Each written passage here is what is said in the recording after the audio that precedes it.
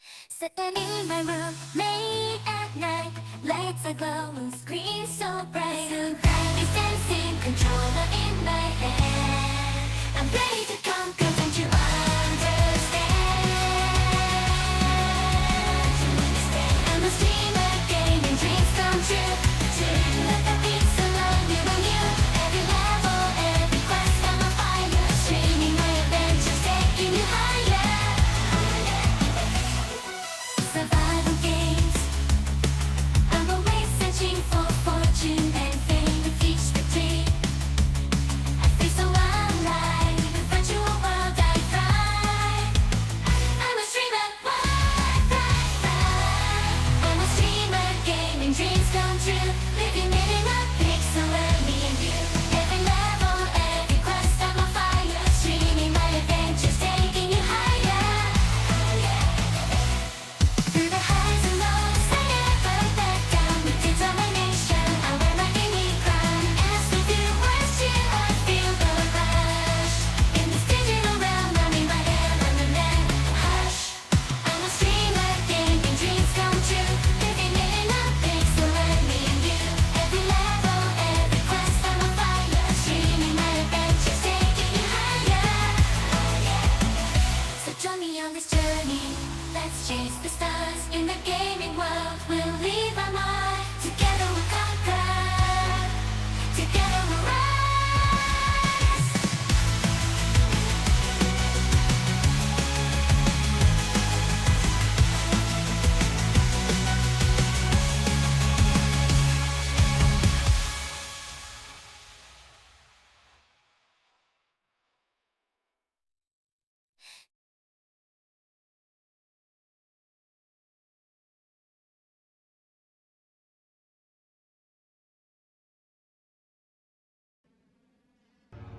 Hello, everybody, and welcome to another episode of Wasting Time with Faye. It is Dune in June, and it's day 2 of an episode 3. So today we're going to probably be going for 1 o'clock, about 8 hours. We'll probably stop halfway through, I don't know. You know, to keep the streams consistent at about the same amount of time. So around 5 p.m. and then we'll restart the stream and go from there. So today the plan is to continue getting the gear so we can actually play on the new map and not get handed to us. I would like to make a gun and some more armor. We're actually right outside the crash ship on map 1, and I was thinking what we might do is we might go and explore a little bit on the second map. And then tomorrow we're going to come back to the first map and we're going to go to every single point of interest that we can find, so we complete the map, since we've only found one research station, and it's the second research station, so there's obviously a research station number 1 somewhere, and I don't see why not, you know.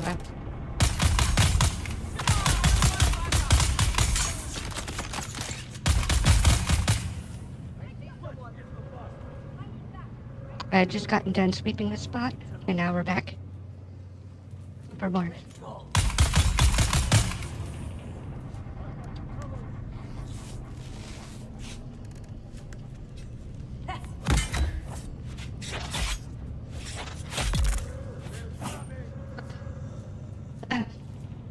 You want some? You can get some, let me know. Our blood units are full, so there's no, we can't get any more right now. But that's cool, we don't really need it. Oh, there it is. Has it respawned yet? No. Uh-oh. If that hasn't respawned, then nothing's respawned. Guess it hasn't been long enough. Let's go.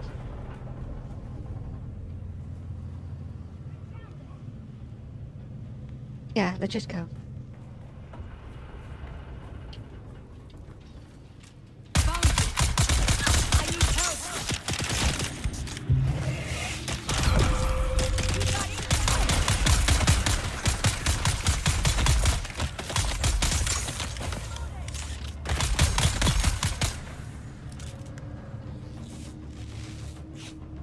If you want some, you can get some, let me know.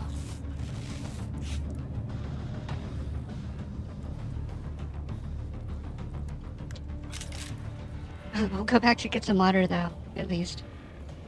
Like something worthwhile. I was hoping it would respawn, but it's only been 10 minutes since I've been in there, so apparently it takes more than 10 minutes. It's a live and learn sort of thing. Oh, sandworm. Big worm. What worm? Sandworm. Look at it go. Makes me wish I had my bike so we could just, like, drive. Running slow, it takes forever.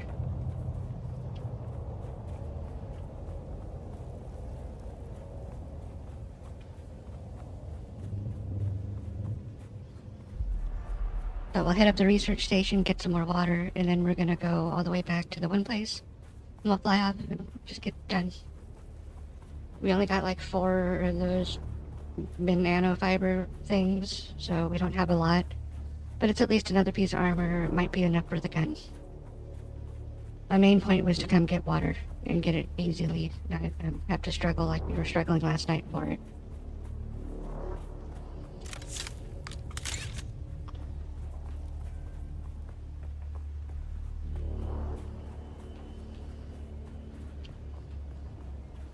Now, mind you, if I knew where we were going on that map, we probably wouldn't be struggling for water, but I'm not familiar with it yet.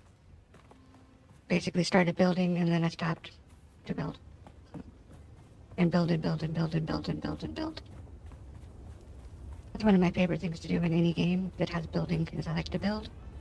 And so we build. I don't know what to say.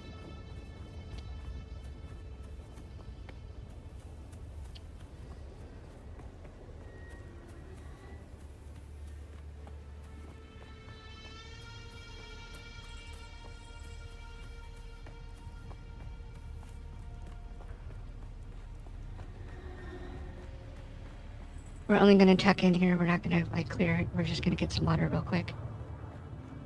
Because there's not a lot of standing water either, so it's not really worth running through and looting everything again when I'm almost full of stuff from looting it in the first place. This one respawns really quickly though, like it's about 15-20 minutes, so the ship was probably just about ready to respawn. But it's okay. I was thinking when I was before we went live that we should probably try to make sure we're grabbing the ID band. No, that we should check the other map. Because the other map might actually have what we're looking for anyway. And it might have more of what we're looking for, because in some games that's how it progresses. It doesn't just skip up to the next tier like Conan does. But I was thinking that this might not be like Conan. It might actually work like it's supposed to. Thought I saw a person. Okay, there's one. And if we find our research facility on that map, it's probably gonna have water as well. Welcome to Desert Botanical Testing Station number 2. So there should be mobs up here. Dr. Rommel Greer. The ultimate mission of the station capable of thriving in a true challenge.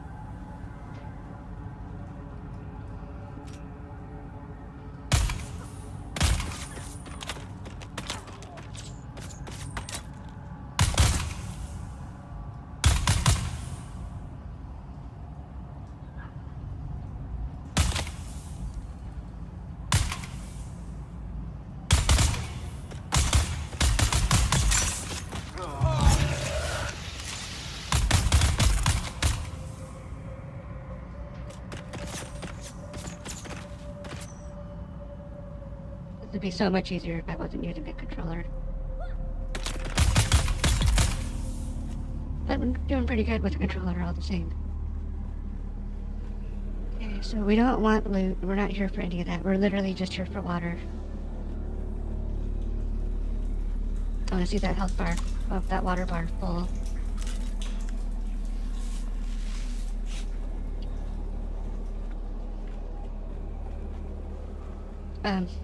You know, actually, that's good enough. Let's go. I'm eager to explore the new map. And it really didn't occur to me until I said it that there's probably research stations over there Welcome to with water. Desert Botanical So Testing we should just be Station doing number those instead.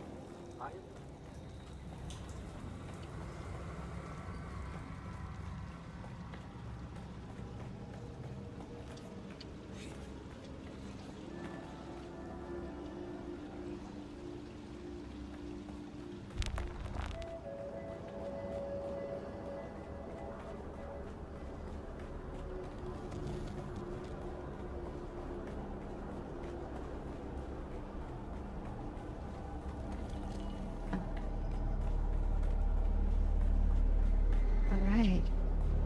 We're on our way home, sweet home.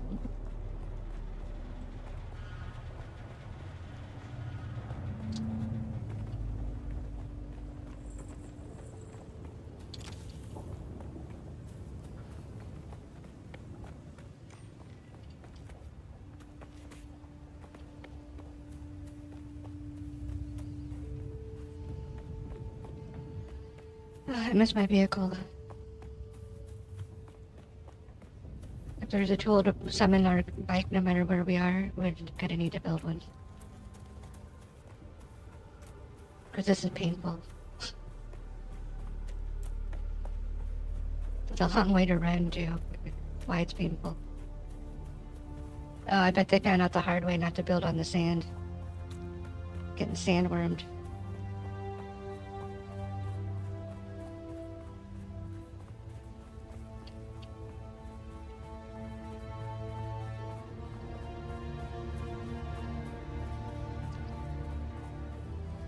Okay, let's go. What is that?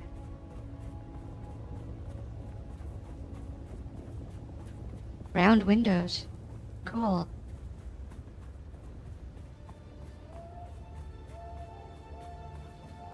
That reminds me, I need to, once we're transitioning over, we need to go up onto Twitch and get my stream open and muted so I get my drops. Oops, give me that.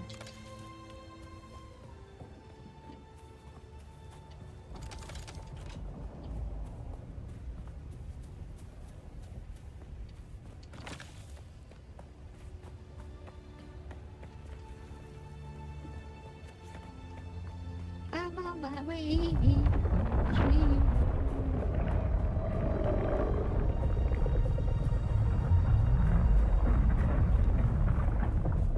And why not? Let's see the trainer for a minute.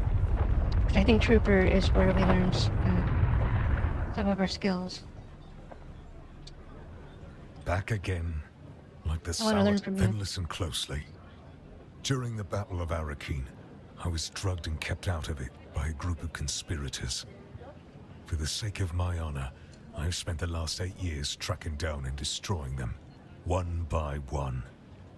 Who knows how the Battle of Arakeen would have turned out if I hadn't been kept away.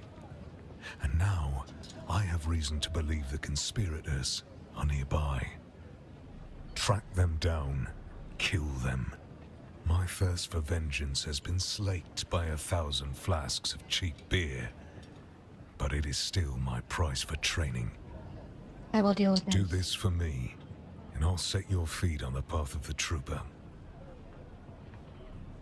Later, later, bro. Dude, bro. We're out. Can I fly you somewhere today? Want you to find me somewhere. Music to my ears. The Haga The Basin. basin is a pretty big place. Anvil. I never miss the chance to let Smiley verbally abuse me. Oh, wow, you're one of those. Let's go. Let's move before a storm rolls in.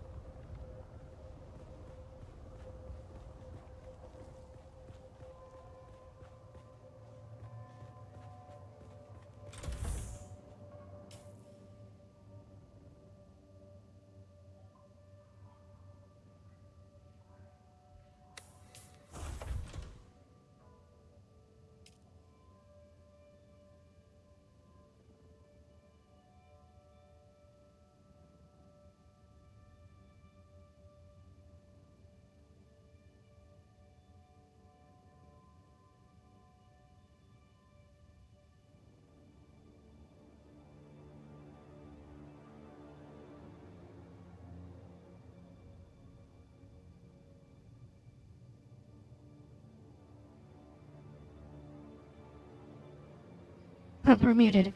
Well, that's what I thought. Destroyed by a sandstorm. Oh, cool.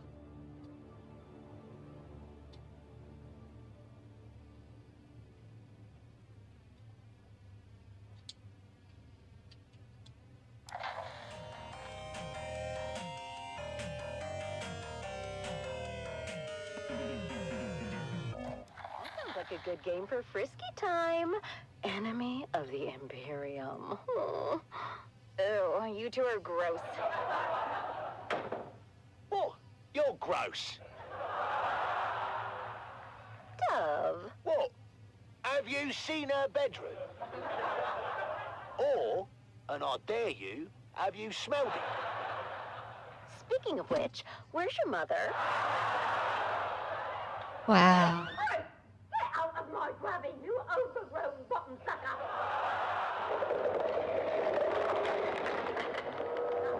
Mum, what are you doing? I'm teaching this thing some manners. It's a sandworm, not a stray bat. Oh, well, that one had spunk. I like it. Why do we have to live with the worms? I can take anything, Arrakis, but enough with the worms already. Look, you heard what the science man said about our grabbing, yeah? To the worms, we're like a highway through the rock. But he also said they come through so fast, they don't even notice us. We should charge them a toll. 5 Solari per trip. Then we could finally get a new ground car. Hey! And I wouldn't have to run so fast between rock islands. Speaking of which, it's off to the trade post.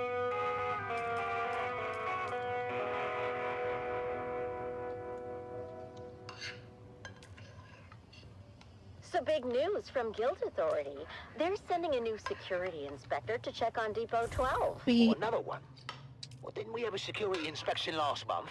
We did, but that one needed some time off after his visit. Time off. Must be nice. I'm not sure how nice it is. The Guild Medicant gave him 3 weeks in a tranquility pod. A tranquility pod. Isn't that where they put the crazies? Sounds perfect for you two. rude. Worse than visiting your sister in Winsay. Anyhow, this new inspector is supposed to be a real hard nose. Name's Inspector Rix. Ooh, I knew a Rix once. He had a big one. What? That's disgusting, Mum. Oh, you know what I mean, right? Yes, Mother, we all know. It rhymes with Rix. We get it, Mum. Face it, Dove. Depot 12 isn't exactly known for having the tightest security system. Now, don't talk about old Gus that way. Who's old Gus? He's, our security system. And he is just fine as long as he, doesn't drink hot Coulon milk. What happens when he drinks hot Coulon milk? The same thing that happens to anyone who drinks hot Coulon milk. He locks himself in the toilet for 30 minutes? No, he falls asleep, of course. That's much better. Depot 12 had 3 centers in the last quarter, Dove. The Spice Miners Guild is going to shut us down. Not if I can help it. Me and Frank are going to come up with a plan to make Depot 12 the most secure spice depot on Arrakis. Oh man. I have a feeling my bike had stuff on it too. Well, I guess we don't need microflora fiber. They've got us We were covered. running hard last night, I guess. That's what I'm afraid of. Just Hey, good. don't knock until you hear the plan, buddy boy. I rigged together a special security apparatus. Frank, my dear, you are still picking bits of your last apparatus from your ass. Don't remind me. Yeah, trust me, buddy. This one is foolproof. My best invention yet. And that is what I'm afraid of. Yeah, right. Good morning, Depot 12. I'm here to conduct a thorough inspection of your current security initiatives. This Wow, sector we're down is to one 2 of the grand. worst What did I in spend the all my money Imperial on? Basin. You can blame the Kirab for that, Inspector. I'll decide where the blame goes. Dune man. Now, show me your security. Very good, Inspector. Frank? Oh, that's my cue. Sorry. Automaton, awaken! What am I looking at? My new sentry automaton. I named him Gary. Let's make sure we're making the right stuff real quick. He's scanning for intruders now. Is he? Helmet and chest Don't piece. worry. It's all clockwork. No Butlerian proscriptions broken here.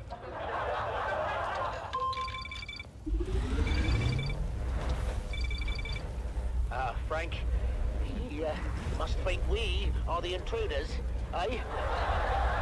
Oh, that's not good. What do you mean that's not good, Frank? I mean, maybe it's time to... Fuck!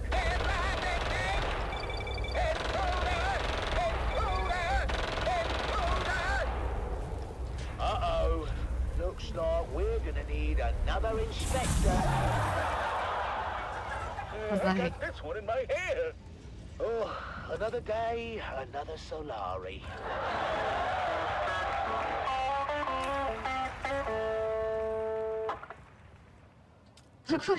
What?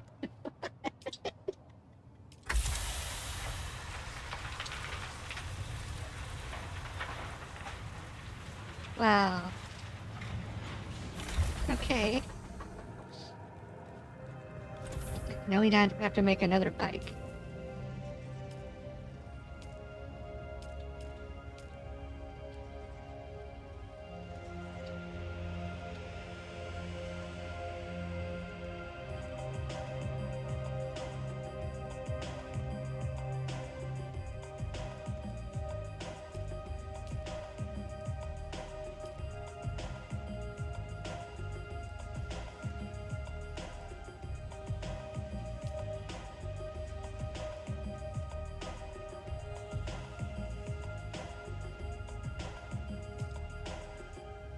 Emotion control.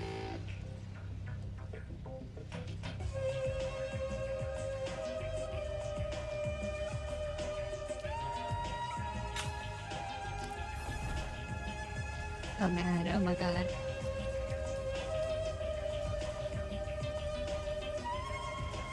Okay.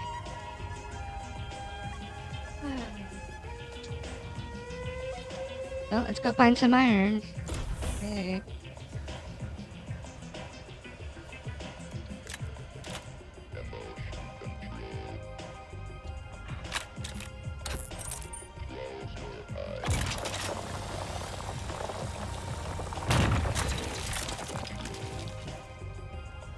Whatever happens in Arrakis stays in Arrakis, I suppose.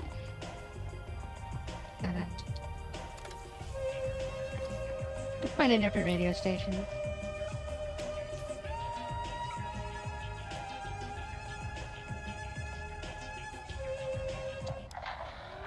Textbook flanking maneuver.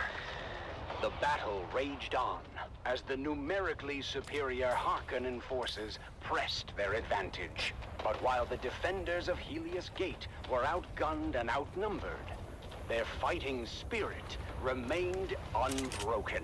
We're not going to be able to hold the gate for much longer. Get another marksman tasking for the front gate.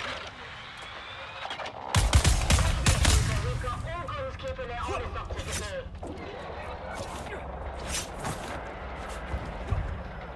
Look out, Burrow!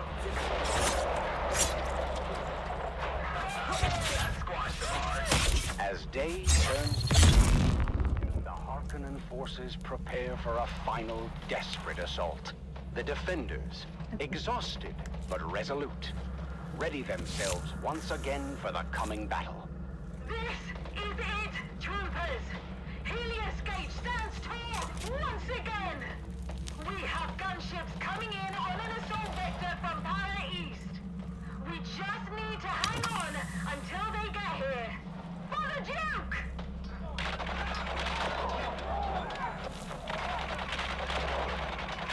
In the thick of the battle, Taran continues to defend the front gate, his strength and determination an inspiration to those around him.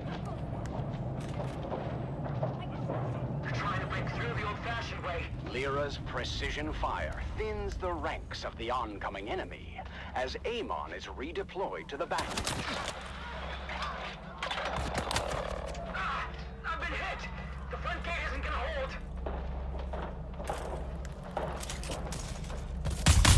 Karen finds himself in a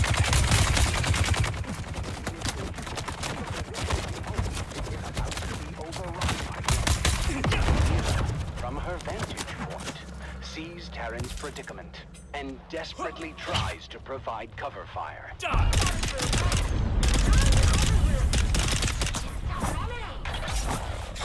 Shields up! But then, just as hope seems lost, Amon streaks the Spencer-born across the sky. Fellow young guardian. Come on, Terran, let's move! Oh my god.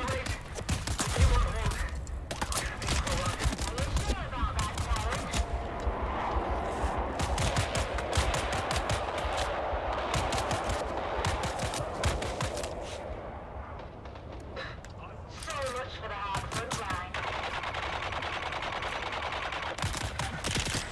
That's it. They're falling back. And they're broken. When the smoke clears, the casualties on both sides. But in the end, the Harkonnen forces are repelled, and the defenders of Helios Gate stand tall. But at what cost? You've done your Duke proud this day, troopers. Helios Gate stands because of your bravery. We really did it! 23 confirmed kills. That blows up the closest record for me. This is just the beginning. Now they know what we're capable of. And for each other, we'll face all comers together. And so, the siege of Helios Gate comes to an end, marking the first of many trials our young guardians will face. Their journey of honor and courage has truly begun. Join us next time on The Young Guardians as our heroes continue their journey, facing new challenges as they uphold the legacy of House Atreides. Until then, remember, honor and loyalty are the true marks of a warrior.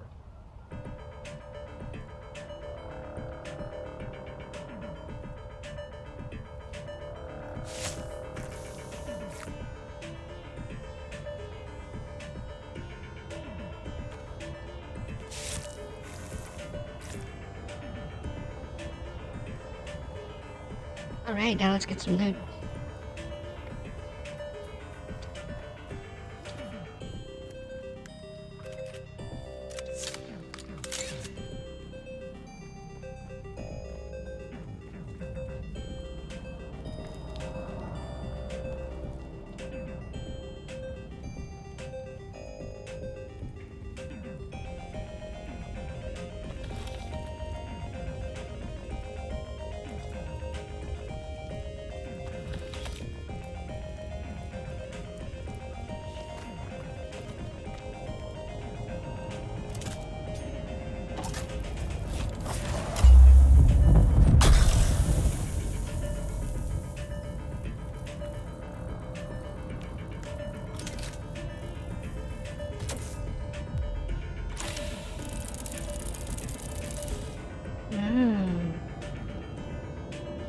Got the blood This sandwich. is Tolliver Camp, your Those are micro faithful sandwiches. community Those are crier, finger sandwiches, in spreading case the you were word of the wondering. Duke and reminding you it will get better.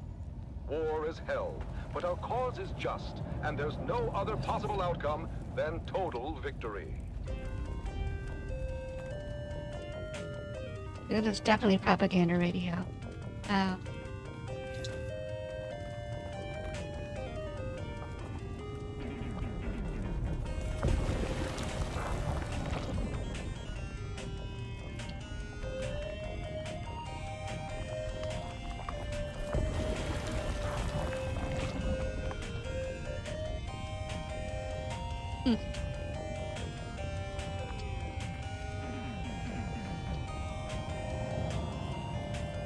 Awfully big area for so little bit of stuff. I don't even understand.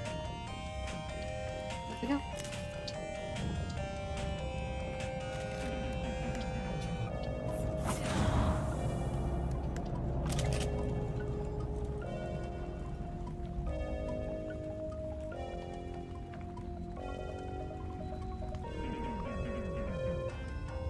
Sector weather alert.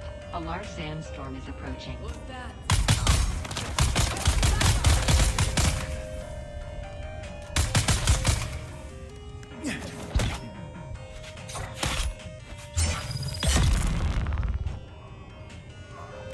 Getting better at it. Into the jaws of death. One more June. One more June. One more June onward. Into the desert storm Dune flew in the June. brave soldiers. Forward the shield brigade! The las guns must down, he said. Into the desert storm flew the brave soldiers. Forward the shield brigade! But I see now. No one to hesitate, despite their reckless hate.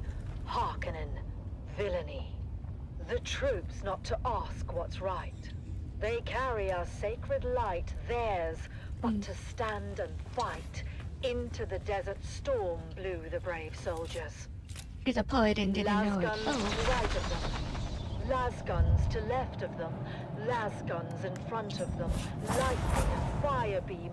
Forward to final breath. Boldly they flew and well into the jaws of death. Into the mouth of hell flew the brave soldiers. Flashed all their crisp knives bare, flashed as they turned in air, slicing the gunners there, charging an army, while Arrakis all wondered. Plunged in the battle smoke, right through the line they broke. Harkonnen and Sardaukar reeled from the crisp knife stroke, shattered and sundered. Then they flew back, but not all of the soldiers. Las guns to right of them, las guns to left of them, las guns behind them. Lightning and fire beam forward to final breath. They that had fought so well came through the jaws of death. Back from the mouth of hell, all that was left of them, left of the soldiers. Ne'er will their glory fade. Oh, the wild charge they made. Atreides, in debt to them, honor the charge they made. Honor the shield brigade. Oh, noble soldiers.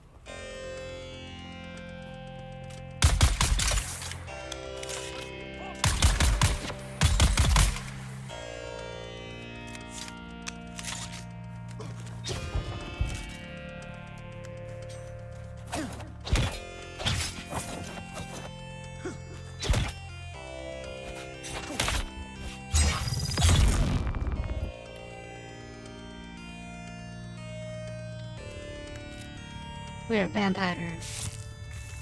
Stick him in the butt.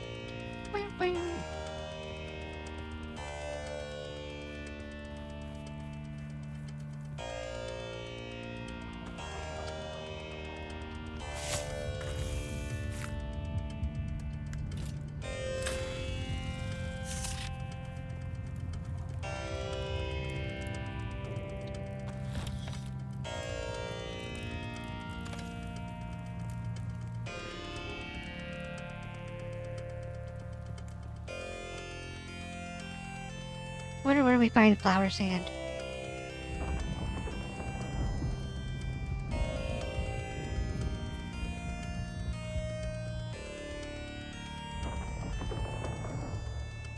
One very large POI.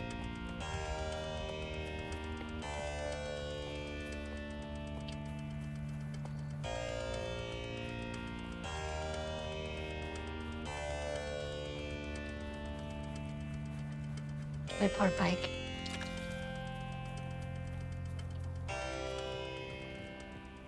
That's what we get for being a noob.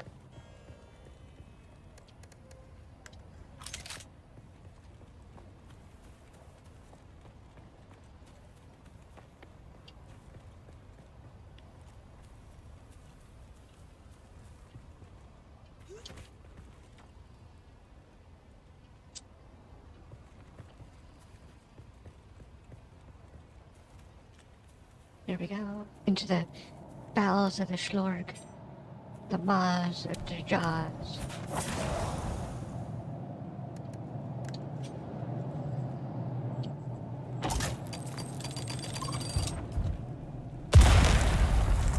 Evil. Oh, cool.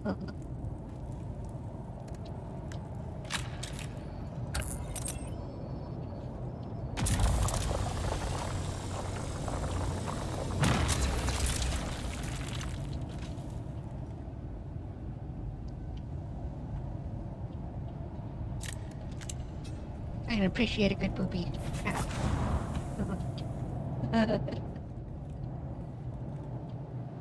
Iron. Gravel. One other giant POI.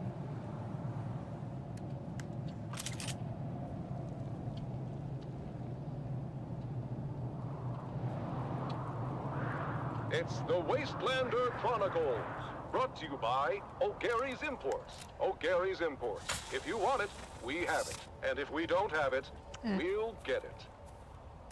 Join us now as we journey to the blistering sands of Arrakis, where we follow the adventures of the O'Gary clan, a pioneering family of salvage experts, as they scour war-torn battlefields and thrashlands to discover their next great haul. I'm speaking my language. Hey there, everyone!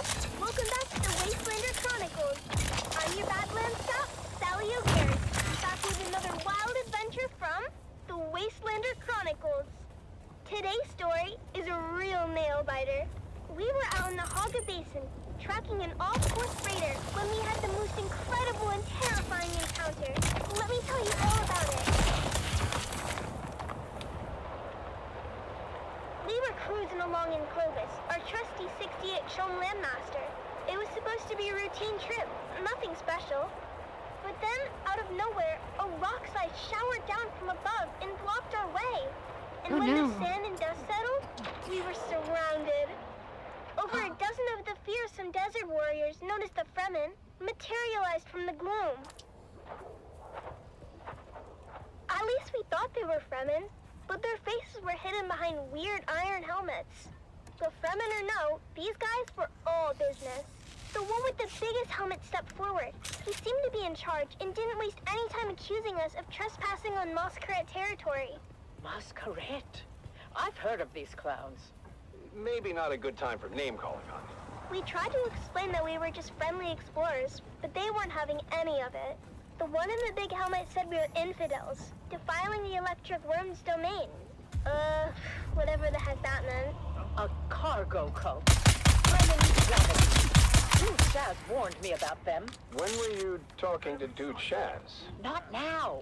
Well, was he talking to you, or were you talking to him? Here we go. I'm just asking. Don't I have a right to know why my wife is always setting up that handsome sheriff?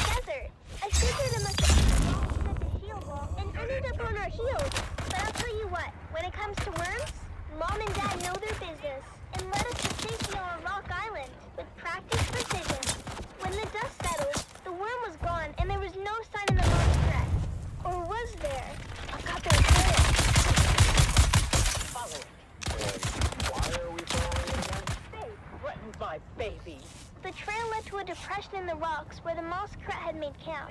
They posted guards, but they were no match for us. The best part is, after we killed them all, I found an old handwritten map tucked into Big Helmet's boot. It smelled like farts and old cheese, but I slipped it into my bag anyhow. I know, stealing isn't right, but Dad always Anyhow, we took the helmets and left their gross corpses to the scavengers before finding our way back to Clovis. As we headed back home, I couldn't wait to show Mom and Dad the map. It could be the start of our next big adventure. Back at our shop, we spent days spit-shining the helmets to a mirror polish as we get them ready for you, dear listeners. That's right, Sally. At O'Gary's Imports, it's Masquerade Mask Mayhem, and we won't be undersold. We have big helmets. I wish we could loot armor. We have That big makes me and want to ugly loot. helmets. I want a You'll find us on the big Agora helmet. concourse of the Grand Souk in Arakeen. Because at O'Gary's Imports, if you want it, we have it. And if we don't have it, we'll get it. Thanks, Dad. Until next time, this is your faithful bathroom scout, Sally O'Gary, signing off and reminding you to always check your sits. And come back next time for another episode of the Wastelander Chronicles. How about that, folks? The deep desert holds more than just spice and sand. It holds stories of resilience, of daring, and of discovery.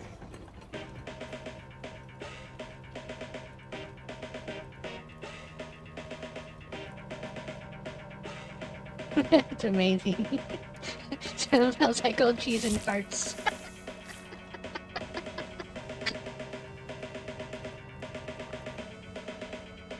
There's one.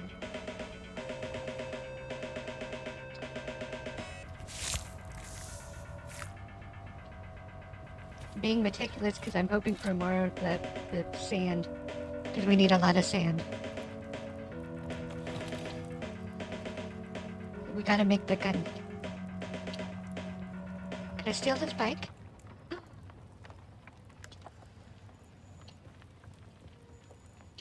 No. That's not fair. Especially since our bike is broke, we could use the bike.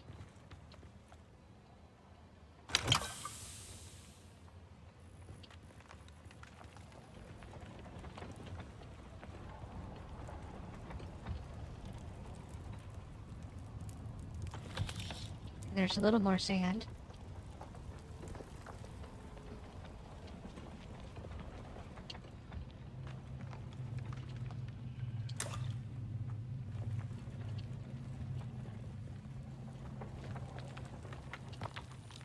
Well, that's not great, but I'll have to do. Brethren, stay away from Jabali Fleet. A great mob of House Halil's thrice-damned slavers has descended on the entire region. They're seizing every poor wretch they can lay hands on and dragging them off to the slave pits. Oh, no. I only escaped because I know the foul smell of a slaver better than anyone. I survived 2 Do they years smell in like the hardened farts? slave pits before escaping, and I have the ink-vine scars to prove it. I'll die before I go back, and you would be wise to do the same. Flee Echoes of or valor. fight, but Whispers on don't the be wind. taken alive. Calling the names of the fallen. Brave souls, now but shadows in the dunes. The remnants of glory. Desert silence, broken by memory. Sand beneath our feet, shifting with each sacrifice. Lives given, given to the cause. The remnants of glory. Era of valor, of gallant deeds, echoes in the annals of history. History, written in blood and sweat. The remnants of glory.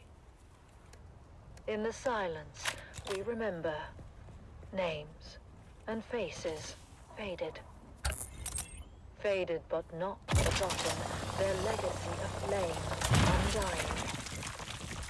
Glory may fade, but honor remains. A guiding star, eternal, the remnants of glory. In the stillness, whispers linger, ghosts of battles fought. Won or lost, but not forgotten, their echoes. Echoes of valor.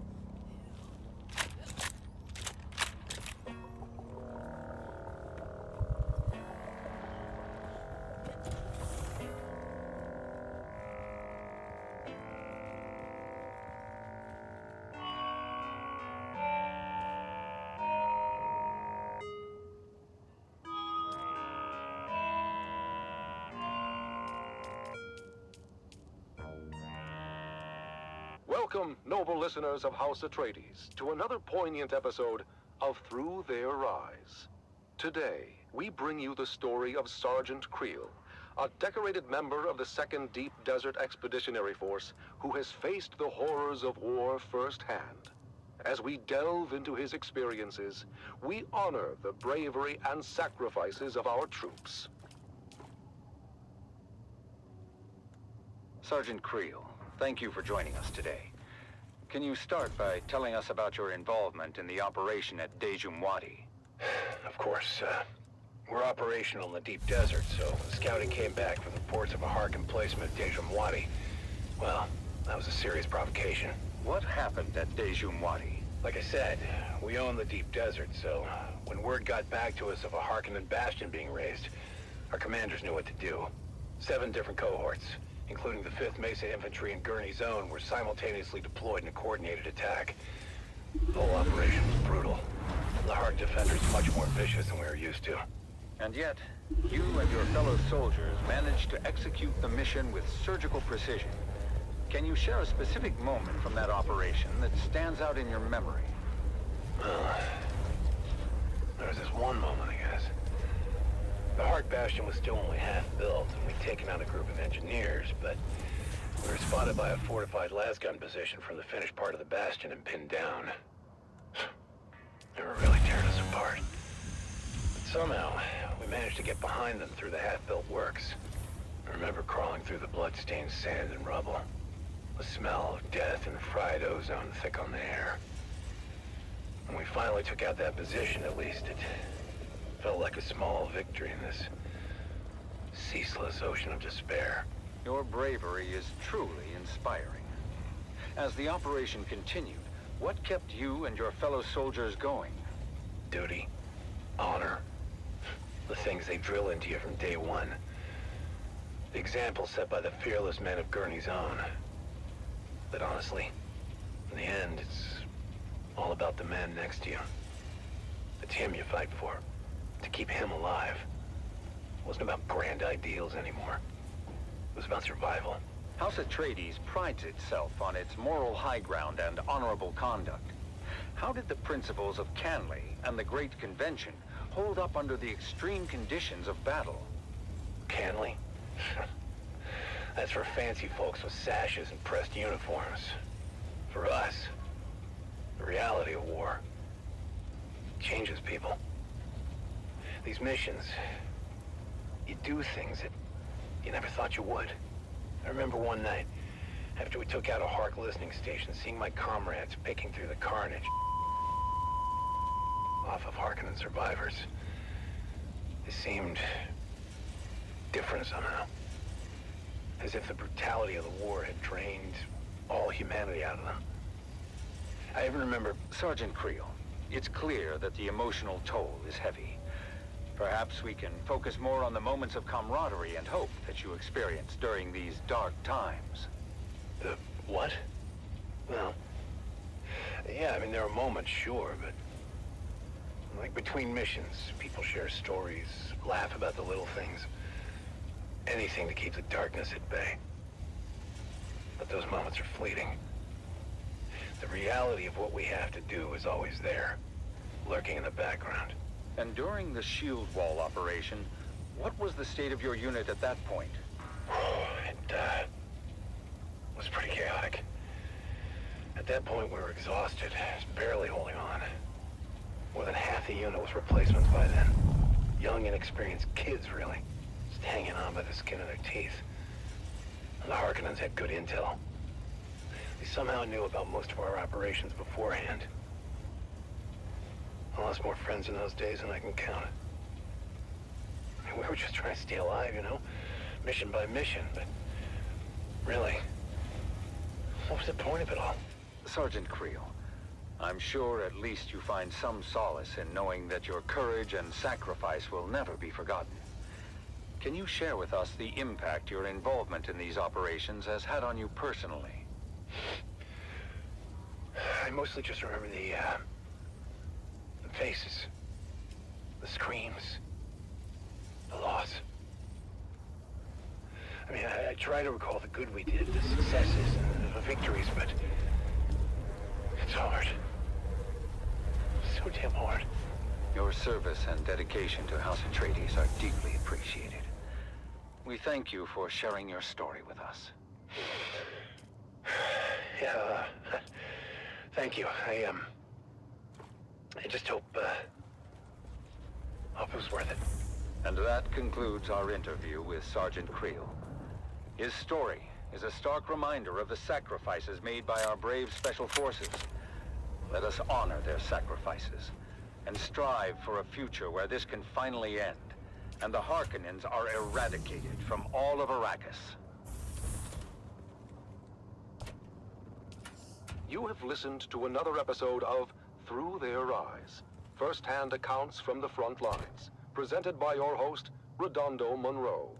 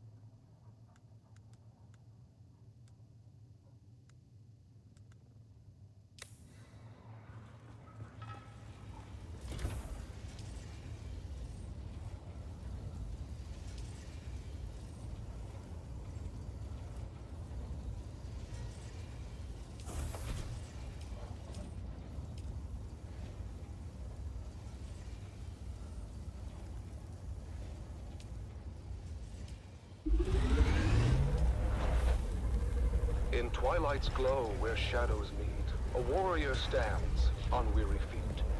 His sword, once bright, now dulled with strife, reflects the toll of countless lives.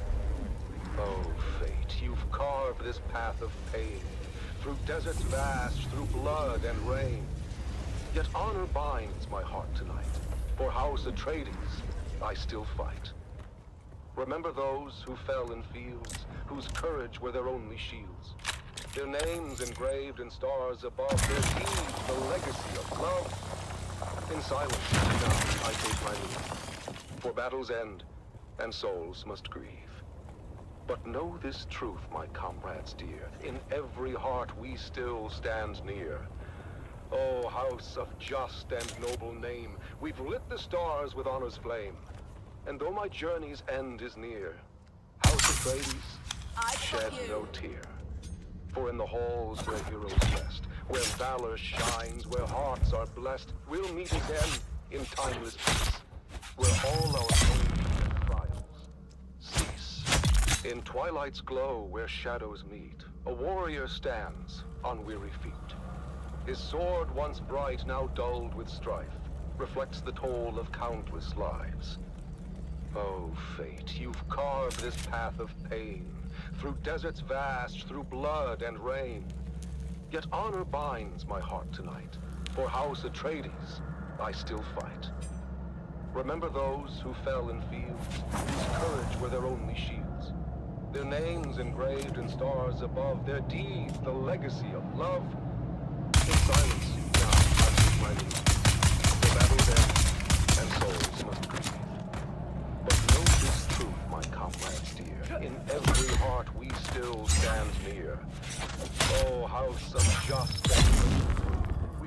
stars with honest flame. House Atreides, shed no tear. For in the halls where heroes rest, where valor shines, where hearts are blessed, we'll meet again in timeless peace, where all our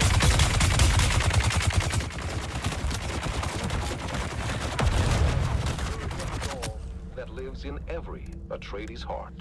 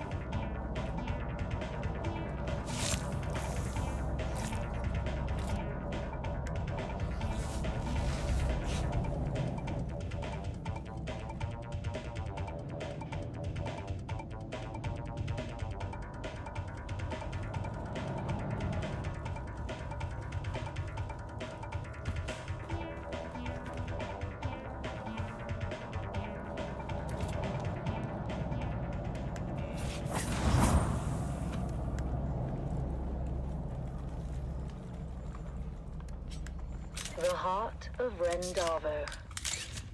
Rendavo's father was a sergeant, old and bent and grey. He served the Duke in '88, back in a bygone day. He lived out in the desert and scraped his meager fare, with children 9 around him and Ren, the youngest there. The older siblings learnt some sense, but Ren was left without. He was tall, but short of wisdom, and grew up broad and stout. Pious, cheerful, willing, yet he seldom did things right. What will become of you, poor boy? His father asked each night. And finally, Ren answered, a soldier, sword in hand. If all else fails, at least I can still die for Duke and land. Ren packed his bag and went to join the brave Atreides troop. Strong and fit, and healthy too, he was welcomed in the group. But when he had to master drills and learn the skills of war, the sergeant screamed and laughed and screamed still more. For when ordered to turn left, Ren would quickly turn to right, and told to shoulder arms instead, he charged with all his might. Rendavo's drills and troubles became a well-known tale. Even famous Duncan, Idaho, would smile at his travail. And when at last Ren's unit was ordered off to war, the officers debated, was he suited for that chore? But Ren just let them argue. He stood there, broad and straight. If with the others I can't go, I'll go alone. Just wait. He took his sword and backpack and marched out with the rest. At camp he was their servant, fulfilling each request. But when the battles raged, he was ordered to stand back. He didn't understand when to take cover or attack.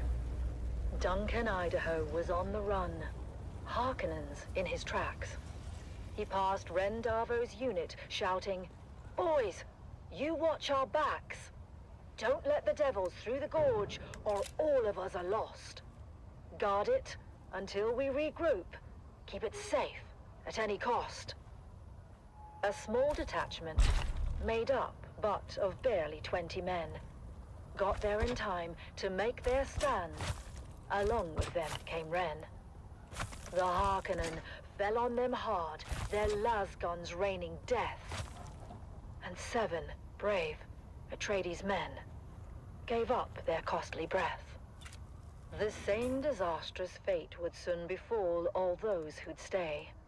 So when ordered to retreat, they all retreated straight away. All but one, who stayed to fight and charged the foes instead. Ren couldn't get the notion of flight through his stubborn head. He just stood there, broad and strong, and ready now to teach a lesson to each Harkonnen who came within his reach. At the choke point in the gully, they all each took a turn, but without lasgun cover. One by one, were forced to learn. They charged at Ren, but each who came was fought and bested all the same. None could beat him at this game, for Atreides' honor, house, and name. Duncan Idaho had rallied all the troops that still were hale. He shouted, "Hold out, my brave lad, we're coming, do not fail." He told all who would hear him, watch a true Atreides fight. Hurry, boys, come to his aid, he has saved us all tonight. Against that fearsome counterstrike, no Harkonnen could hold. They faltered, failed, and turned their backs, a rare sight to behold. Their faces pale, their weapons dropped behind them as they ran. And Duncan looked around and asked, "Where is that fearless man? He who held the gully until we could all return, that hero of the desert. His name I must needs learn." "He has fallen," said the sergeant, his head bowed down in shame. "He lies there dead upon the sand. Rendavo was his name." "I remember him," said Idaho, of Ren who'd seemed to rest, but for the blood that stained the shirt across his mighty chest. That lasgun knew just where to strike, as plainly you can see.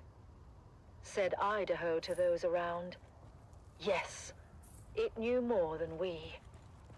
It shunned his brow. 'Twas weak and poor, that much all of us knew.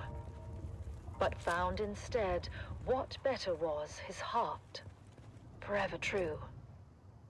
The word spread quick among all those who had survived the fight. And every soldier did agree Duncan Idaho was right.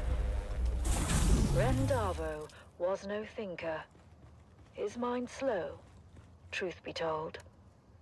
His head, they said, was thick as wood, but his heart was made of gold.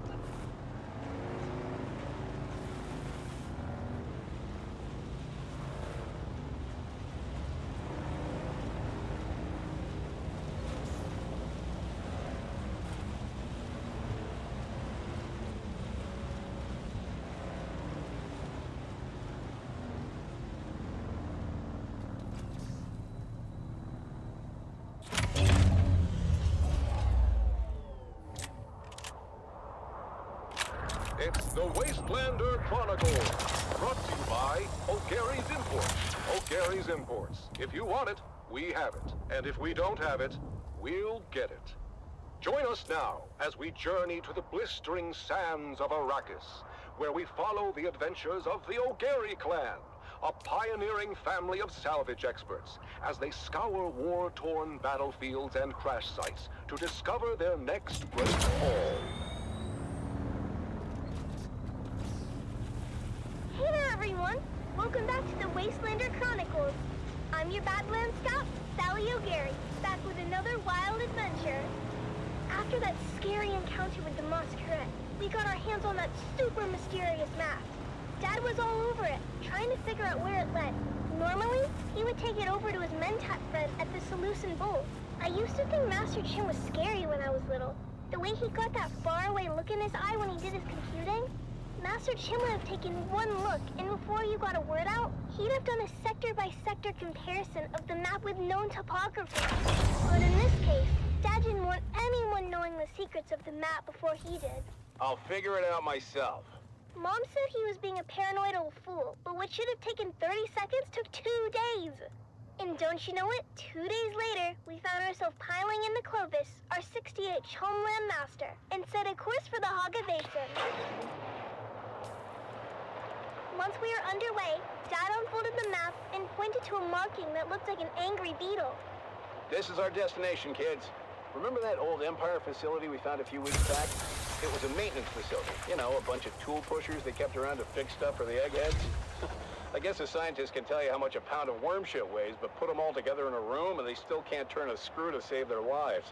Anyhow, in the documentation we recovered, we found an inventory roll listing some of the other testing stations by number and field of study. Testing Station 29 studied plants, while 36 studied weather. Station 91, though, they studied bugs. Just like this ugly little sucker we're headed towards. Boy, was that journey rough. Mom said it was a bad time of year to be traveling, and the sandstorms were relentless. Visibility was almost nothing, and sometimes my little brother Koda and I had to get out and walk ahead of Clovis to make sure we didn't drive off a cliff. Eventually, we arrived at the sector indicated on the map, and we hid Clovis away, where she would be safe.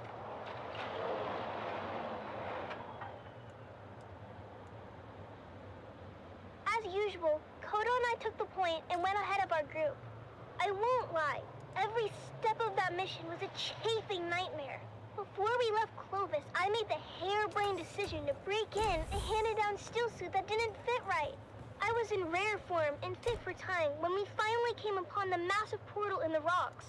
By then, we'd been to enough of these old testing stations to know one when we saw it. The oversized doors were slightly open, but peering in, we could only see darkness. Koda was immediately apprehensive. Reading a lot of foot traffic, Sally. I'm not sure how lost this old testing station really is. Of course, that's when Dad and the rest of the family arrived. I knew it! Keep it down, Finn. I knew it! You said I was a fool. You said I'd lead us into mother kids. We go in wedge formation. After me. We squeezed through the narrow aperture with ease, but quickly found our way blocked by a massive pit of darkness. After we recalibrated our optics for low light, we found a narrow ramp that wound down into the gaping shaft. I forgot all about my chafing as we descended into the darkness. I hated the feeling in there. The lonely, oppressive atmosphere that long-abandoned places had in common. But the spell was quickly broken when a Harkonnen fire team floated on the center of the shaft from above. We flattened ourselves against the wall and kept out of their light as the noisy and oblivious troopers floated past.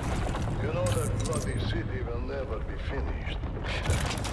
The beast is a fool. One day the Baron is going to come here and see where all his Solaris went. You don't want to be around when that happens. And why is it you don't want that? You haven't met the Baron yet, have you, boy? Damn it, Finn. This isn't a testing station. It's a Harkonnen base. Can it be both?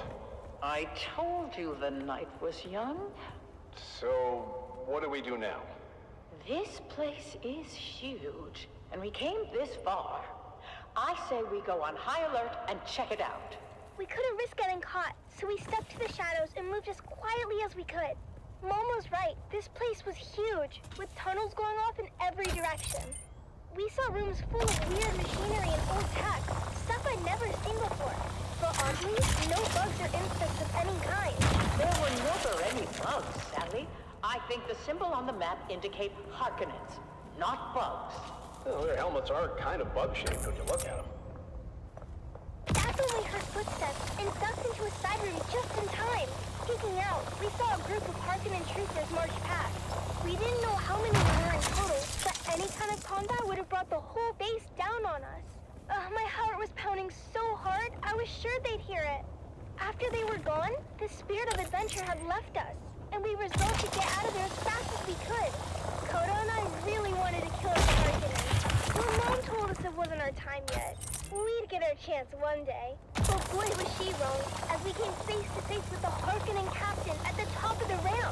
Our daggers were already in hand, as I went high and Koda went low.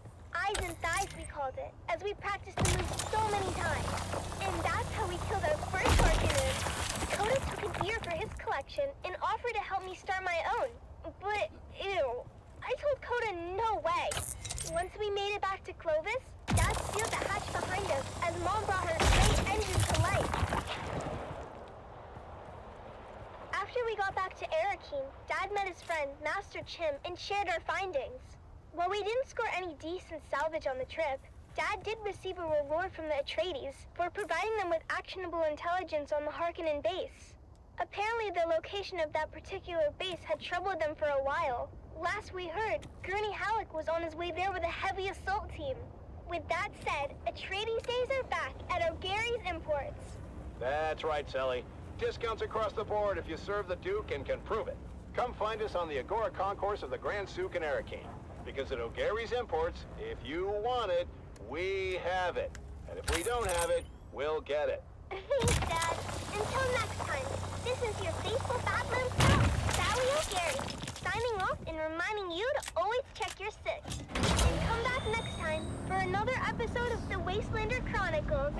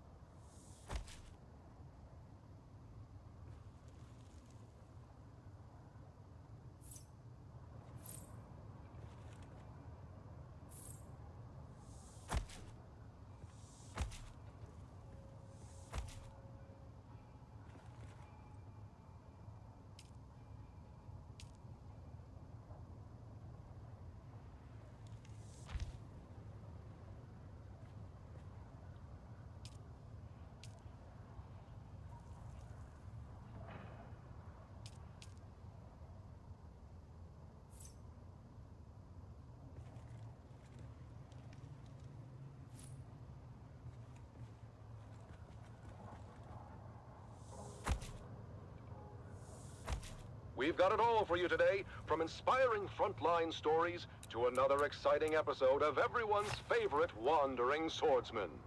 But first, let's kick things off with some sonorous sounds for your listening pleasure.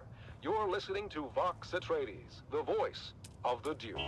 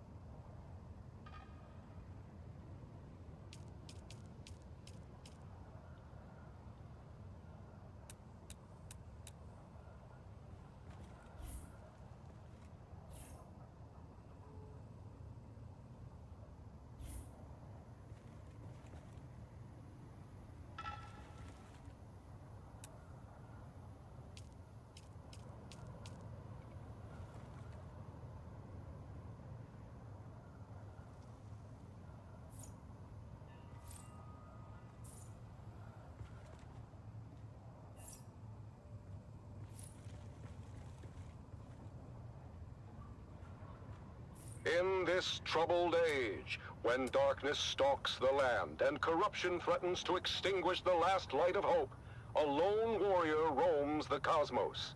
A wanderer with no allegiance to any but truth and justice. He stands as a beacon in the darkness.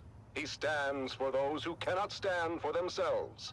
He is the last man standing. He is the swordsman. Episode 2732, The Slave Lord of Amaranth. After his showdown on the plains of Jericho with the renegade High-Renzir, the swordsman finds passage to the Delta Amaranth system in the far reaches of the Trinary Cluster. Are you sure you wish to disembark here, of all places, swordsman? Amaranth 3 is a remote mining world of little import. No highliner is due to pass this way again for some time. I am sure, Guildsman. I will find my way. Very well. A Chome resupply freighter leaves within the hour. I have arranged your conveyance to the surface. Fare thee well, swordsman.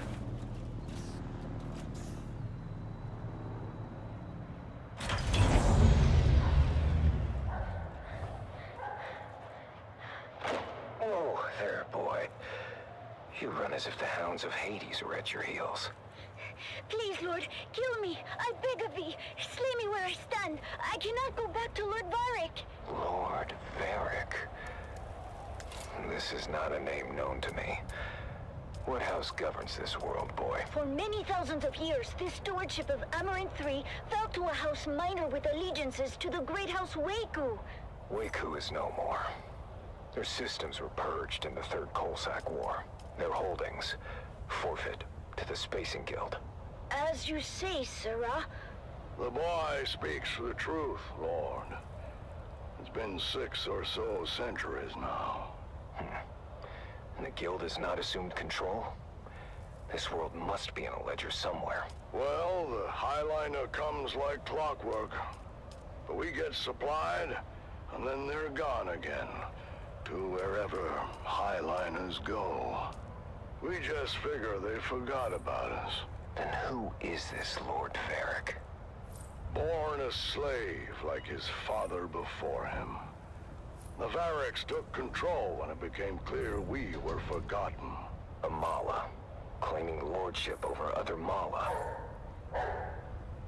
We must go, Sirrah. If Lord Varric's men find you, I don't know what they'll do. Take me to the slave called Varric. Justice will be served.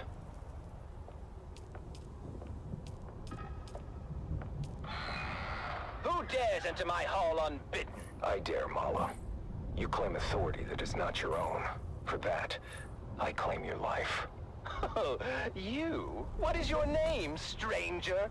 I would know what to mark upon your grave. I am the swordsman. Your false reign is over, Varric. Guards, don't just stand there. Get him! Lord Varric, the stranger fights like the swordmasters of legend. Impossible! The swordmasters were destroyed. The remnants scattered. 6 to 1, he is outnumbered, and still, our men cannot strike him. Fool! They do not have to strike him. They only have to maneuver him onto that trap door. Goodbye, swordsman!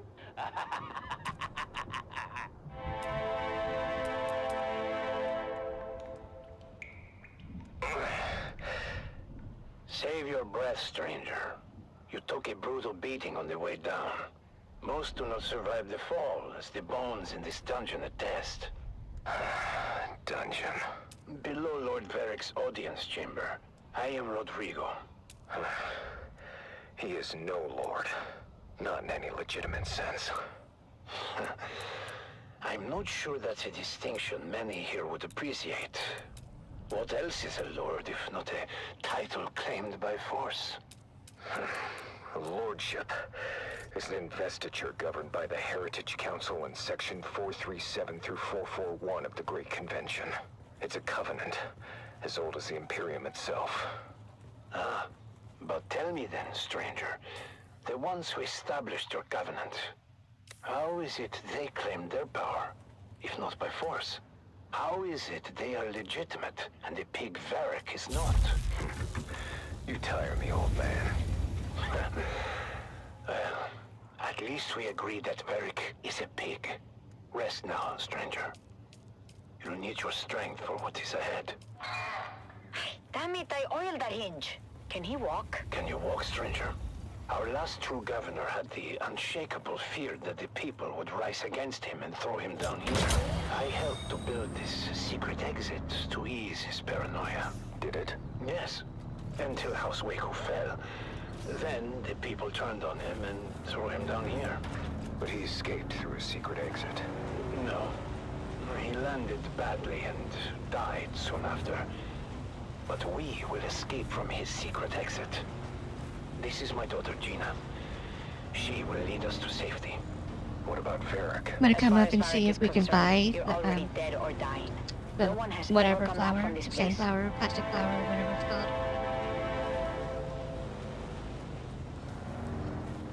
called. Easy now, swordsman. I've tended to your wounds. Thank you, both. My father was a draftsman in the Imperial Engineering Guild and helped to build this humble colony. Armor in 3 isn't much, stranger, but we are self-sustaining. And the Guild will remember us one day. We were doing just fine until Varric's grandfather took over. Lord Varric is just the latest in a long line of assholes. We have seen too many good men. again? There are enough of you. Why not fight back together? The fear of death, I suppose. The land here is harsh. Still alive? Not too bad. We had a bet going.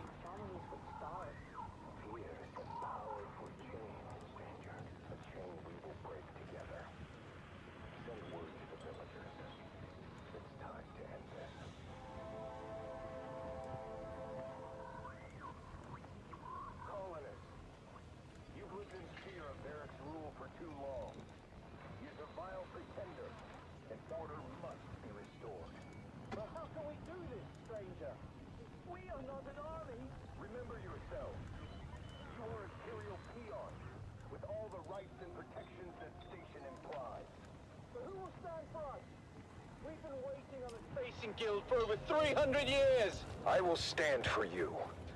And you will stand for yourselves. But how? I will train you. After I have forged a new sword.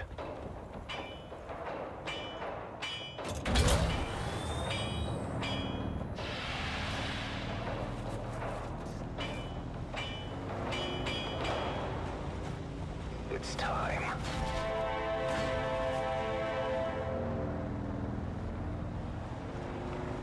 Today we break the chains of bondage. Today, we fight. Huzzah! We've gone over the plan. When next we meet, it will be over the body of the dead slave called Varric. Huzzah!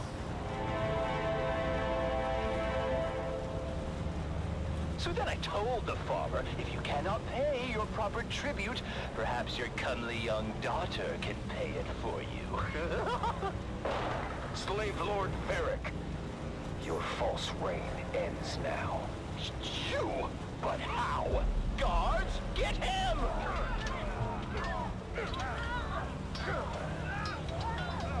He has rallied all the peasants against us! They fight like demons! A stranger must have trained them!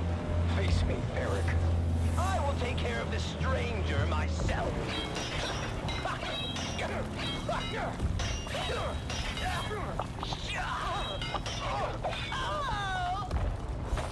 The tyrant has fallen. You have won your freedom.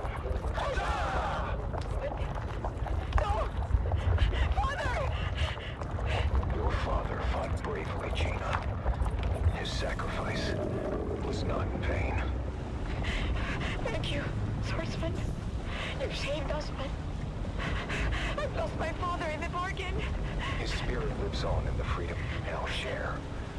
Freedom to serve your proper masters, the Spacing Guild, who will undoubtedly return soon to claim you all. But what do we do until then? Hunger and disunity may come, but you must remain steadfast in your duties, and the honor of that will sustain you. Remember, a righteous heart is never truly empty. You're right, Swordsman. Is there any way we can repay you? Setting things right is payment enough. And now, I must move on. I'll never forget you, Swordsman. Swordsman? Where did he go? And so, the swordsman leaves another world better than he found it. Join us next time for another chapter in the saga of the Swordsman.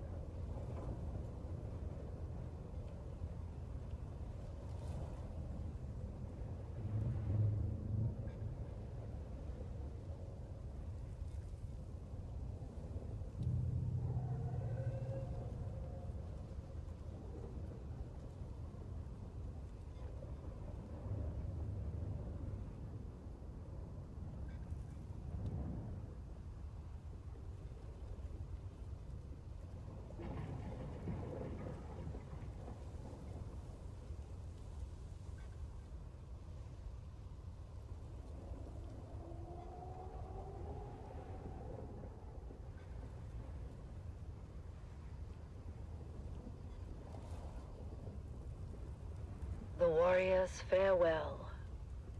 In twilight's glow, where shadows meet, a warrior stands on weary feet.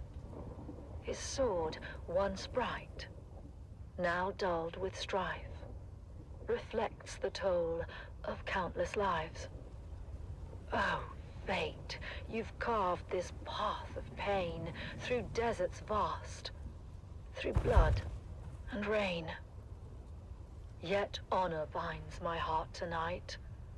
For House Atreides, I still fight. Remember those who fell in fields whose courage were their only shields. Their names engraved in stars above.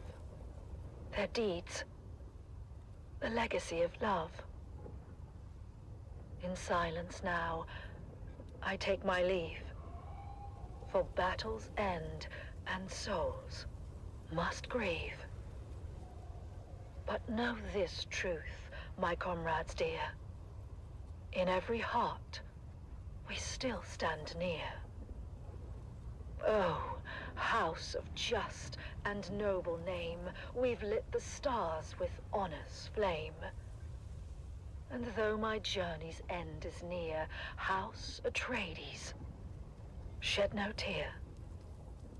For in the halls where heroes rest, where valor shines, where hearts are blessed, we'll meet again in timeless peace, where all our pains and trials cease.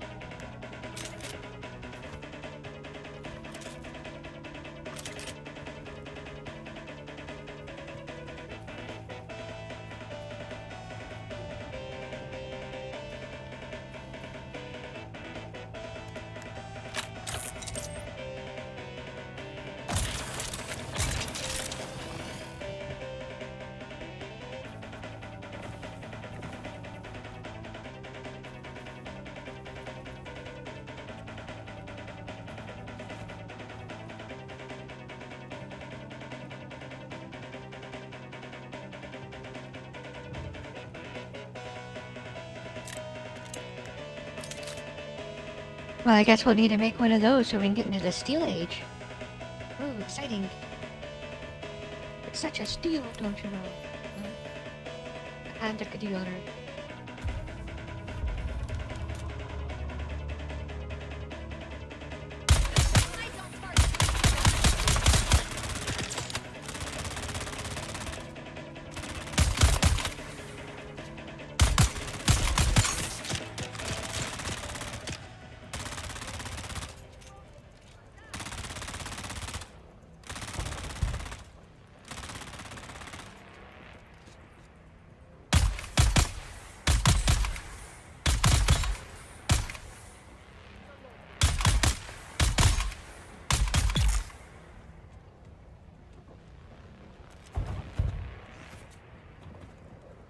Got that.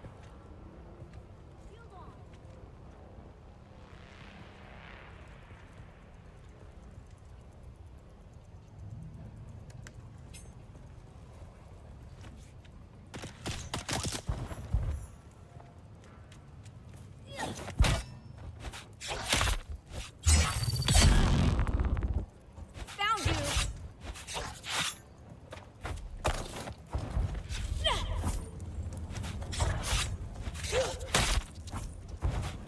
Shields up.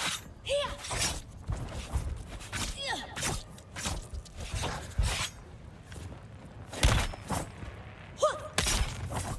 They're here.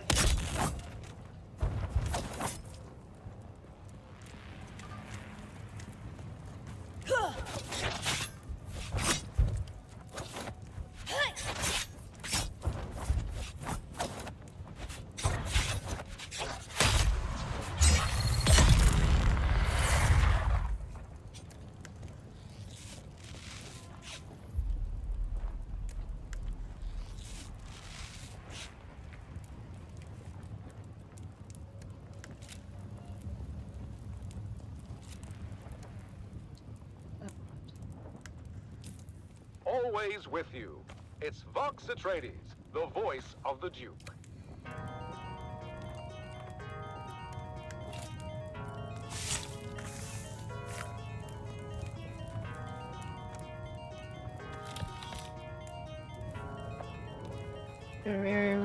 Right, crystals. Okay. Right.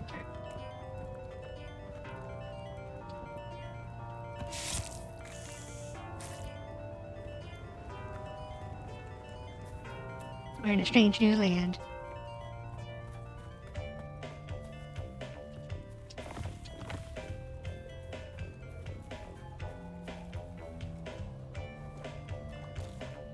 Slurp and glurp. Water must be full.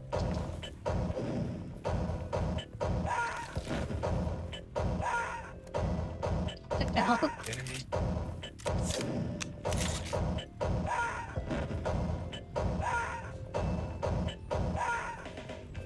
What you got me listening to your crazy music radio? Acknowledge. Yes, sir. Moving out. Okay.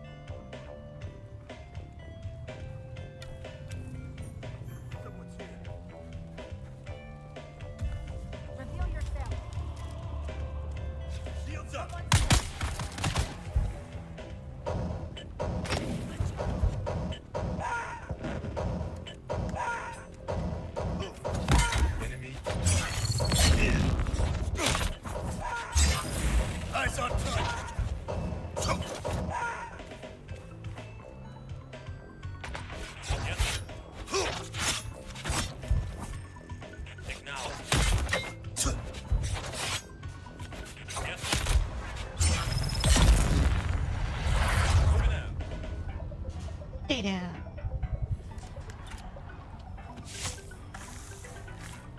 I'm killer.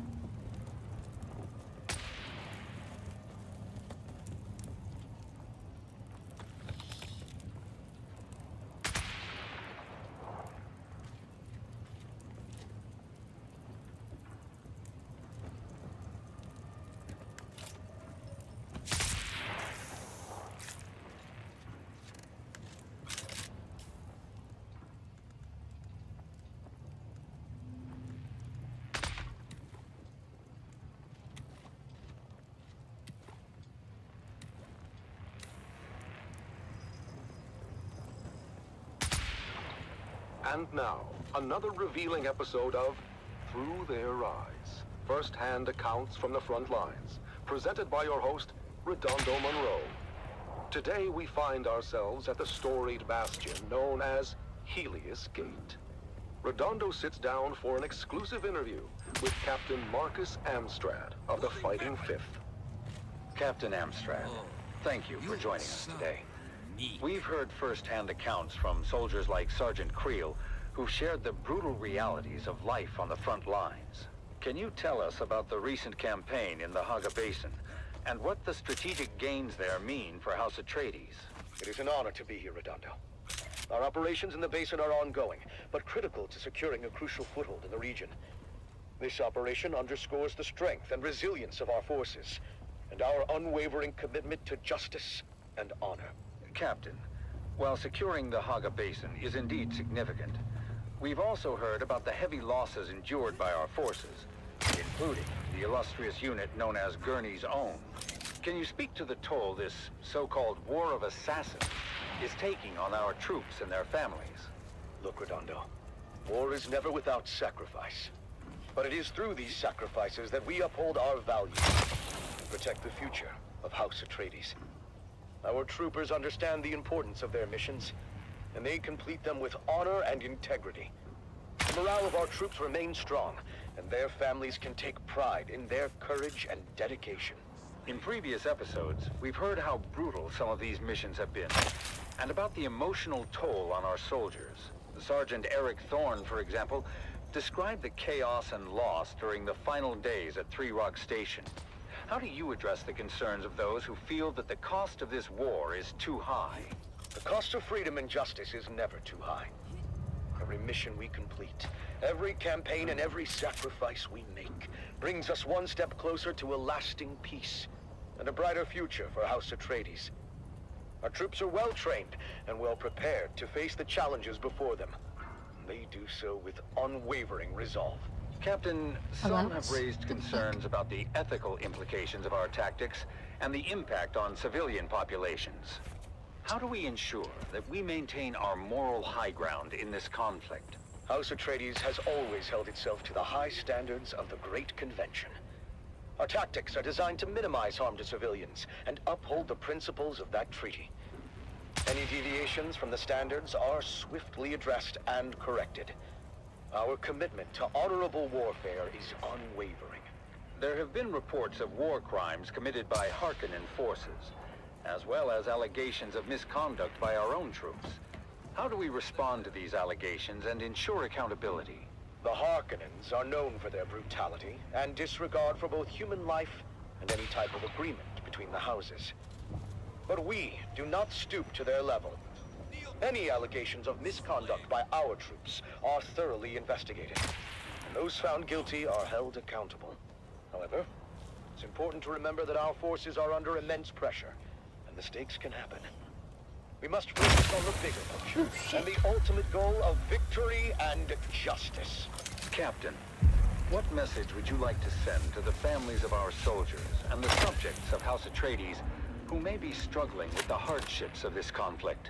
To the families and citizens of House Atreides, I say this. Stand proud. Your loved ones are fighting for a noble cause, and their sacrifices are not in vain. In time, we will emerge from this confrontation stronger and more united than ever. Trust in our leadership, trust in our soldiers, and trust in the principles that have guided us for generations. Together, we will prevail. Thank you, Captain Amstrad, for sharing your perspective with us today. Your words remind us of the strength and resilience of House Atreides. That concludes our interview with Captain Marcus Amstrad. As we continue to navigate the complexities of this conflict, let us honor the bravery and sacrifices of our soldiers and strive to uphold the values that define House Atreides. Join us next time for another episode of Through Their Eyes. You have listened to another episode of Through Their Eyes, first-hand accounts from the front lines, presented by your host, Redondo Monroe.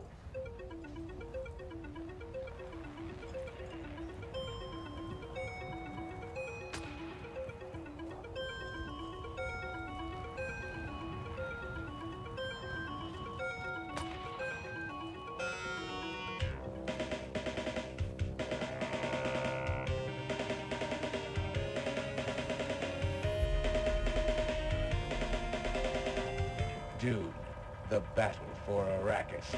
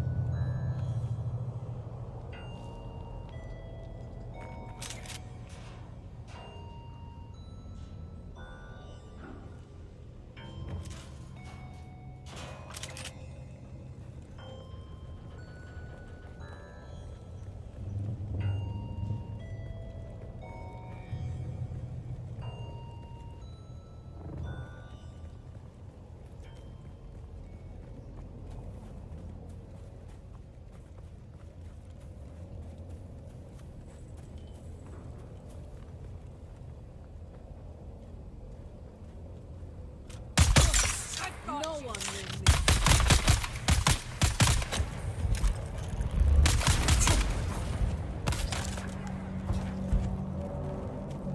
Yeah.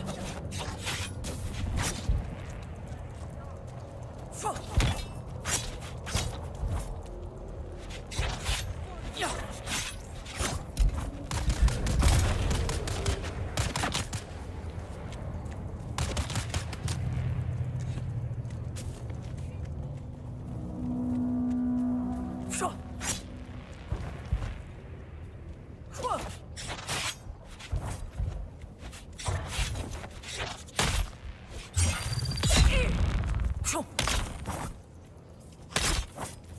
Target found.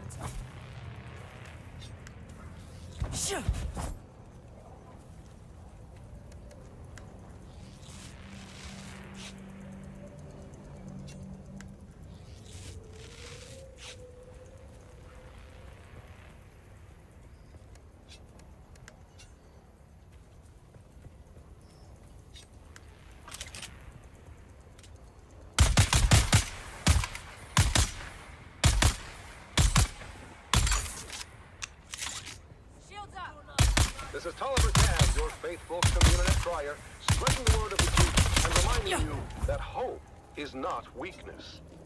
Real strength is acknowledging that it's okay to strive for and expect a better day. We've got to approach every fresh sunrise as an opportunity to renew our bonds and strengthen our commitment to a brighter future. A future governed by hope and not fear. This is Tolliver Cam from the heart of Arakeen, guiding you through your day. View from a mountaintop. The song of the sea. Our faithful brother, that ever-present roar, companion to those dreamers of jagged peaks of long ago. Eyes towards the distant stars. Visions not of glory, but of light and hope across the darkest voids. Now, beneath an empty sky, our banners gloriously fly. Dreams fulfilled, but lost. Light and hope consumed by darkness deeper than was known. And lost as well in desert, empty as can be. The song of that far away sea.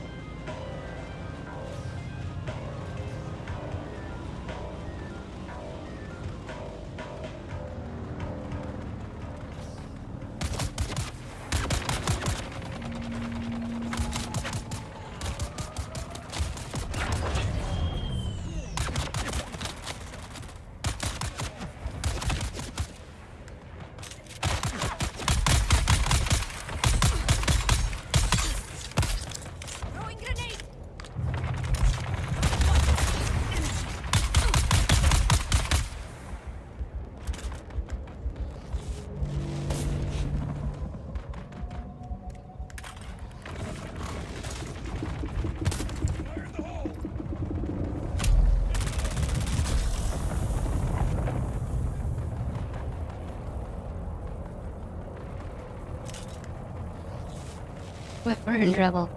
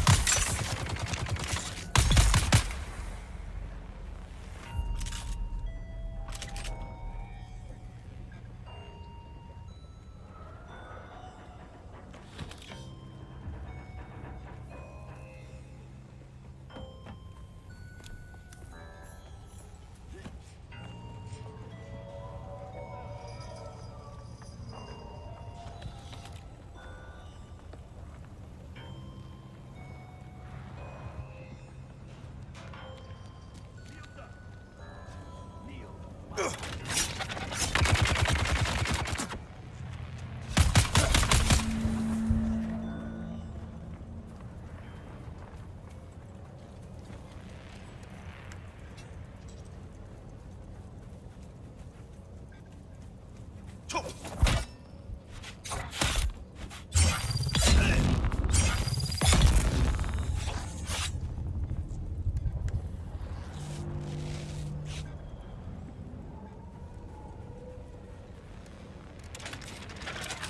me! Loading weapons!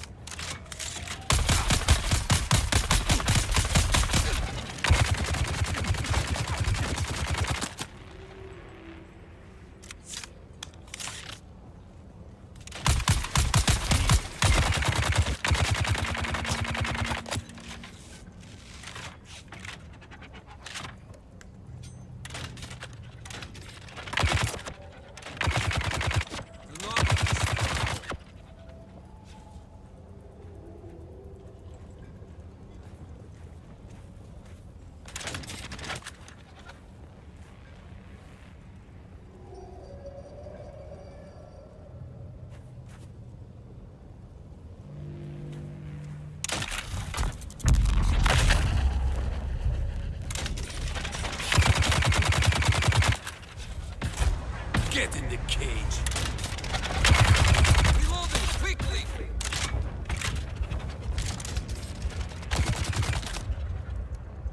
And now, the inaugural episode of a brand new series. It's The Young We need Guardians. a new gun. There's no way we can't do this. Gather round, fair listeners, as we join our story on the eve of destiny for 3 young lives. 3 faithful aspirants to Duke Leto Atreides' fabled House Guard prepare for their final test at the War Gymnasium. A test that will challenge their training, their courage, and define their future as defenders of House Atreides. Our story begins on the Armatura Green at the Cala City campus of the Atreides War Gym. It is here where the finest young aspirants are honed into noble house troops. Shields up! Shields up! The honor of House Atreides rests on your shoulders! Defend yourself! You can't serve the Duke if you're dead! Among the recruits, 3 stand out. Taran, a farmer's son with unyielding determination. Lyra, a skilled sharpshooter born into poverty. And Amon, a 5th-born Atreides cousin, striving to exceed the lofty expectations that come with his name. Won't let you down, Lyra. Train too hard to fail now. Keep your focus, Taran. We'll get through this together. Come on now. We've got a real chance to graduate top of class. But Taran, Lyra, and Amon are not the only ones vying for the top spot. Another group of cadets, led by the arrogant and cunning Aiden, has been their main competition and antagonists throughout their time at the War Gym. Well, if it isn't the Golden Boy and his peon patrol. Tell me, Amon, how does it feel to coast on your family name? Shut up, Aiden. He's earned his place just like everyone else. Oh, Lyra, you're still here?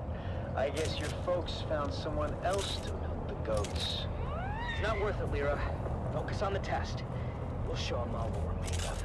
As the aspirants ready themselves for graduation, only the final test stands in their way.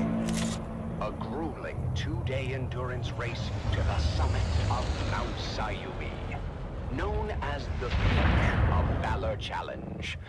Ancient tradition states that the aspirant team planting their flag atop the summit first will be named top of class. Come on, keep it up!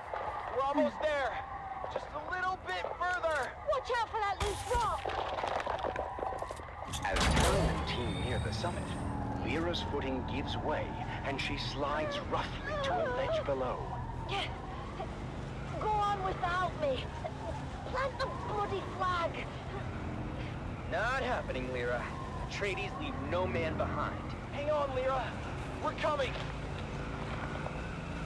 Meanwhile, Aiden and his group are hot on their heels and seize the opportunity to rush to the summit. Come on, you maggots! Dig deeper than you ever have before! We're almost there!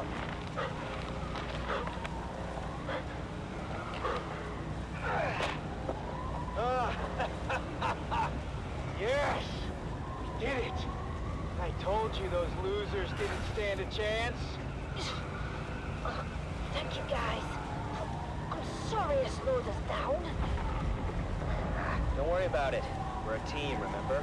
Despite their best efforts, Taran, Amon, and Lyra finished second in the challenge. We may not be top of class, but we did right by our friend.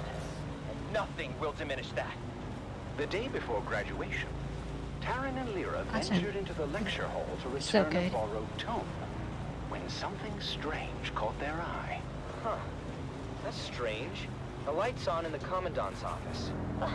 But we just saw the Commandant on the green. Then, who's in there? Aiden, what are you doing here? None of your business, peons. I was just leaving anyway. But Taran had noticed that Aiden slid something under his shirt. The Commandant's code book. What about it? Aiden just put it under his shirt. We have to tell Eamon. Amon, you won't believe what Lyra and I just saw. Aiden is a thief. He stole the Commandant's code book from his office. My older brother my. quizzed me before. I thought it was nonsense at the time. He was asking about a possible Harkonnen infiltrator in our aspiring class. I thought he was just giving me a hard time, but... Yes, Aiden is the infiltrator. He must be. Then what are we going to do about it? Leave that to me.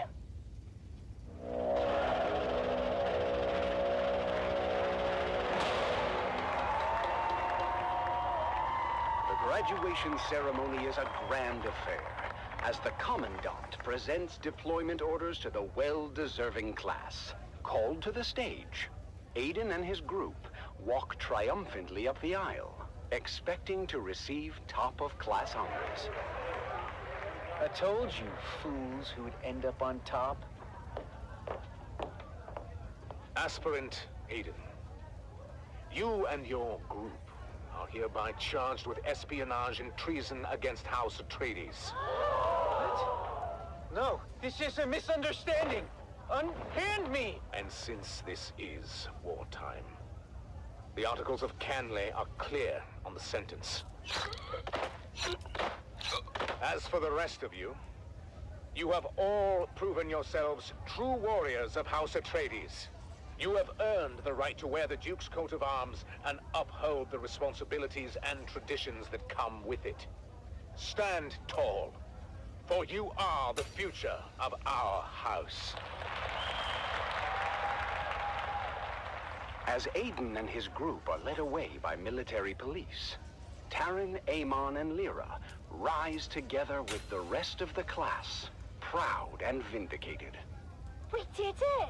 We actually did it! It's not about the accolades. It's about doing what's right.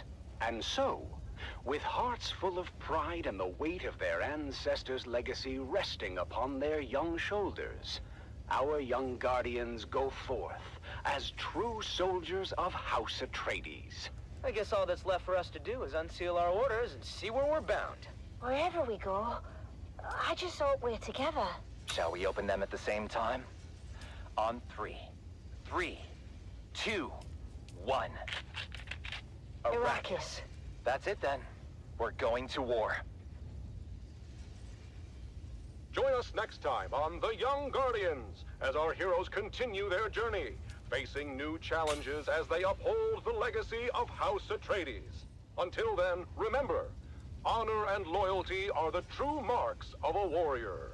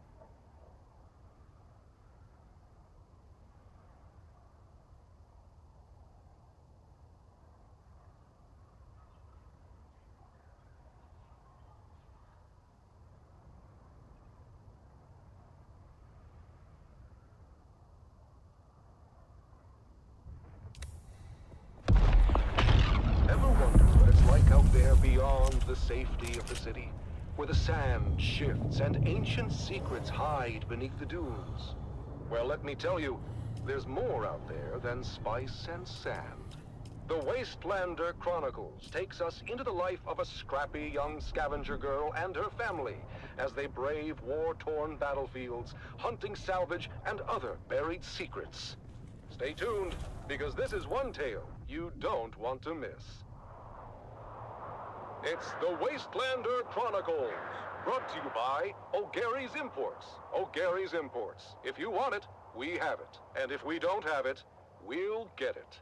Join us now as we journey to the blistering sands of Arrakis, where we follow the adventures of the O'Gary clan, a pioneering family of salvage experts, as they scour war-torn battlefields and crash sites to discover their next great haul.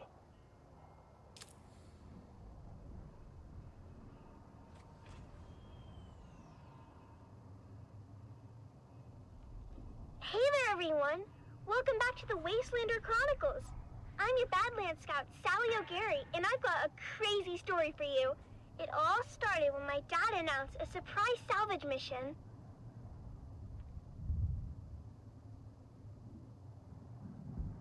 It was just after sunset. Dad had spent all day, as always, minding our storefront and listening to the space traffic controllers going about their business on the Communinet. I always tease Dad and ask how it is he can listen to those encrypted channels, and he just shushes me and tells me to clean my guns. But this was the day Dad's patience and extra-legal Communinet receiver paid off.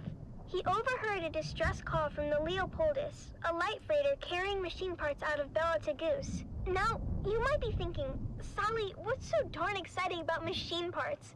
But in the salvage game, we learned that a ship listing machine parts on its cargo manifest could be carrying anything from precision lasgun barrels to cybernetic eyeballs, so it's worth the trip. Of course, Dad's not the best with his numbers, so it was up to Mom to triangulate the coordinates and plot our course to the crash site in the Minor Erg. As always, when we piled into Clovis, our vintage 68 Chome Landmaster, Mom reminded us of the grim dangers waiting for us in the desert. Bandits, slavers, cultists, and of course, the old man of the desert himself, the Great Sandworm. When we finally arrived at the sector our coordinates were within, we hid Clovis under a tarp and moved in on foot. As always, it was up to me and my little brother Coda to scout ahead and look for danger. Now, you might be thinking, Sally, that seems like a grown-up job. Why would you and your cute little brother be sent ahead to scout? The truth is, we rely on that cuteness to lull our enemies into a false sense of security. Then, we kill them real good. Coda can separate a man from his jewels in less than 2 seconds. I've seen him do it. But after a whole lot of dust and nothing, we finally came up upon the coordinates marked on our map. And what do you know? The crash ship was nowhere to be seen. Of course, Mom and Dad immediately set to arguing about it while the rest of us fanned out. You're an idiot, Finn O'Gary. Don't you dare blame my calculations on this fiasco. I should have listened to my mother and entered the sisterhood. At least then, I'd be married off to a man of consequence. You wouldn't be married to anything but a mop and bucket. Instead of kids, you'd have hallways to clean. And you know those witches got a lot of hallways. What do you know about the Bene Gesserit? You don't even know how to add. I know one thing I'd like to subtract. Hey, Mom and Dad? Look what Phaedra and Bree just found. While my parents were bickering, my big sisters, Phaedra and Bree, had uncovered a hatch in the ground, beneath layers of sand and scree. It took some cutting, some prying, and a whole lot of cussing, but my dad finally got the hatch to open to reveal a ladder going down. Dad led the way, his glow cutting through the darkness as we descended for what seemed like an eternity. The smooth ladder shaft was marked with ancient warning signs in a language that Phaedra said was Proto-Galactic, whatever that means. Dad said it meant that the place at the bottom of the ladder was a part of the old empire. Finn Jr. said they were around a really, really long time ago and sent their scientists all over the universe to very cool stuff. Dad said finding their old stuff is our family pastime. The fate of the O'Gary clan has always been tied to remnants of the old empire, whether it was back on Hagel or right here on Arrakis. Look at how we're drawn to one of their facilities without even knowing it was here. When we finally got to the bottom of the ladder, we found ourselves in a small antechamber. That's when Mom noticed a series of small, almost invisible switches along the wall. With a little bit of trial and error, we activated the mechanism. A screen flickered to life, displaying a map of the facility. Dad examined the map and explained that we were in an auxiliary substation built to support nearby Old Empire eco-labs with technical matters. This was very exciting for Dad because it meant that there were even more testing stations out there just waiting for us to find them. But for now, we had this substation before us. Mom figured out where we were on the map. It seemed we had entered through an emergency escape tunnel, but when we tried the door leading back to the main area, it wouldn't open no matter what we tried. Dad began to despair, but Mom kept her head and found us another route back into the complex through a twisty utility duct. But there was a catch. The utility duct was incredibly narrow, too small for any grown-ups to fit through. This was my moment to shine. With a quick pep talk from my mom and a promise to be careful, I wriggled into the tight space, inching my way forward. The walls closed in around me, but in true O'Gary spirit, I kept my cool, determined to reach the other side. About 30 meters in, I felt a tug on the safety rope tied around my waist. It had reached its limit. I couldn't go any further unless I disconnected it. Sally, you're at the end of the rope. You want to come back, hun? I can't turn around here. It's too tight. I'll have to disconnect and keep going. Are you sure, Sally? That's an awful risk. We won't be able to help if anything goes wrong. You didn't raise me to be a coward. What does Dad always say that Owen O'Gary is for? Is it obnoxious? I thought it was obstinate. No, you sillies. It's audacious. I'll be fine. Just keep a lookout for trouble. I unhooked the safety rope and kept pushing forward, fingers crossed that the passage would lead somewhere. The angle of the duct meant there's no turning back. If it was a dead end, I was surely a goner. But hey, what's an adventure without a little risk? I think I can see something up ahead. It's an access hatch. Here's hoping I can open it from inside. I made it! The access hatch opened onto a huge chamber, lit by a soft, eerie glow. It was a real treasure trove of ancient technology, preserved perfectly through the ages. I had found the Mother Lode. After marveling at my discovery for a spell, I managed to backtrack to the escape tunnel where my family was waiting. Now I understood why we were never able to open that door. It was blocked by an ancient power loader. Fortunately, the control fob was still in place, so I was able to move that great beast away from the door. Honey, are you okay? I'm fine, Mom. Where are you going, Finn? Our daughter almost died, and you're more interested in salvage. She seems fine to me. More than fine, in fact. She's spectacular. Our daughter or the power loader? Can't we be excited for both? This is a VK5000 powered work loader. The last exosuit to come off the Venhold assembly line before the company was split up into Combined Mercantile and the Fold Space Shipping Company. Do you mean... Yep. The predecessors to CHOAM and the Spacing Guild. Wow. After the excitement died down, we carefully extracted as much as we could carry, making sure to document everything for later study. It was our most successful expedition yet. Back at our shop, we spent days cataloging and cleaning our finds, preparing them for sale. And that's where you come in, dear listeners. That's right, Sally. At O'Gary's Imports, it's our Old Empire extravaganza. And you won't believe our prices. We have SD converters, we have anti-induction modules, we have cobalt-tipped rams, we have articulated John doors for men and women. Come find us on the Agora Concourse of the Grand Souk in Arakeen. Because at O'Gary's Imports, if you want it, we have it. And if we don't have it, we'll get it. Thanks, Dad. Until next time, this is your faithful Badland Scout, Sally O'Gary, signing off and reminding you to always check your six. And come back next time for another episode of the Wastelander Chronicles.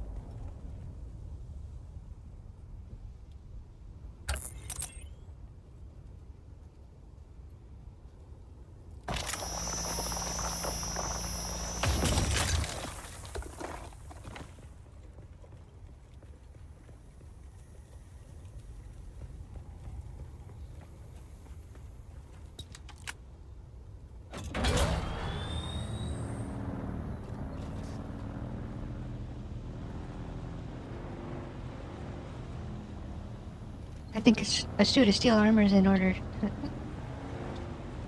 Gonna be a little slow today, but maybe before 5 we'll make some good progress on that. Oh, it's already 3:30. Oh my.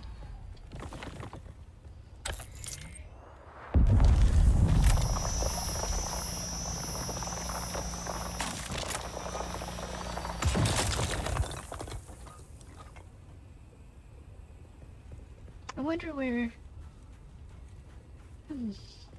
the quest is. And we probably won't get to that until we're in Steel 2, though, just to be on the safe side. Maybe. I think that's a bad idea, actually, in hindsight. Because we need to get the thing so we can get sandflower, or flower sand, or whatever the heck it's called.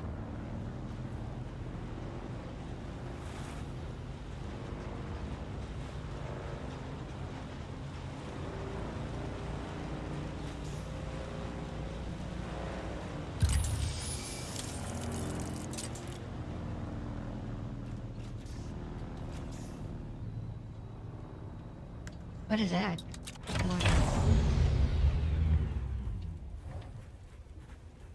That's weird.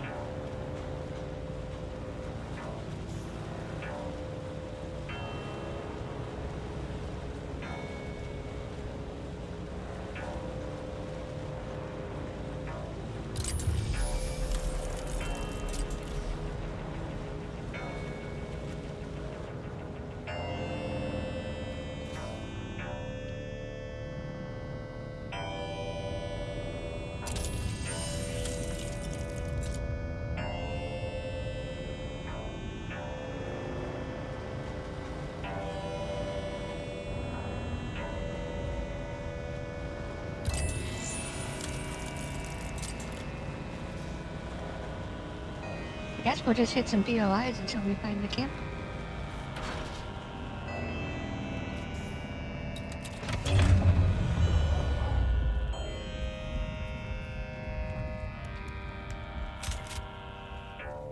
There's someone here.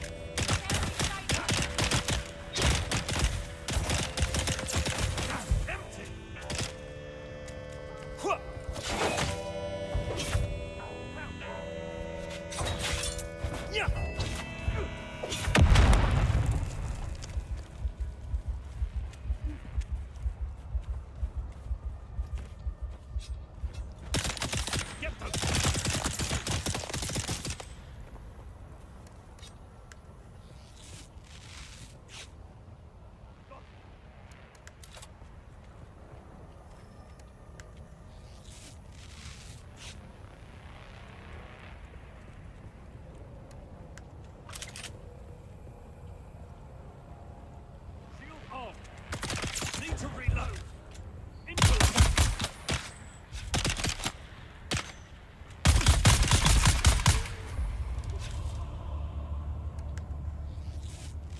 Biscuit eater.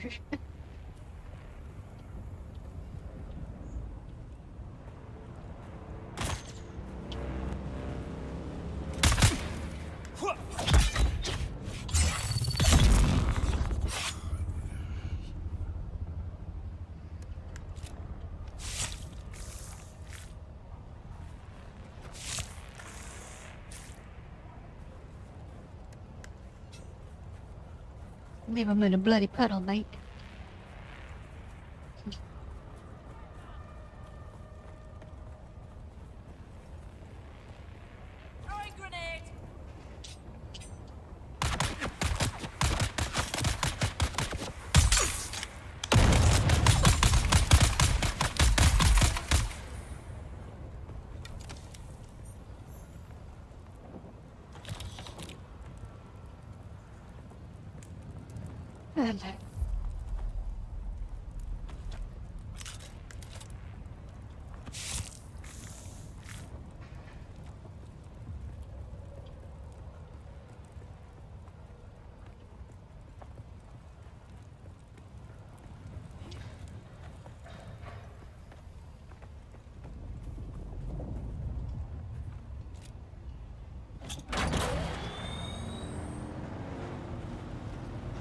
Zoom, zoom, zoom.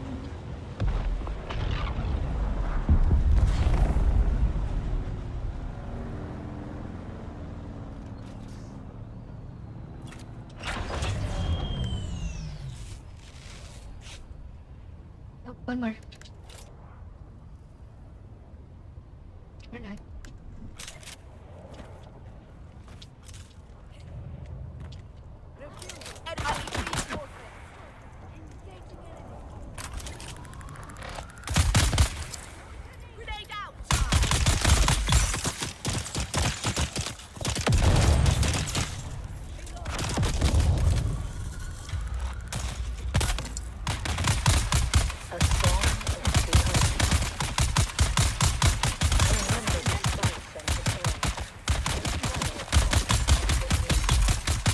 Fleeting light, dust devils dancing on the dunes.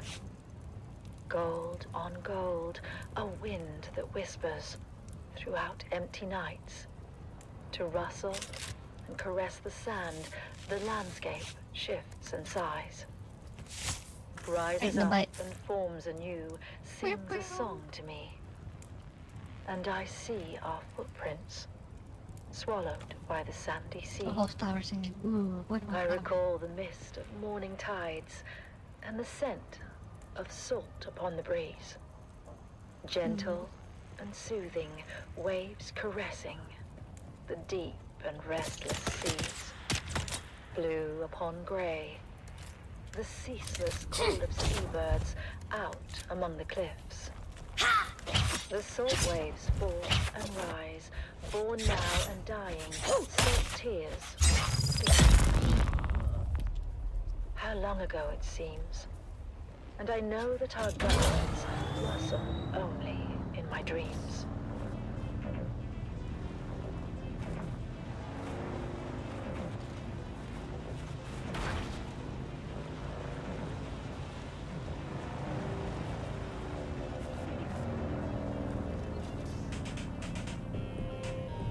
I wonder if that's it over there in the distance.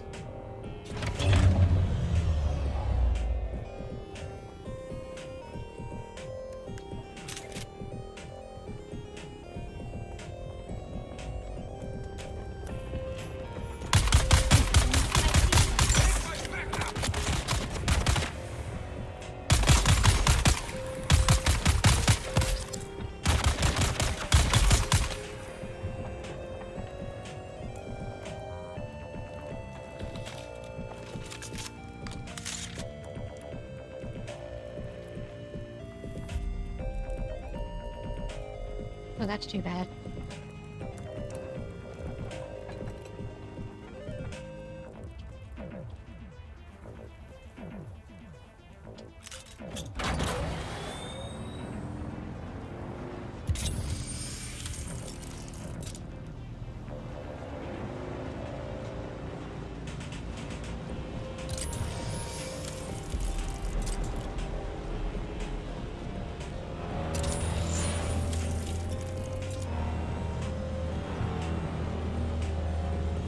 No, that's not it.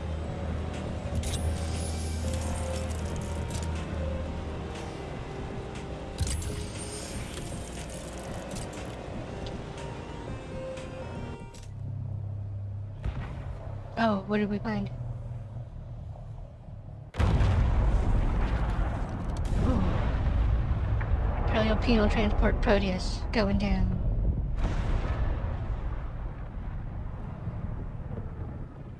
You might have seen my little pyrotechnics display, Off-Worlder. But whether you did or not, the long and short of it is that I must go. And quickly. The Sardaukar have my scent, and the Emperor's hounds are not known for their mercy. I do not know when we will meet again. Maybe we went the right way.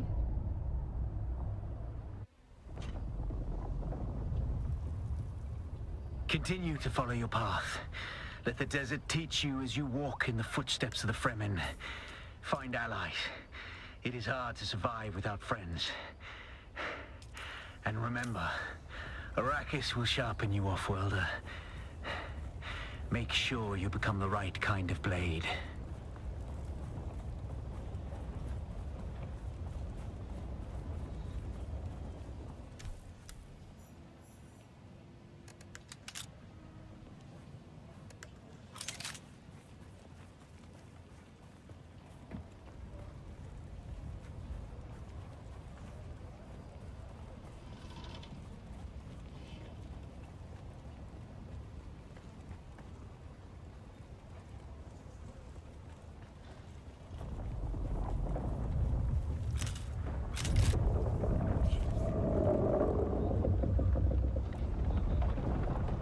It's going to be another hot one today, folks. It's already 70 degrees Celsius in the shade, and the day's just started.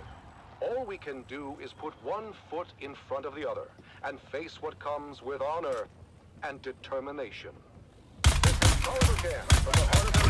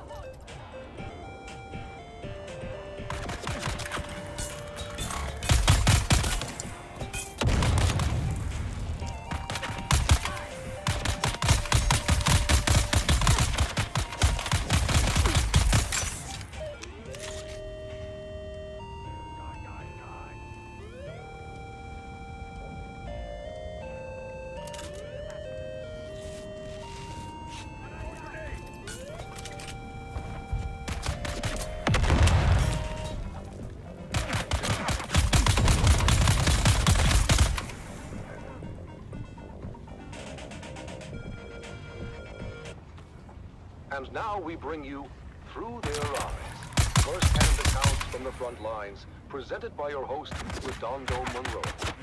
Today, in another poignant and moving episode, we delve into the heart of a mother's sacrifice and the bravery of her son, as conveyed through their personal writings.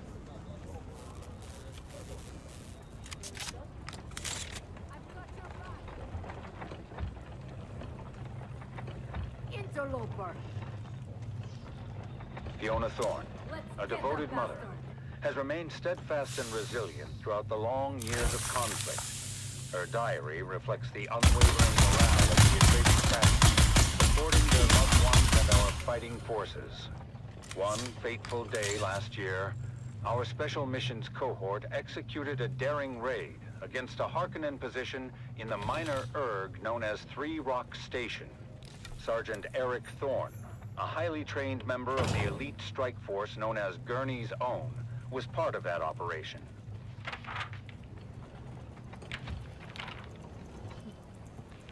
Another sleepless night. The sound of the wind reminds me of the distant echoes of battle. I can't help but think of my son. There in the desert, fighting for our beloved Duke. I've heard rumors that Eric was involved in the incursion at 3 Rock Station, and that the confrontation became very bloody. But still, he writes that his spirits remain high. I pray for his safety and the swift end of this bloodshed.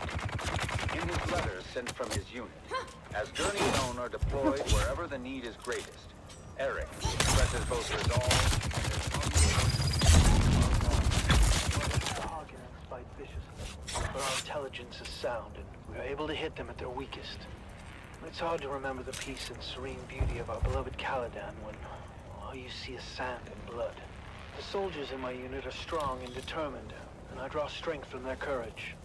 I miss you and home dearly, but I know our struggle is just. After the fierce fighting at Three Rock Station,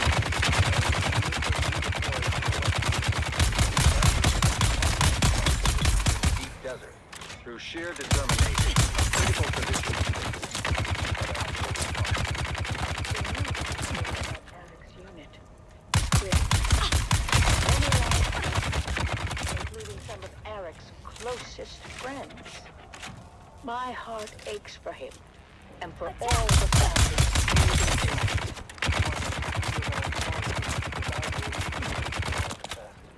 We've lost many good men. My dear friends, it's hard to keep faith when you see so much death. The Harkonnens are brutal and show no mercy, Mother. They burned our wounded alive, and I've seen them torture our captives in ways I can hardly describe. But I remember what you always said about our duty to the Duke, about honor and courage. I try to live by those words, even when everything seems lost. As the confrontations along the demarcation lines grew fiercer, Gurney's own succeeded in breaking the Harkonnen supply lines, but in many of the missions, they suffered heavy casualties. News has reached us of another successful operation. But Eric's last letter spoke of horrors I can barely fathom. I am hoping now, beyond hope, that his unit will be given reprieve, and that my son will be returned to me. But destiny willed it otherwise, and Gurney's own were deployed once again to undermine Harkonnen positions near the shield wall. From the mission camp, Eric writes, Dear Mother, I don't know when I'll be able to write again. The Harkonnen positions are strong, and however careful our planning, we are sure to sustain grave losses. But still, none of us hesitates. We fight for House Atreides, for our people. Though I must confess, even the glory of Three Rock Station feels hollow amidst the bloodshed I now have witnessed. I must tell you, Atreides operatives too have been driven to acts I thought unimaginable. And we do what we must to secure victory, but I wonder at the cost to our souls. I miss you. I fear I may never see you again.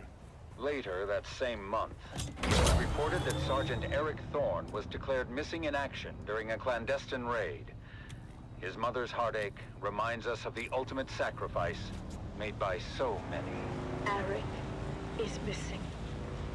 My son, my brave boy, lost to this endless war. I am proud of him, of his courage and his honor. But I cannot help the bitterness that fills my heart. We give so much, and for what? What good is the... Completely lost. And the Ooh, that's a lot of swearing. When the endless sands of Arrakis swallow our children whole. Fiona Thorne's sacrifice is a testament to the strength and resilience of House Atreides. Let us honor her and all those who endure the trials of this war, as we strive for a future where their sacrifices are not in vain. You have listened to another episode of Through Their Eyes, first-hand accounts from the front lines, presented by your host, Redondo Monroe.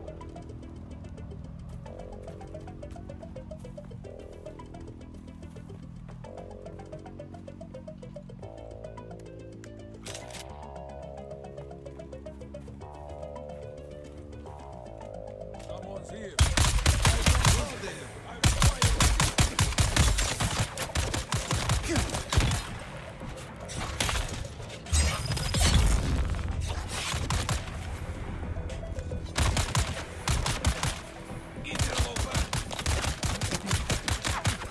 Need to reload. Reload my butt. Didn't reload.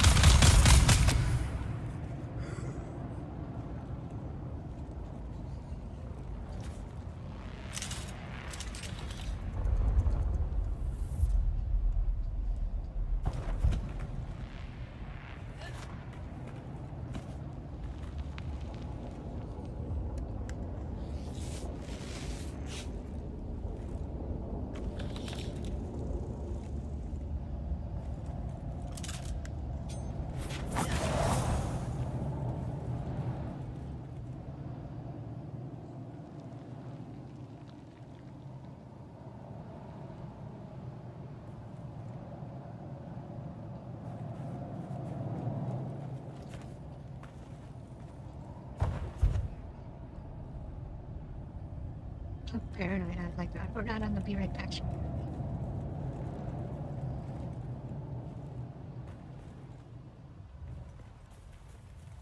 And now, we journey to the front lines with another episode of The Young Guardians, as we follow 3 young cadets on their journeys to glory. And now, The Young Guardians continues, a captivating saga of bravery, loyalty, and sacrifice.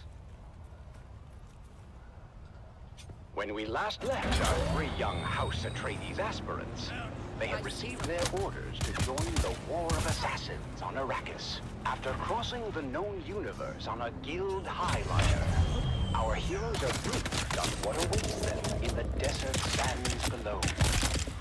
Now, you must think of the planet's surface as you would any environment hostile to human life.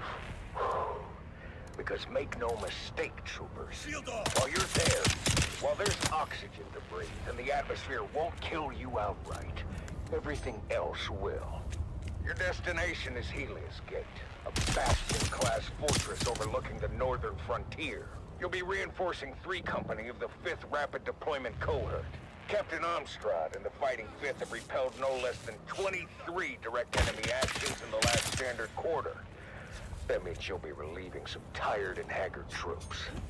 And, just remember why you're here and who you're fighting for.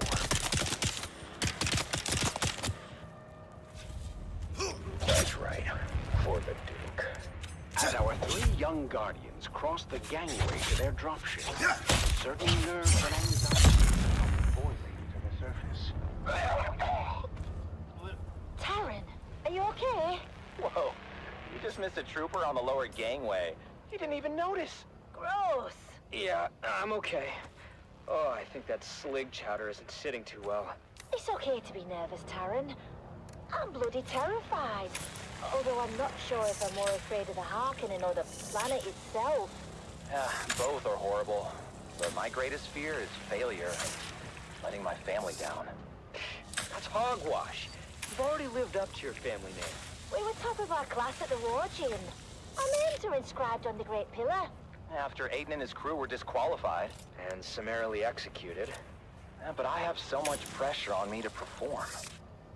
You peons can't possibly understand what it's like to be not familiar. To live under a microscope with 1,000 rules for every little thing. Sometimes I'm jealous of the freedom you guys have. Freedom to toil for every waking hour. Or freedom to starve when the crop yield is low. What about freedom to be beaten if we bump into one of our betters? You know what I mean. I'm sorry, guys. I'm just worried about our deployment. Worried about what? My brother says Helios Gate is outdated and of limited strategic value. So? Well, you heard the commander. 23 direct enemy actions in the last standard quarter. Is it really worth the risk? I thought you wanted to prove yourself, Golden Boy. Life must be so hard as a noble. Okay. I'm an ass. Lay off me. Look, we just need to stick together and remember our training. And who knows? These things ebb and flow. We may not even see any action for quite some time.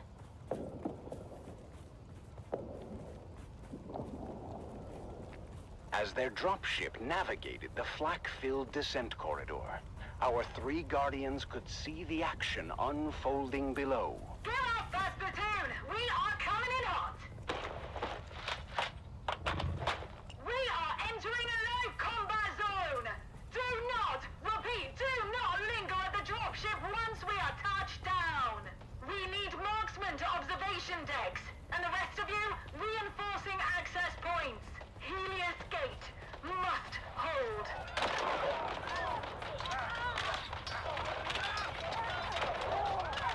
Taryn, Lyra, and Amon are deployed to different positions around the Helios Gate fortress. No Taryn idea is where we're stationed at the going. main gate, ready to repel all comers, while Lyra is perched on an observation deck with scope and las rifle. They're trying to cut the gate solenoids. We need a marksman tasked on the front gate. I got you, trooper. Cuttery, teamed out. Identify Meanwhile, yourself. Amon and his team of Suspensor-born skirmishers streak across the sky through a fusillade of lasgun fire. Reveal yourself.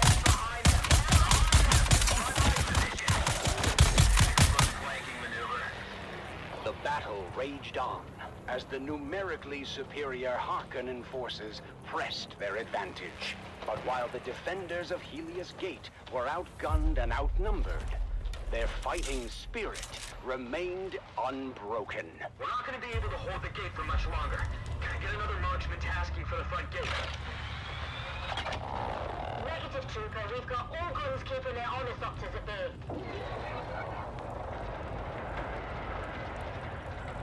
Look out, Burrow! That squashed some hearts. As they turned to the east, the Harkonnen forces prepare for a final desperate assault. The defenders, exhausted but resolute, ready themselves once again for the coming battle. This is it, Troopers! Helios Gate stands tall once again! We have gunships coming in on an assault vector from far east! We just need to hang on!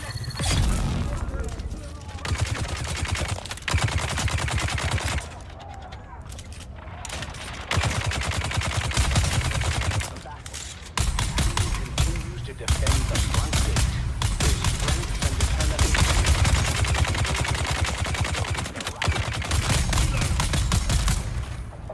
Wow, his bullets sponge. Lyra's precision fire thins the ranks of the oncoming enemy as Amon is redeployed to the battlement. I've been hit! The front gate isn't gonna hold!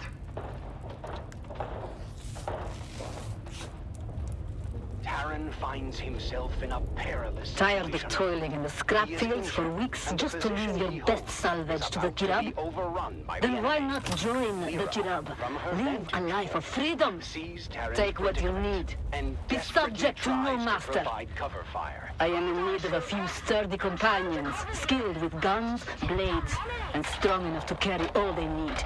No member of my band has ever perished of thirst, hunger, or sandstorms.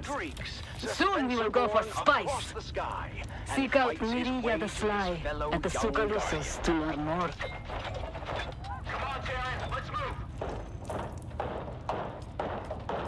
It's too late. The gate won't hold. We're gonna be overrun. Are you sure about that, Taran?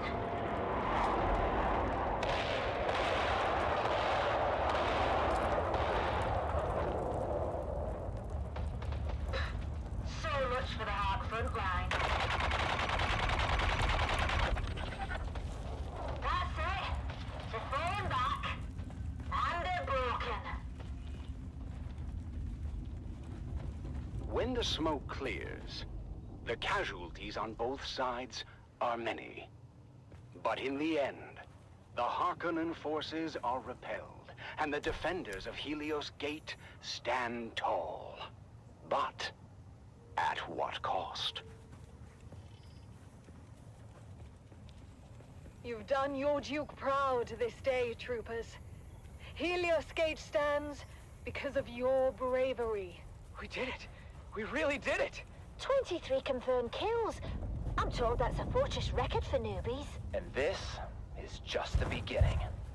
Now they know what we're capable of. For House Atreides, and for each other, we'll face all comers together. And so, the siege of Helios Gate comes to an end, marking the first of many trials our young guardians will face. Their journey of honor and courage has truly begun.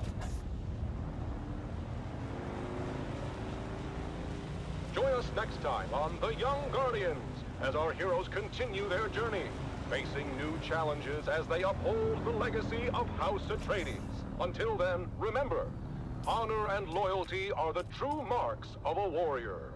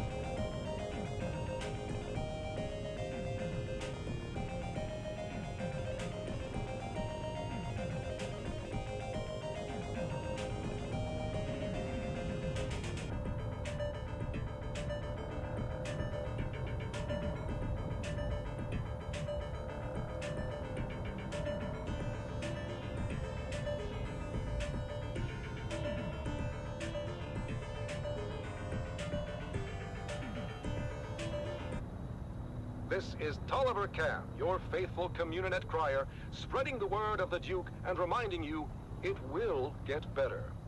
War is hell, but our cause is just, and there's no other possible outcome than total victory.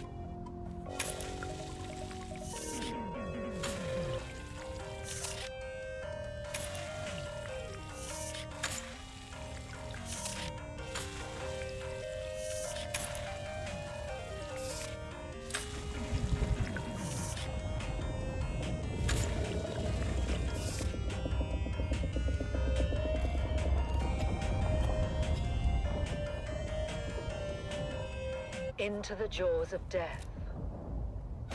One more June. One more June. One more June onward. Into the desert storm flew the brave soldiers. Forward the shield brigade! The lasguns must down, he said. Into the desert storm flew the brave soldiers. Forward the shield brigade! No one to hesitate, despite their reckless hate. Hearkening, villainy. The troops not to ask what's right. They carry our sacred light, theirs, but to stand and fight. Into the desert storm blew the brave soldiers. Lasguns to right of them, lasguns to left of them, lasguns in front of them, lightning and fire beam, forward to final breath. Boldly they flew, and well, into the jaws of death. Into the mouth of hell flew the brave soldiers. Sector weather Flashed all their Alarm crisp sandstorm knives is bare. approaching. Flashed as they turned in air, slicing the gunners there, charging an army, while Arrakis all wondered. Plunged in the battle smoke, right through the line they broke. Harkonnen and Sardaukar reeled from the crisp knife stroke, shattered and sundered. Then they flew back, but not all of the soldiers. Lasguns to right of them, lasguns to left of them, lasguns behind them. Lightning and fire beam forward to final breath. They that had fought so well came through the jaws of death. Back from the mouth of hell, all that was left of them, left of the soldiers. Ne'er will their glory fade. Oh, the wild charge they made. Atreides, in debt, honor the charge they made. Honor the shield brigade. Oh, noble soldiers. Sector weather alert. A large sandstorm is approaching.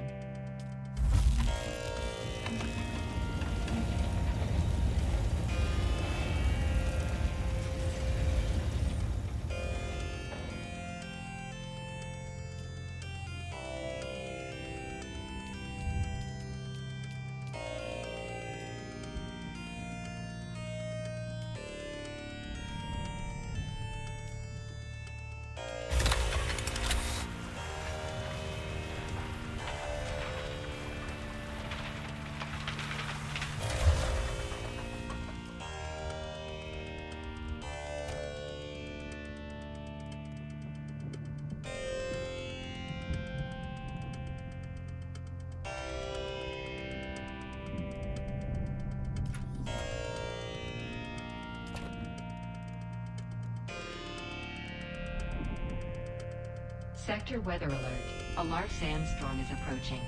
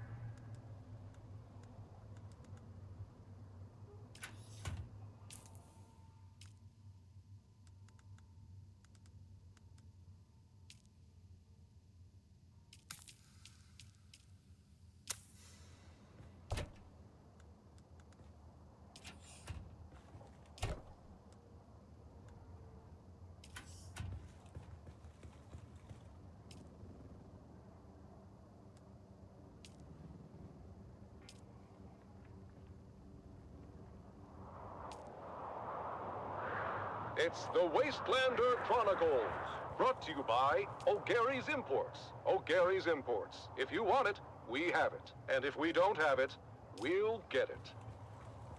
Join us now as we journey to the blistering sands of Arrakis, where we follow the adventures of the O'Gary clan, a pioneering family of salvage experts, as they scour war-torn battlefields and crash sites to discover their next great haul.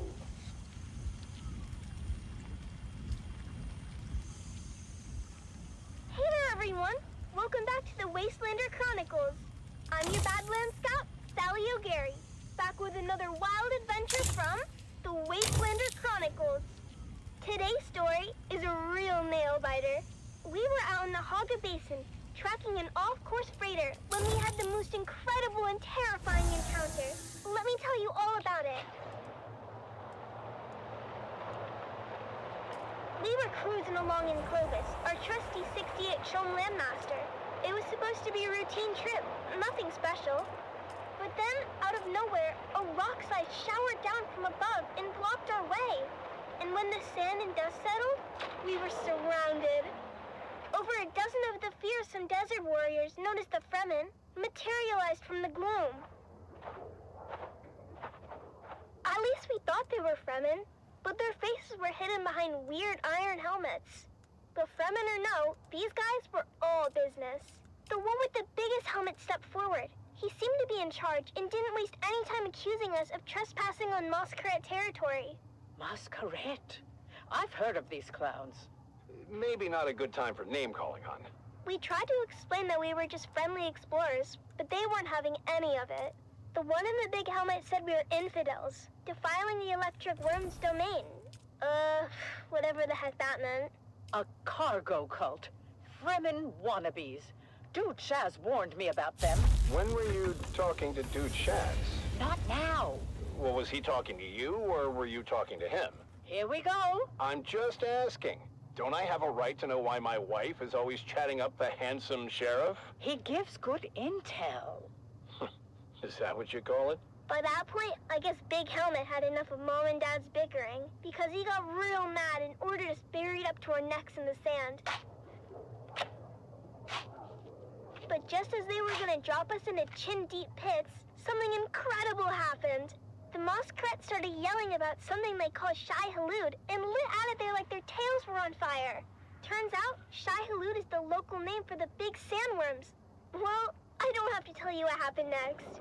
The ground started rumbling and rumbling like never before. I swear it must have been one of those super granddaddy sandworms you hear about living in the deepest desert. I figured it must have took a wrong turn at the shield wall and ended up on our heels. But I'll tell you what, when it comes to worms, Mom and Dad know their business and led us to safety on a rock island with practiced precision.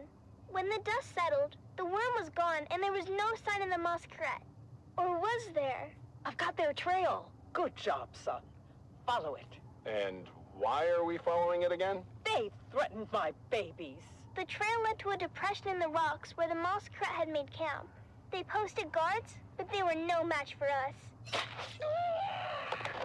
The best part is, after we killed them all, I found an old handwritten map tucked into Big Helmet's boot. It smelled like farts and old cheese, but I slipped it into my bag anyhow. I know, stealing isn't right. But Dad always says that if they're dead, then it really isn't stealing. Anyhow, we took the helmets and left their gross corpses to the scavengers before finding our way back to Clovis. As we headed back home, I couldn't wait to show Mom and Dad the map. It could be the start of our next big adventure. Back at our shop, we spent days spit shining the helmets to a mirror polish as we get them ready for you, dear listeners. That's right, Sally. At O'Gary's Imports, it's Masquerade Mask Mayhem, and we won't be undersold. We have big helmets, we have ugly helmets, we have big and ugly helmets. Come find us on the Agora Concourse of the Grand Souk in Arakeen, because at O'Gary's Imports, if you want it, we have it. And if we don't have it, we'll get it. Thanks, Dad. Until next time, this is your faithful Badland Scout, Sally O'Gary, signing off and reminding you to always check your six. And come back next time for another episode of the Wastelander Chronicles. How about that, folks? The deep desert holds more than just spice and sand. It holds stories of resilience, of daring, and of discovery.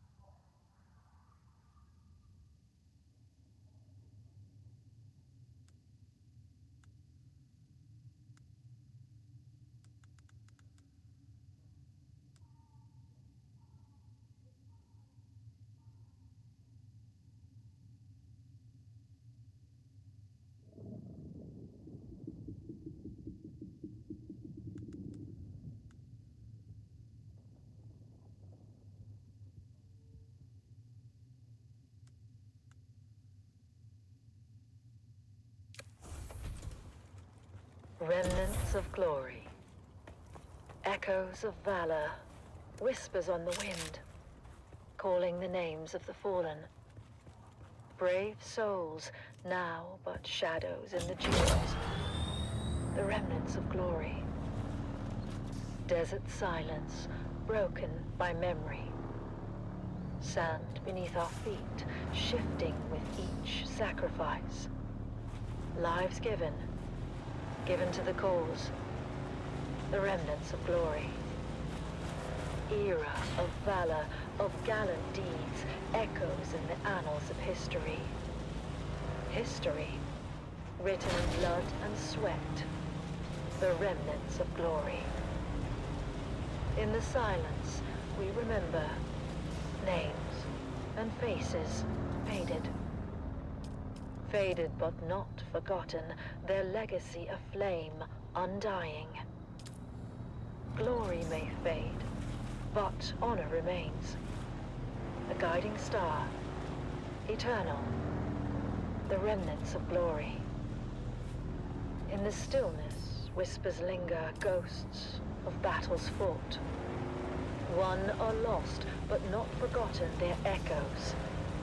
Echoes of valor.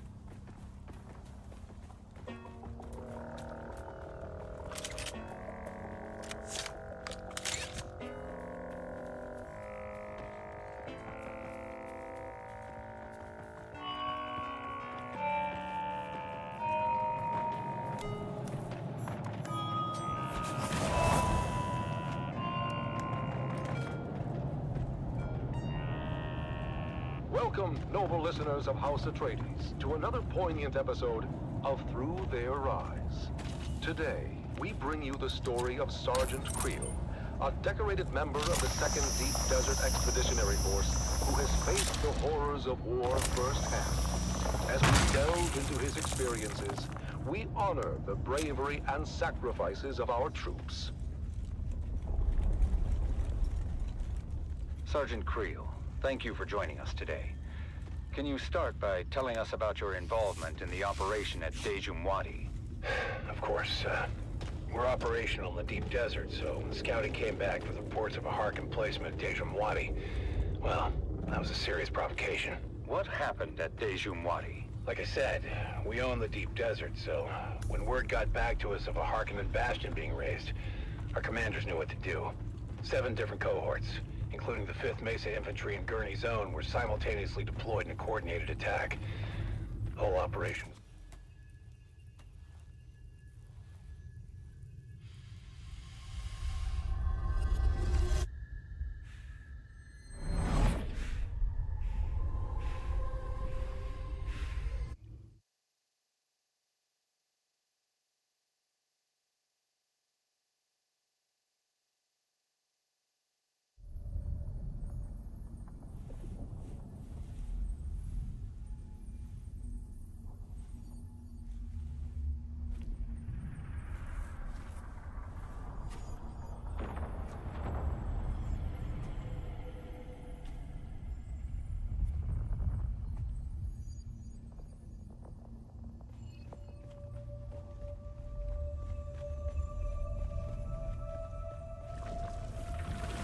What is the purpose of thought? Ibn Kirtaima. Speed is a device of Shaitan. Do you understand, Wani?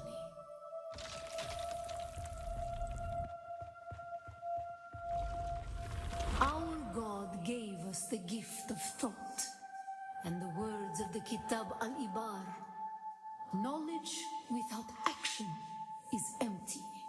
Be la kaifa.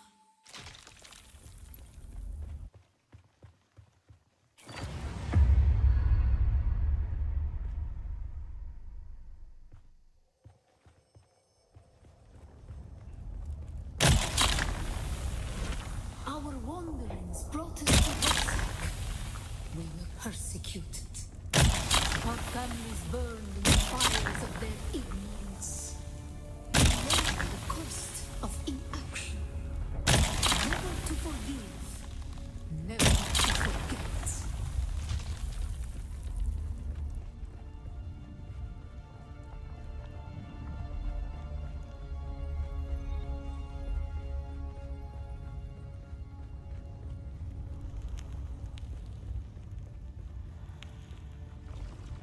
Some were sent to work in mines. The tunnels were unstable. Our work made them worse. We learned the cost of action. Never to forgive, never to forget.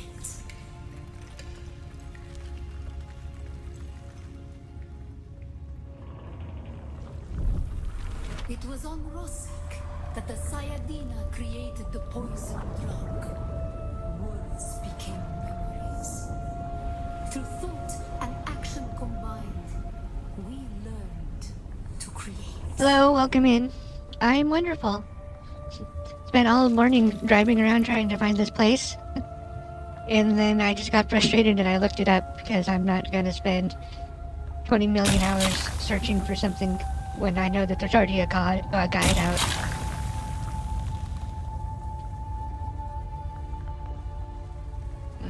Let's see here.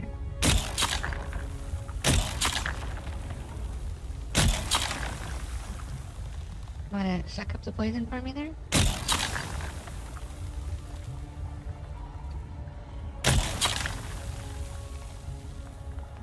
No, not really. There's puzzles, but so far I haven't had any monsters. And I don't think there's any loot except for the staff that I have. It's storyline mainly. I guess trying to explain what happened.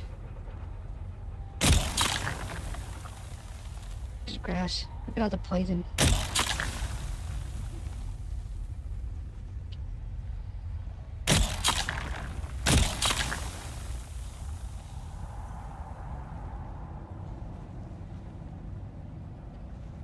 Okay, so far so good. Uh-oh. Okay. The weight of a kindly God is a fearful thing. Did not God give us Shaitan to force action? And where was action needed? Oh god. Black Heart Cooler. Oh, thanks. My nemesis.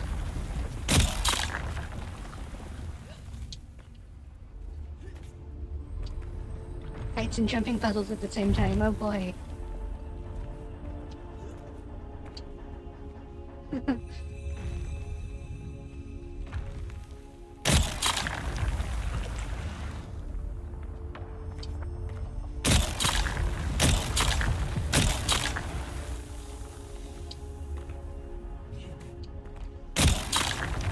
And you could probably walk between them, but I don't want to take that chance. Ibn Kirtaiba. Thought and Yeah, action I just finished it this lead morning. to creation. What is the purpose of thought? Now I want to go buy a bunch more furniture recipes once I get some more money. Rosak. Be la kaifa.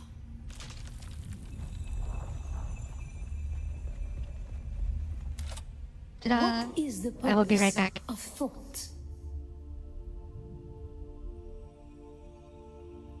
To honor the Creator, remember Rosak.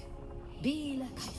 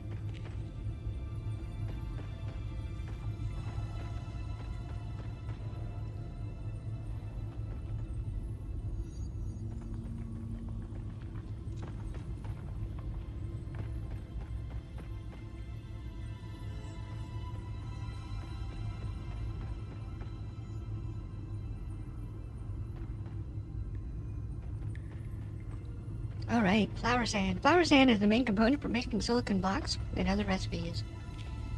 Flower sand can be found on the open sands. Look for a cloud of white dust to find a harvest spot. To harvest it efficiently, use a static compactor.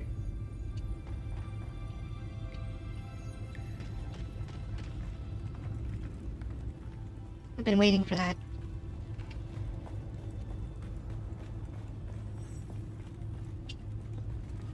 Oh wait, we have to climb.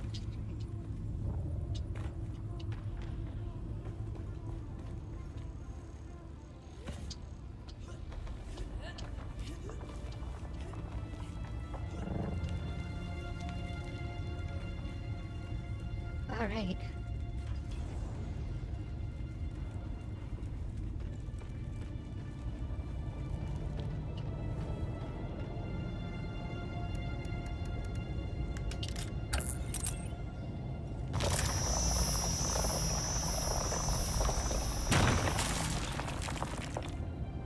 There's a little more iron. We're in desperate need of iron.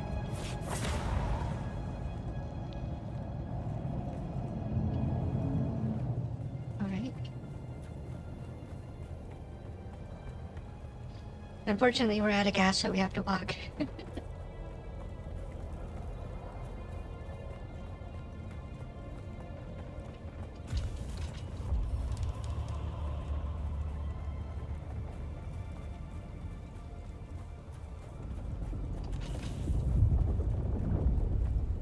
But we're also just like right there, so it's not a big deal.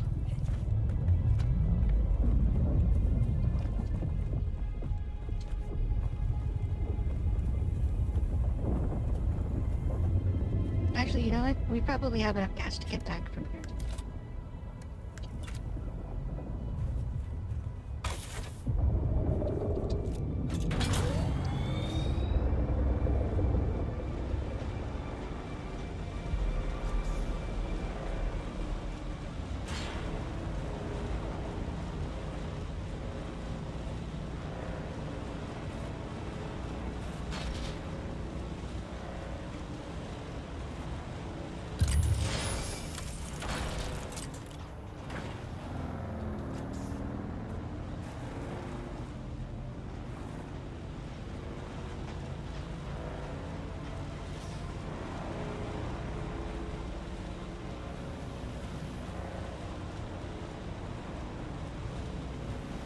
Here we are, home sweet home.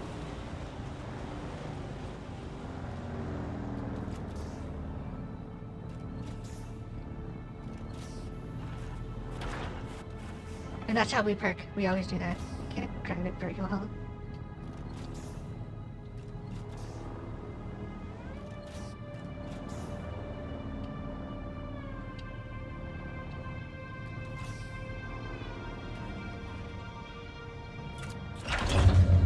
Do.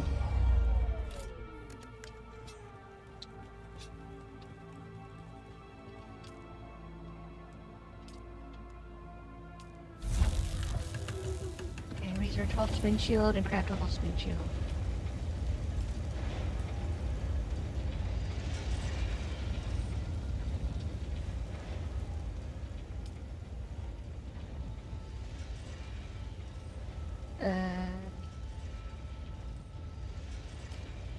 And one of these. Very much so.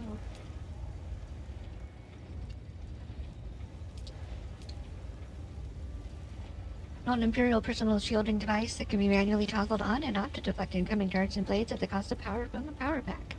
However, the slow fade penetrates the shield and melee combatants will take advantage of this. The shield also prevents objects from exiting. This will automatically deactivate when firing darts or throwing objects. It will then automatically reactivate according to its refresh time. While active, the shield generates sounds and vibrations that drive sandworms mad. Usage on open sands is not recommended. Alrighty. I can imagine.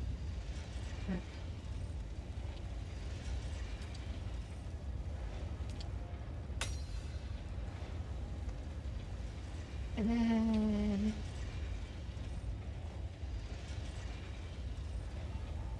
Binding DPS.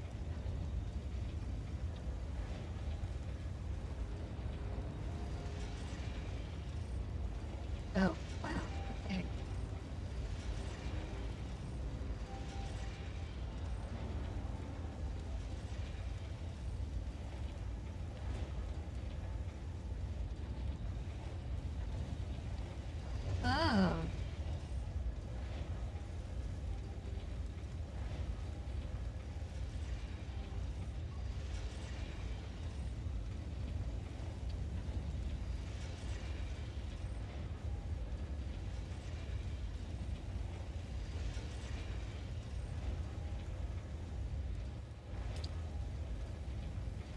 Oh, we don't have enough intel. Never mind. My bad.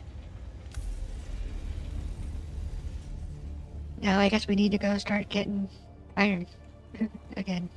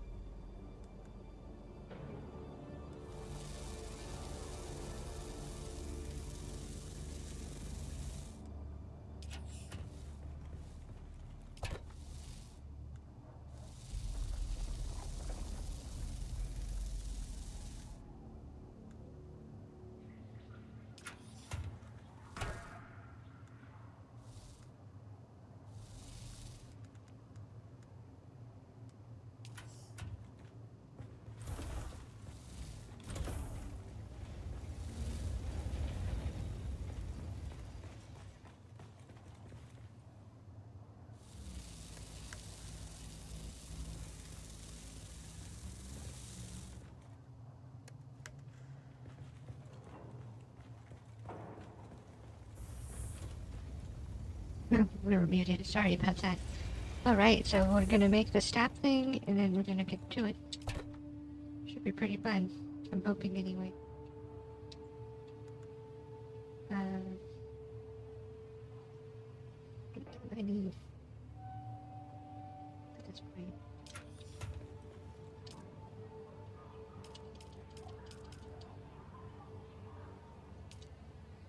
We always need blood, apparently. Until we get the water thing built. Whoops.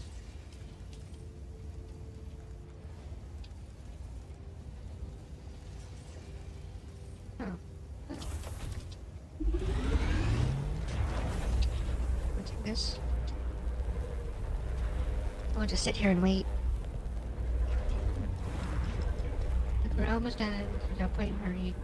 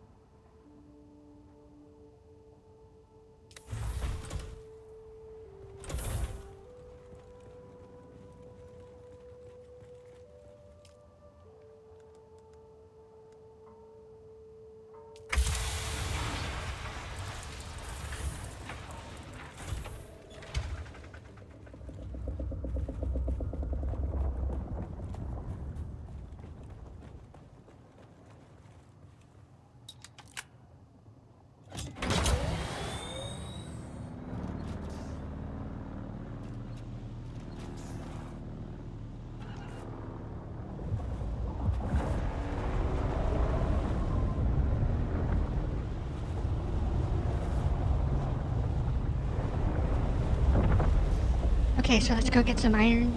And this is like the best spot I've found so far. Where there's nothing to fight, it's just the iron.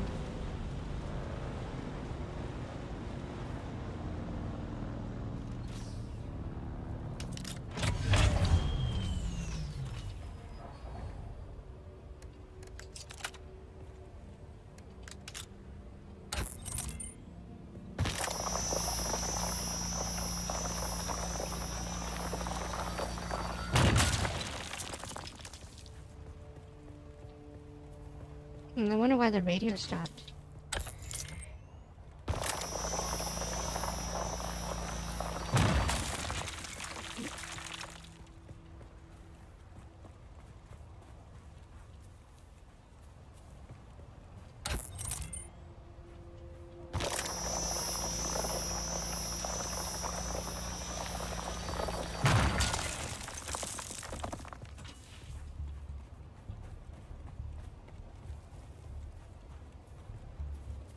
We don't need a ton of it, we just need some of it for making our armor.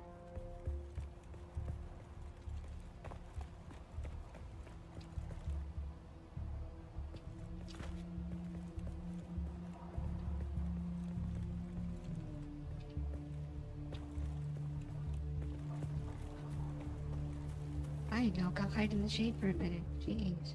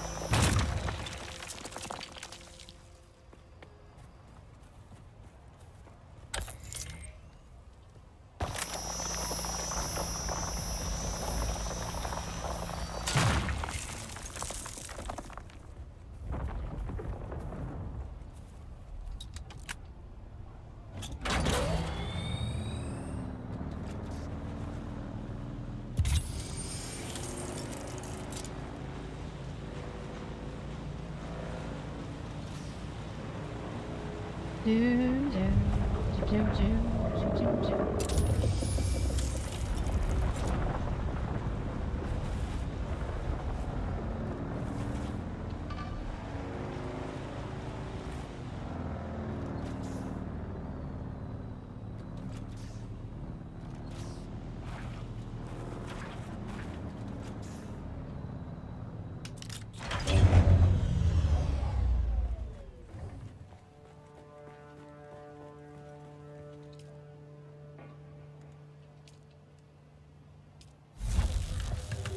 Oh wow, we're out of water.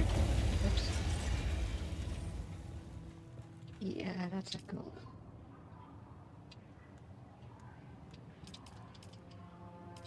It's last night all over again, who did that?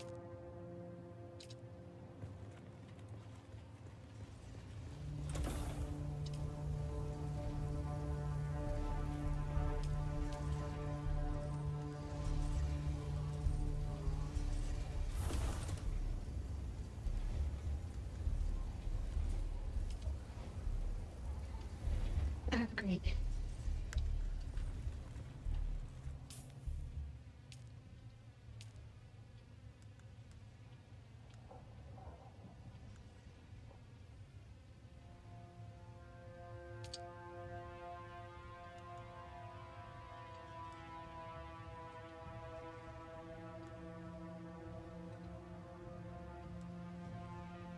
Hmm.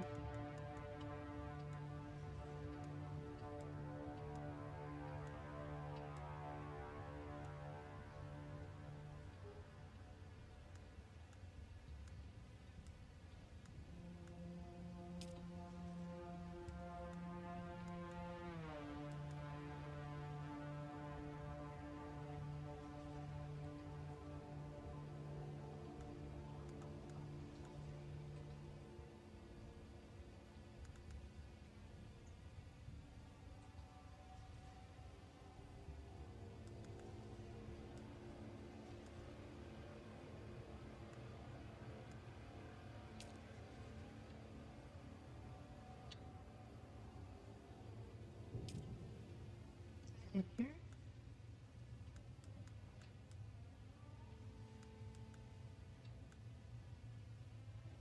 No, it's in this.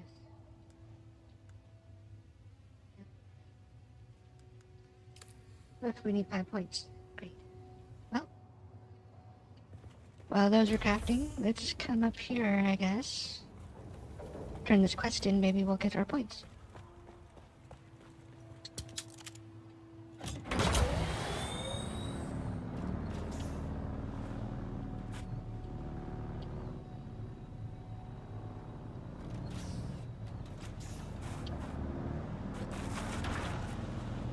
Oh, Jesus.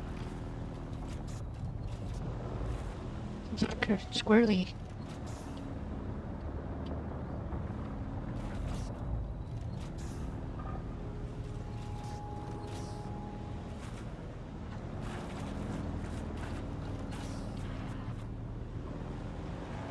So bad. I can't wait to get the car.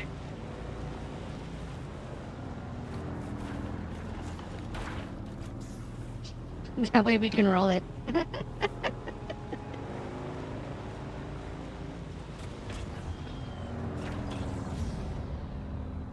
Oh look, people. I see people.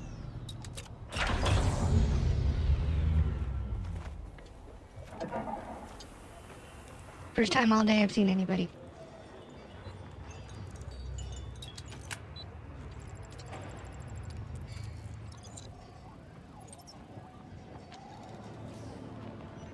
Hello? Hey, look, I need to confess something. The item I sent you after doesn't exist. I just needed to find someone with guts enough to walk into that nest of bandits. Sorry I lied like that, but there's another job I'm hoping you'll help me with. The kind of job you don't post on a public contract board. My partners and I toiled for years in the salvage fields. Finally, we got lucky with a rare find, but before we could get our loot out of the desert, the Kira upset on us. I alone escaped with the loot. I was rich, but the price was too high. I have the money now to finally get some revenge on those vermin. That's where you come in. I'm placing a bounty on Carib in the Vermilius Gap. You take it.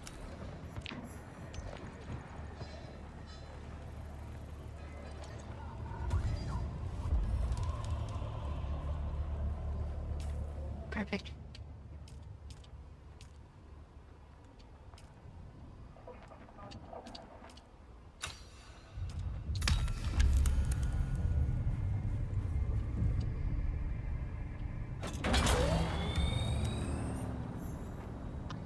I think bad people. I'm not sure.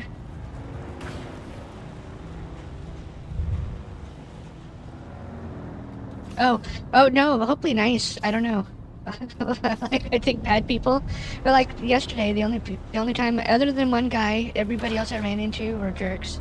So, we'll see how that turns out. If they're just all a bunch of ass bunches or not.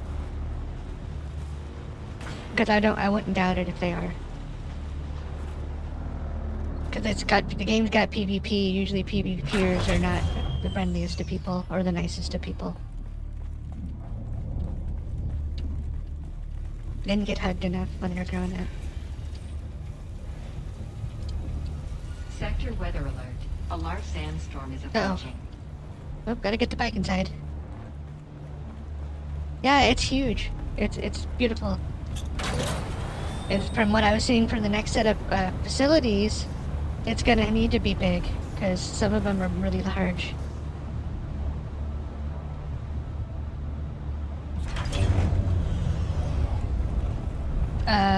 Oh, it's because the sandstorm's already here. Wow, it got dark.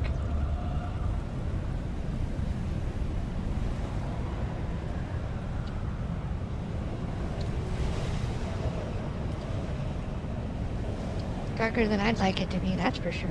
Wow. Handheld resource scanner. Coming up.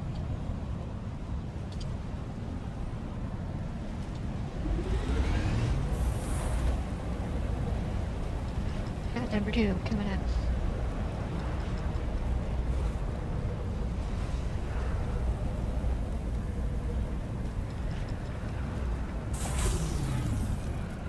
I think tomorrow and Sunday, I'm gonna go and try to 100% the maps instead of just going along with the story. So I can have everything that I want and get them all cleared off. Okay.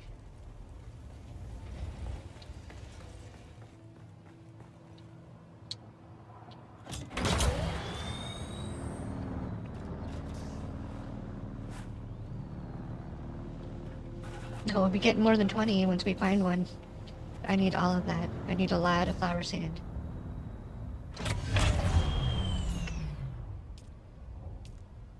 Inventory. Whoops, let's go get rid of all that stone. By making lights real quick. Oh wait, no we can't, we don't have the construction tool on us. Put it in the chest.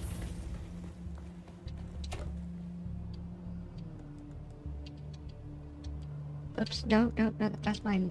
Get that back.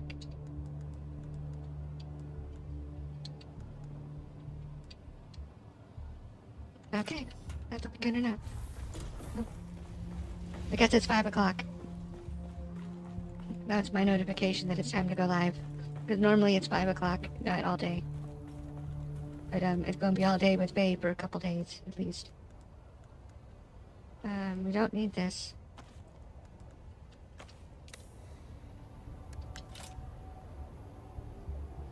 How does this work?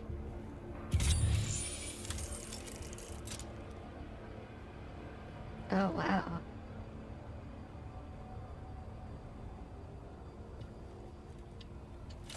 Okay, well, I think I found one earlier when I was out adventuring and I found carbon. So we're gonna go to where the carbon was. And we'll see if that's what this is or not. I don't even mind if I just sit there and have to mine it the hard way where I just let it respawn over and over and over again. We need a lot of silicone for stuff. And I don't, I don't want to, like, spend the next 2 hours looking for silicone.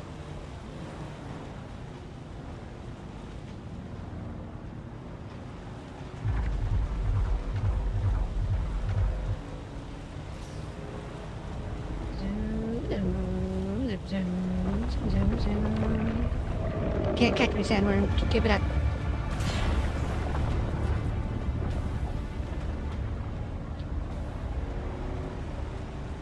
Okay, so the carbon's over here. Go get some more of this. Yeah, I wouldn't be able to do it. I would be sick of it by then. That's why I played Conan on custom servers instead of BattleEye servers. Couldn't deal with the resource grind that they want.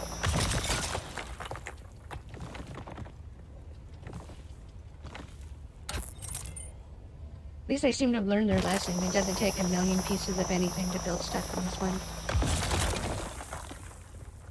Like, I think I built that whole structure in like an hour and a half of harvesting. And in Conan, that would have taken like a day. Literally like a whole day. Just to get the stone. Ugh, I hate it. I hate thinking about it like that. Oh my. I mean, don't get me wrong, I like these kinds of games, and I find this relaxing compared to, like, to other games that aren't relaxing, but it's still a long time.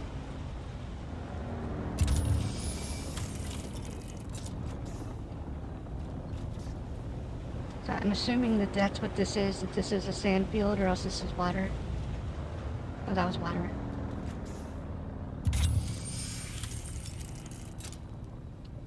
Okay, where was that field at? Was that up on top then? So it was right over here. I think it was right over here. No, I don't remember. Actually, yeah, no.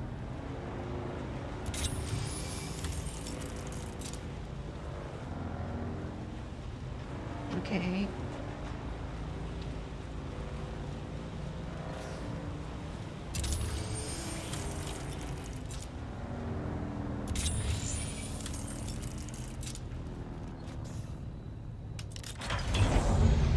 It might have been over there by that pillar. That looks familiar.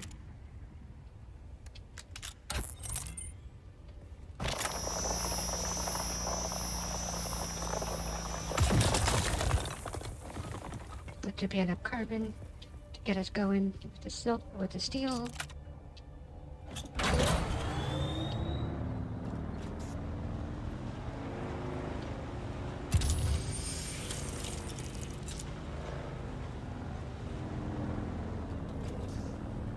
Oh, that's plant fiber.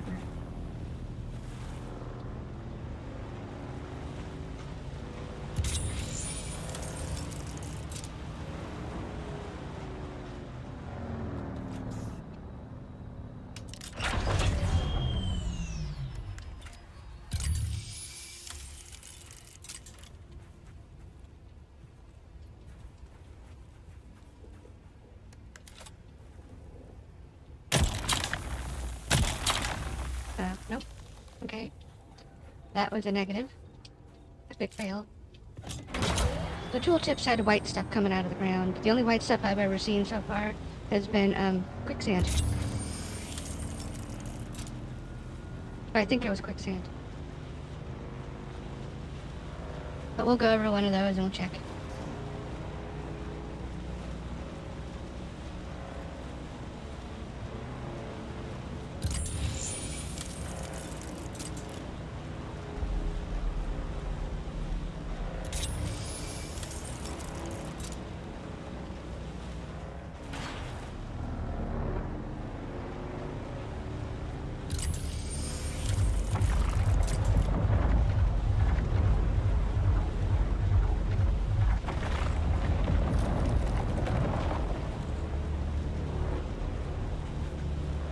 That would have been bad. He's coming for us. Ah, golly.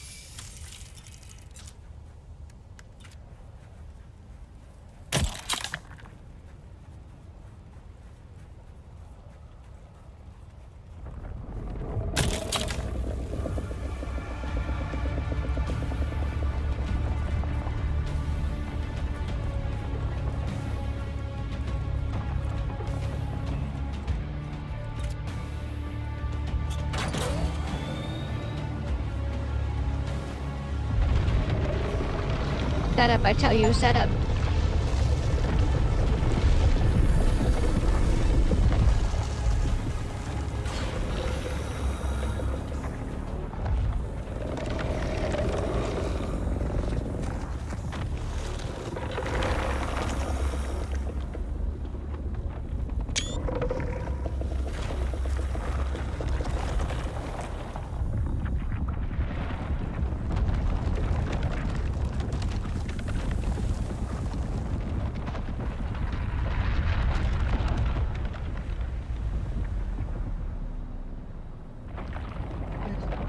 My lord.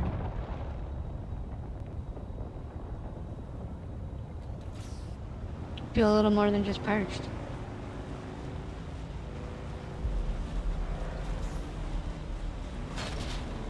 We don't have a choice. This is how we have to do this.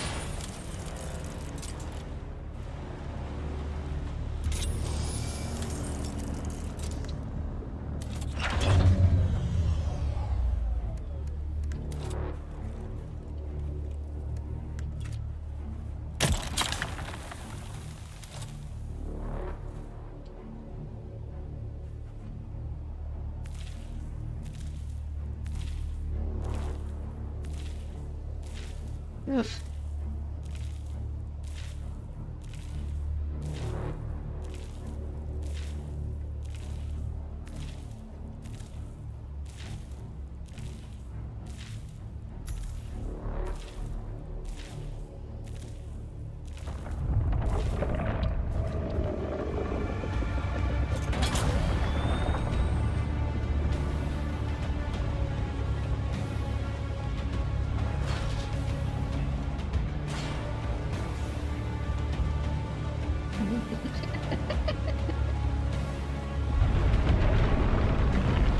You'll never take me alive, copper.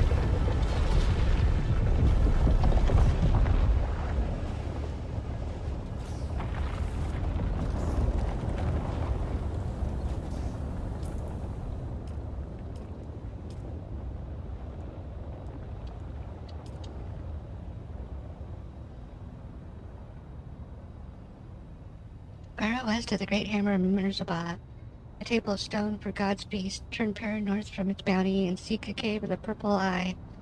These trials seem to describe a spiritual journey of a people who were persecuted and sent wandering across the cosmos.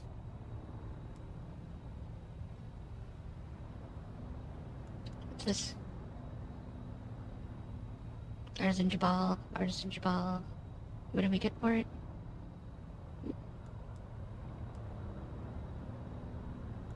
It's XP? Really?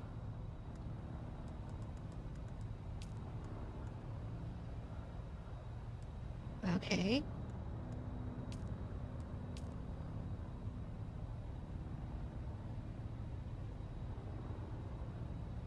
Oh man.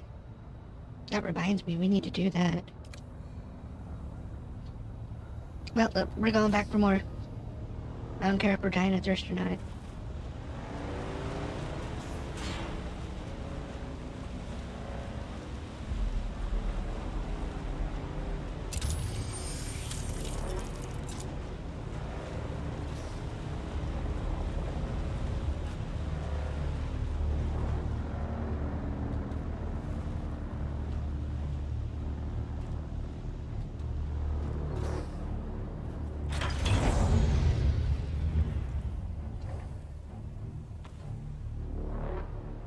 All right.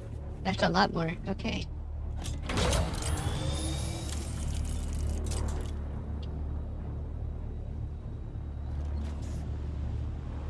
Let's see, another deposit. This is gonna be easy to do once I figure it all out from the looks of it, because, like, that's pretty basic. You can see them from a long ways away. They're just the glowy white patches, like that big one over there.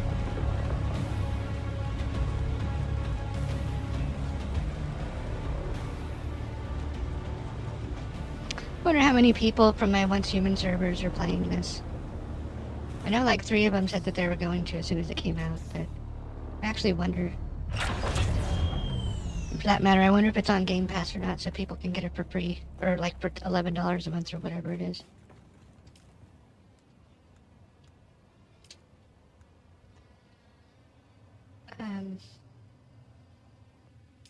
As well. Anything to recycle? No? Okay. Because I don't know any better, we're just gonna make a bunch of silicone. All 14, it's so much.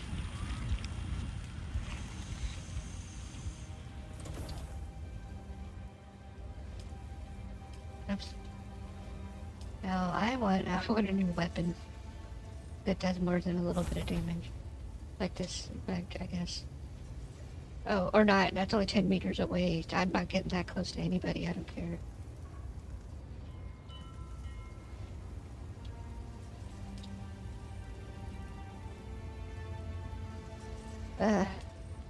Figures.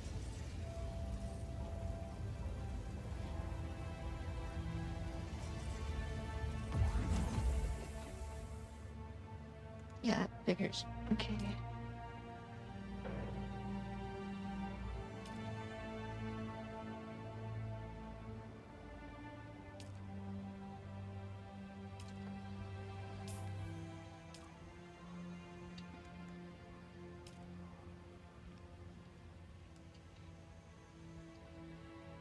$90 steel. Oh god.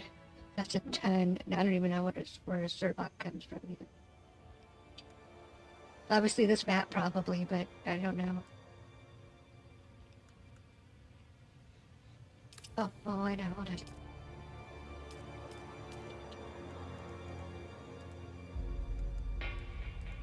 on. Or not, wow. Wait, is that this stuff? Oh no, that's garbage.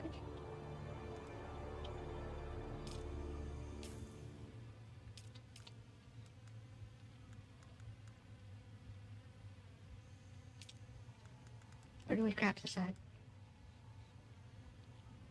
A garment fabricator. Well, let's go drink some water and go get some blood. Embrace our inner vampire. Or not.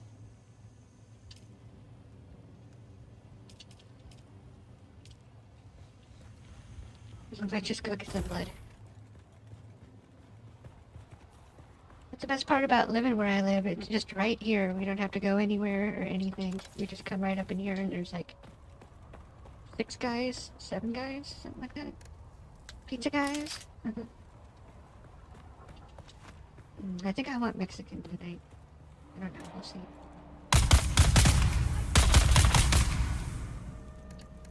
Should have my boss pick up getting what you want.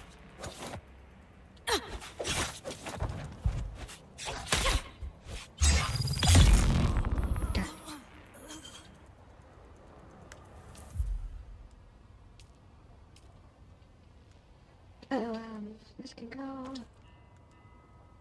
In fact, that could go up. Well, we won't ever be using that. Because we have one on the bike. We don't need it.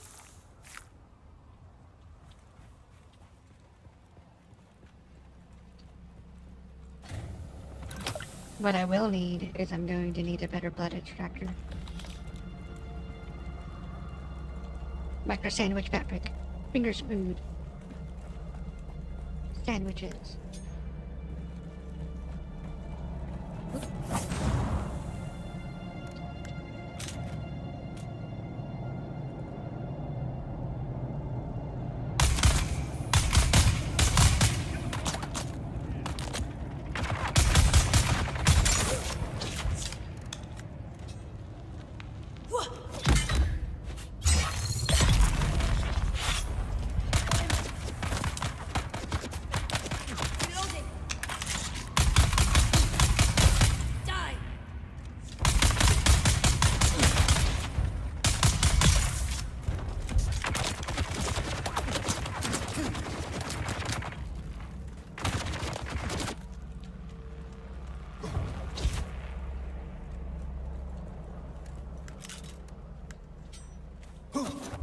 Shield on!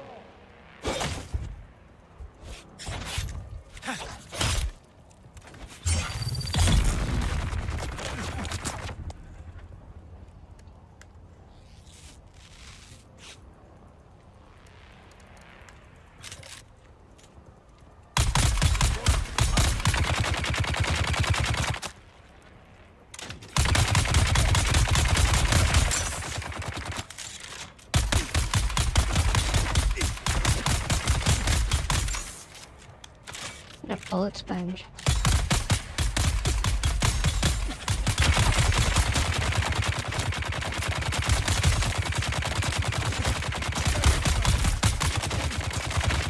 Oh, you got back up.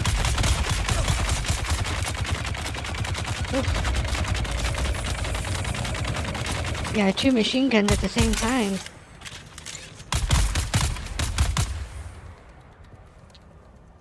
I want a Gatling gun. Like, really?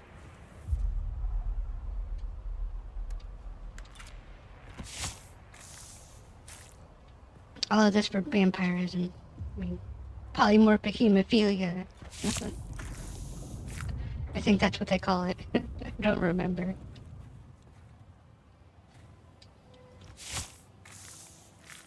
We drew blood from a rock. We didn't even hit the body, but that one came out of the rock. Now there's only 2 people left in the whole cave.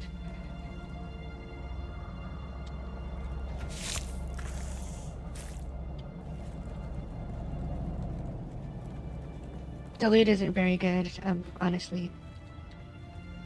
But it's, you know, it's something at least, I guess. Could be absolutely nothing. Like, I think that's it. There's no other canisters. Oh no, right, no, there's a loot cave. And it's not that way. And the door's trapped. Like, this one's pretty cool. See?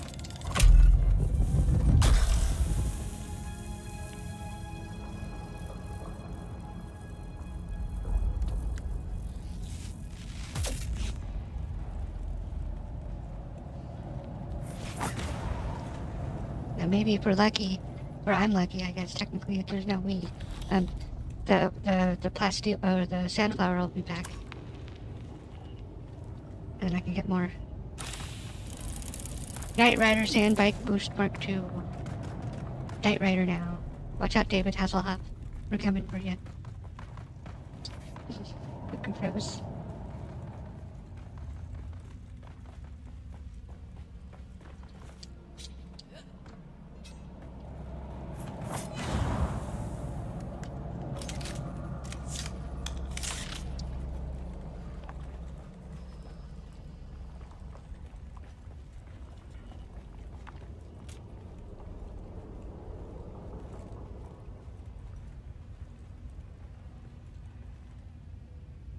What?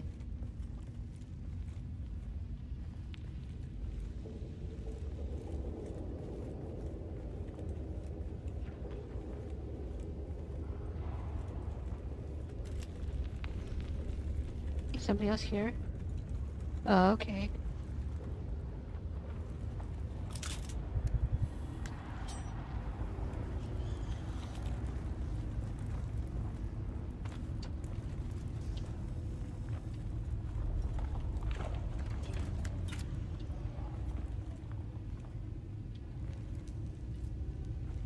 Oof. They bugged out hard. Oof. Yep, we're good. All of that's a no.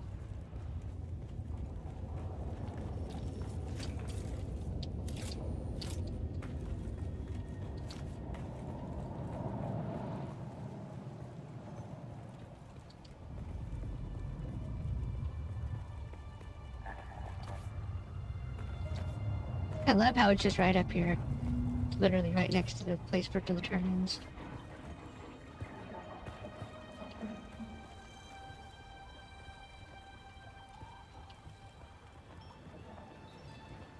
Oops, wrong way.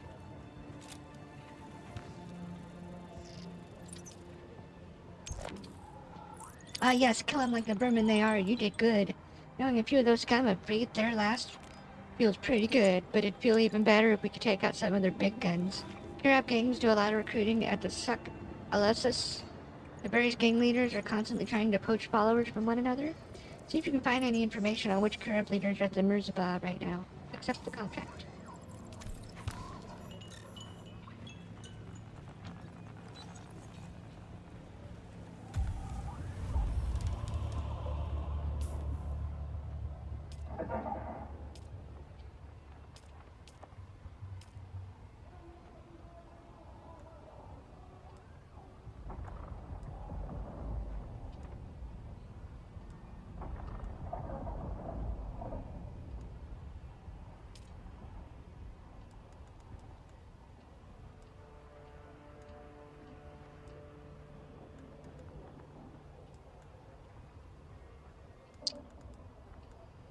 Oh, no. I forgot.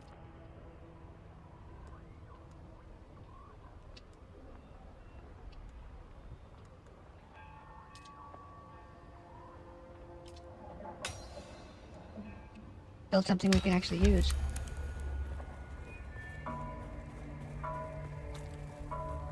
It's only 3 more damage a shot, but, you know, that's 60 more damage in a clip. Glass is half full, not ever half empty.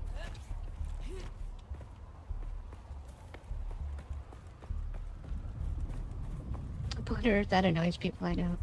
You're always so positive. What's a... One person called me fake because I'm always positive. I'm like, I don't know what to tell you. Other than it must suck to be you. Negative all the time.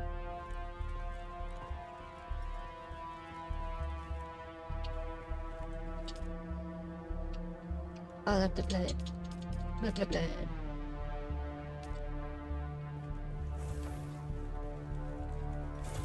Can I build that right now? Alright. Oh, it's a lot more, actually. It's almost double.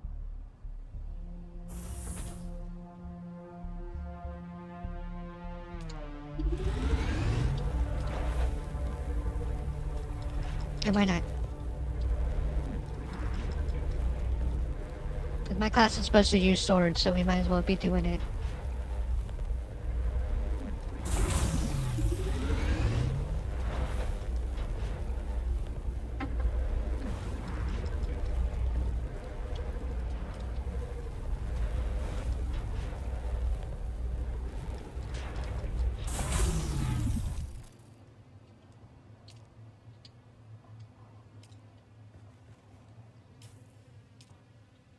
Inventoire.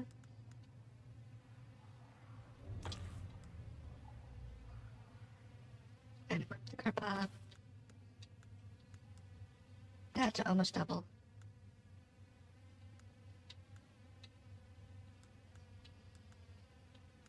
5. 9 is a little slower. That's okay.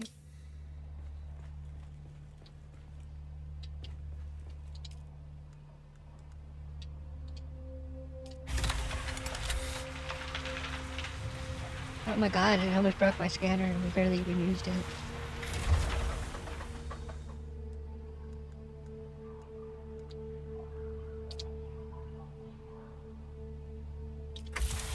That's insane. In the membrane.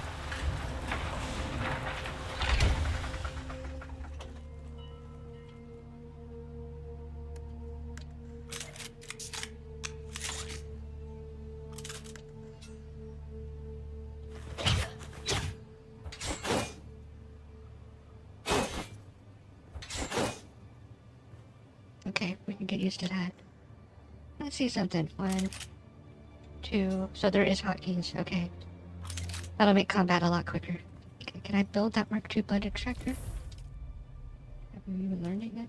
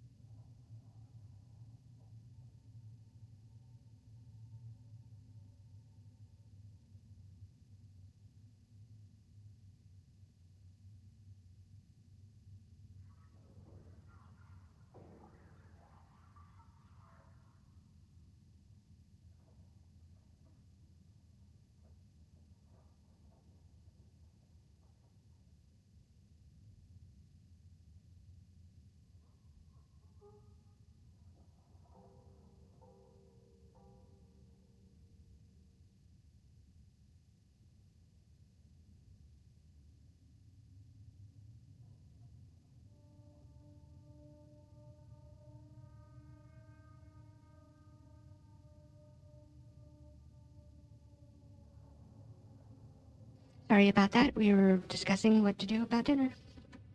Tonight is always a takeout day. Unless I go to the store on Fridays, which I didn't today, so today is a takeout day. Let's see.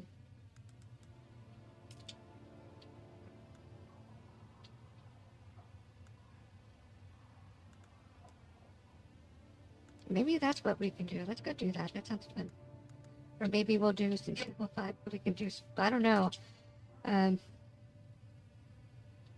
XP, 350, 700, 350.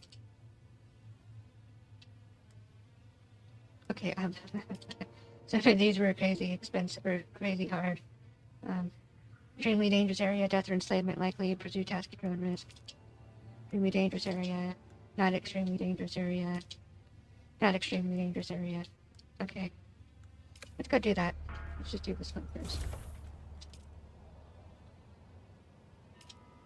And then when I get more research points, we can go and we'll research the next, the Mark II blood extractor.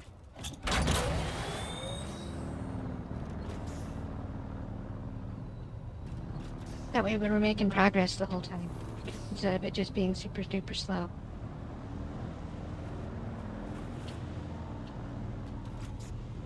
And ironically, it happens to be in the way of... Well, it's kind of a little out of the way, but we're going for more of that flower.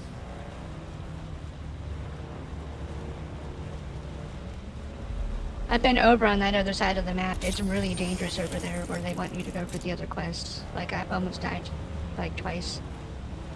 And it, like, almost killed me in a couple shots. And, like, there's a machine gun guy who's actually immune to damage.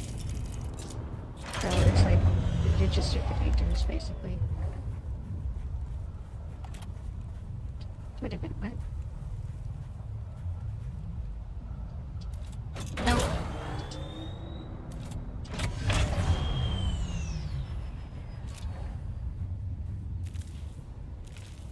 Alright, here we go. Let's go. The Sukalu stage.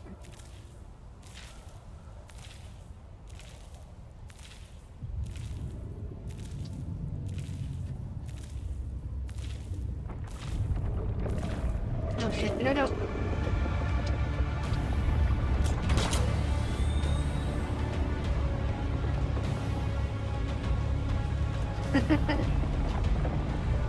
The thrill. Try to outrun the sandworm.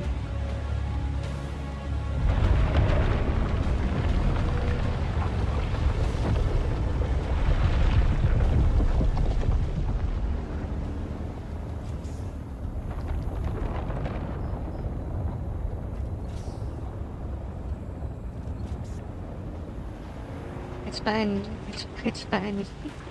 Whoops. And as you can see, we've been here before already, too. Been all over the map this morning, like checking it out, trying to find a place to go. Before I just stopped to look things up instead, because it's kind of annoying wandering around aimlessly for hours at a time.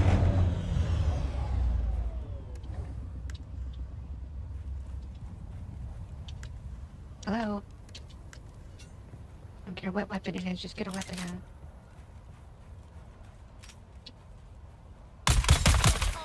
I need reinforcements.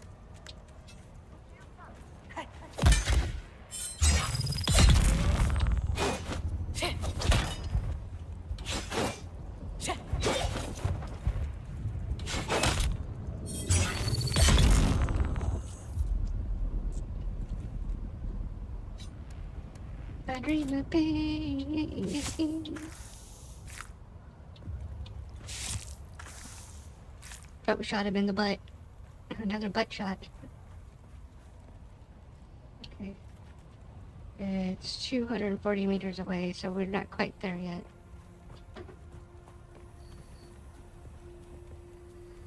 Ah.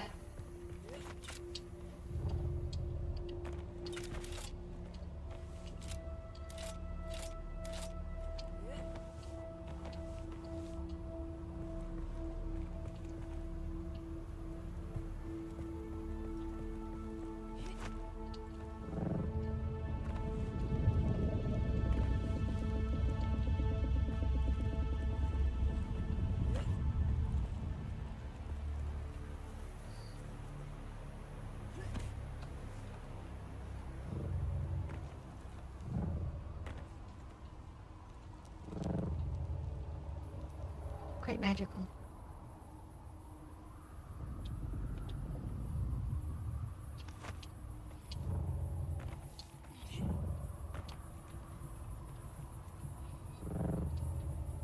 Okay, could you stop floating for a minute? Oh, there you go.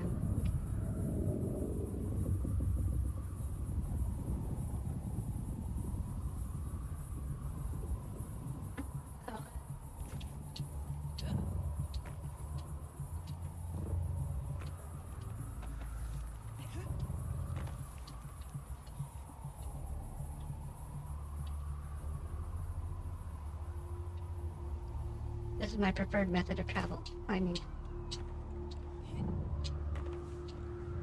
do a lot of it in Conan too.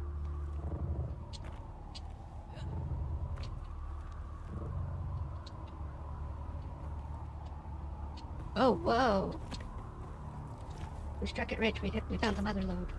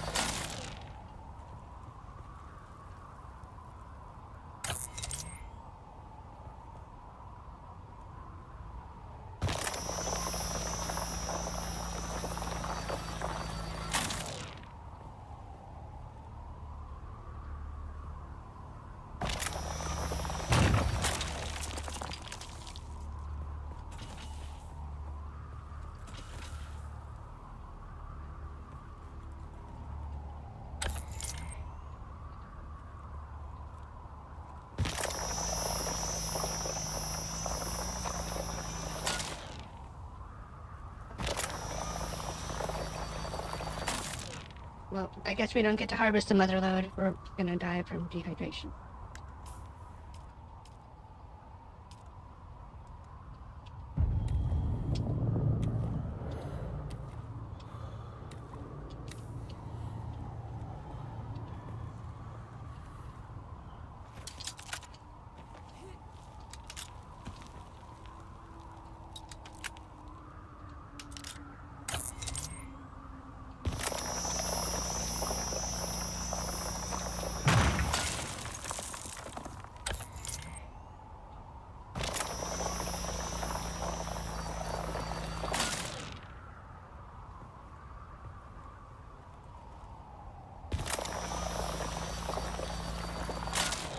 I'm no good at this.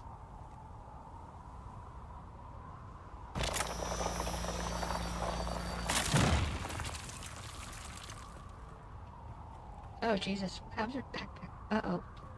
Uh-oh. No good. No good. Our backpack's full. Oh, Jesus. That's a long way down.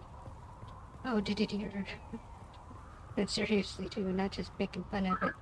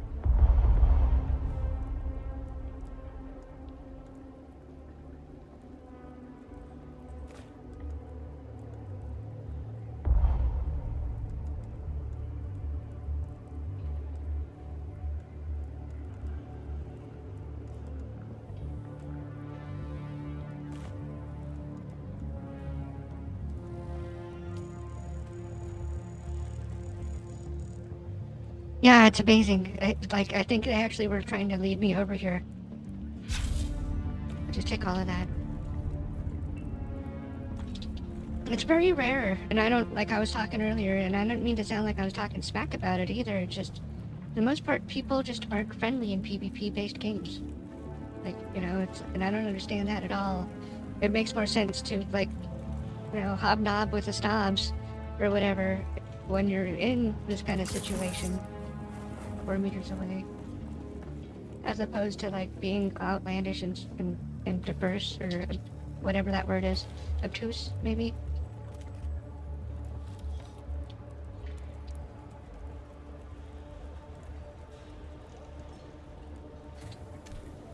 Run retreat, worried about slavers, run retreat, he knows where they're going. Worried about the Sergeant Car patrols, run retreat, he knows how to avoid the ships. Worried about the worms, they have to stay on Lake Tree.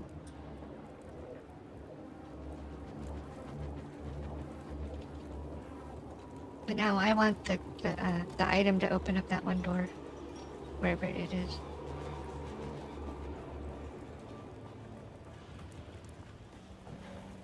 Okay, so that's the same. Literally, it's mirrored itself.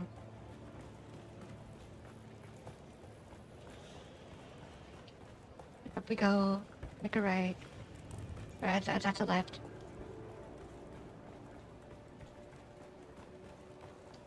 Because especially, like, so say that you're flying solo and you're out in the area with the spice, and then they just come kill you, you drop all your spice. You know, that could have been avoided if you had help. Or if everybody on the server likes you, or, you know, whatnot.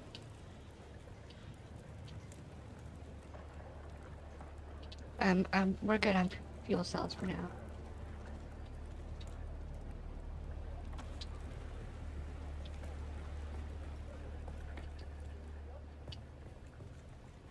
Nope, that's a circle.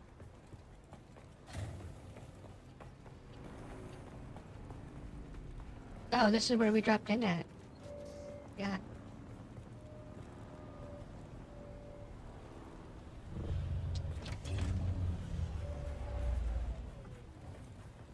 They literally parked here?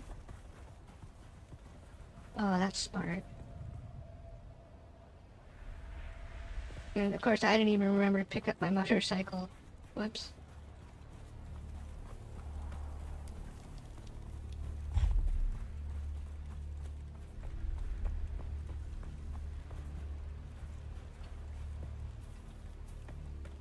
Sector weather alert.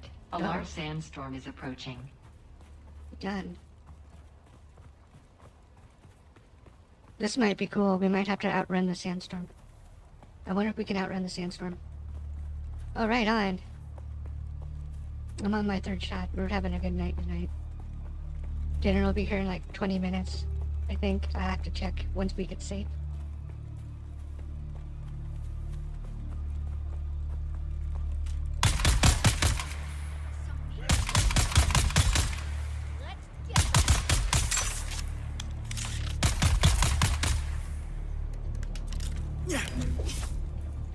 What the heck?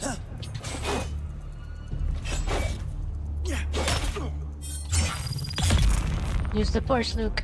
Use the force.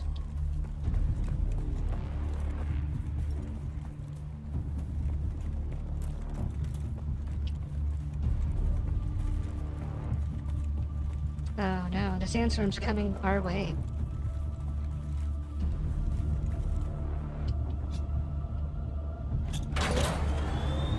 Time to move it. We got to move it. You got to move it, move it. You got to move it, move it. You got to move it. Sector weather alert. Oh, shoot. A large sandstorm is approaching. Come on. Go, go, go. Guess at least we can get back into the thieves market. That'll be safer, dude. That'll be safer-ish.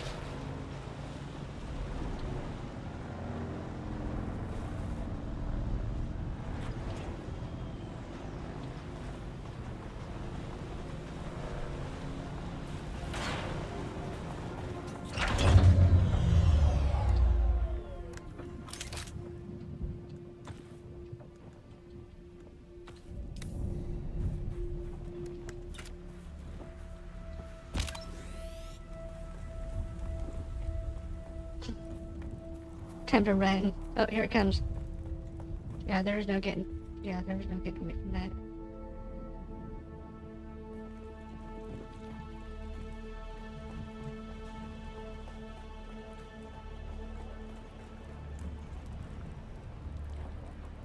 Alright. Time to check to see how the delivery's going. Sector weather alert. A large sandstorm is approaching. Already ready for pickup. Great. Nice.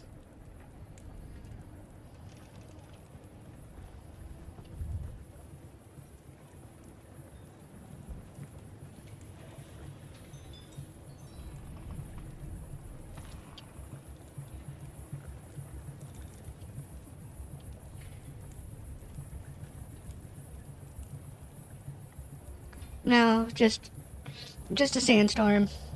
Unfortunately, they're just like in Conan. It gets real dark and it gets sandy, and that's pretty much it. It hurts you if you're out in it. So I'm hiding in the cave for now,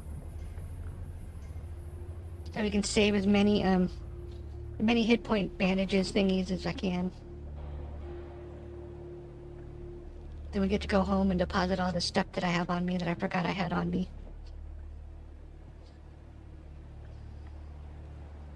Is it already past us? Okay. And it came and went, and we didn't even realize it was gone. Or it already happened, I mean.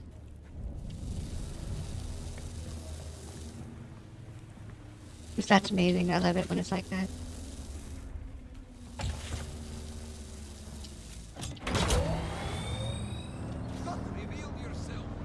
Nope. You gotta reveal yourself. And be true to yourself. Both they're out in the sandstorm. I've learned that mistake already. Or learned from that mistake, I mean. Don't go out in the sandstorm. That's the other thing, like my bike got blown up last night because I left it out. So you want to put your bike up if you can remember to. No, not that I've seen. I mean, there might be, finally, but I don't think so. There's some bandit leaders, though, so maybe there are.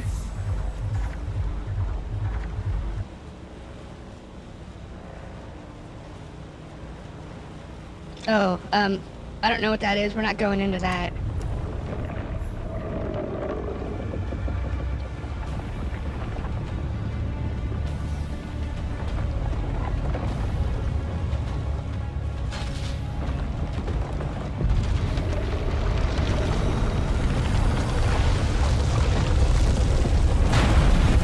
Oh! Oh my! Well, that was a learning lesson. We died for once. Oh my. Oh, whoops. Yeah, right? Oh my god. You have been called by him, by Shai Hulud. Yet, yep, first death. This must also be of his will. I put her cloak back on. You look gross. Taken your soul and found in it no nourishment. Who starves God in his desert? Plain words, then. Pay attention. When the worm comes for you, he takes all that you have. Do not tempt Shai Hulud. Fear him, or lose all. A fool with a great destiny who is destroyed by God is just a fool. Do you understand? If the sandworm kills me, I lose everything. Accept this once. Shai Hulud is troubled by your hollow soul. He offers that'll never happen again. Mercy. What he takes is his. But I am here. Okay. I offer you this gift.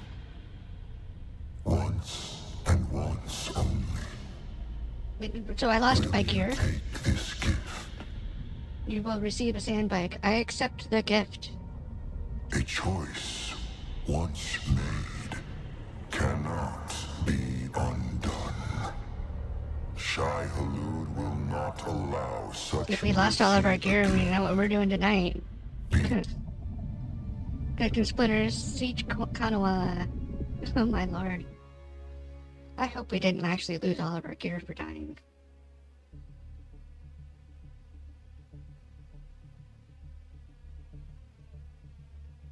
We just made that gun.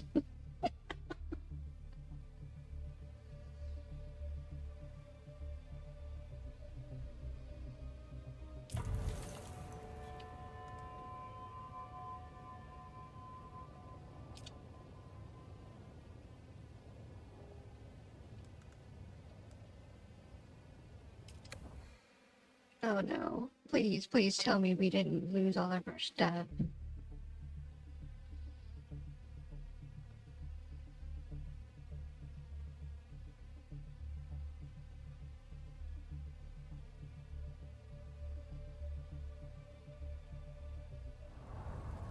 Shut up.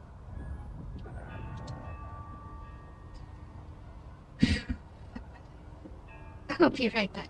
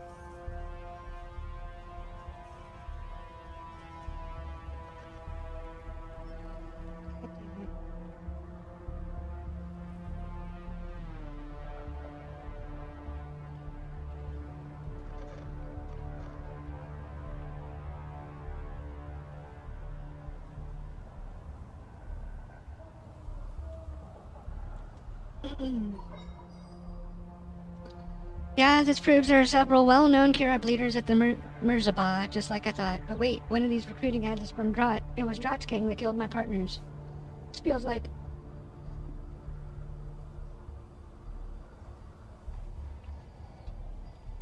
This feels like the second luckiest day of my life. I want that bastard dead.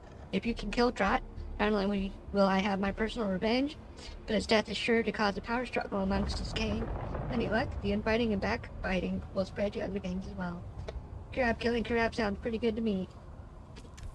Accept the contract. You've been killed by a sandworm. All items in your inventory have been lost or not recoverable.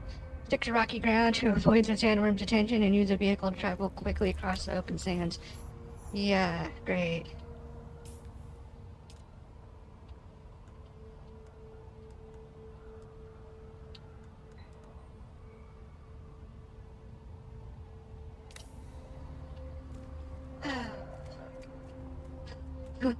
God dang it. Seriously, oh my god.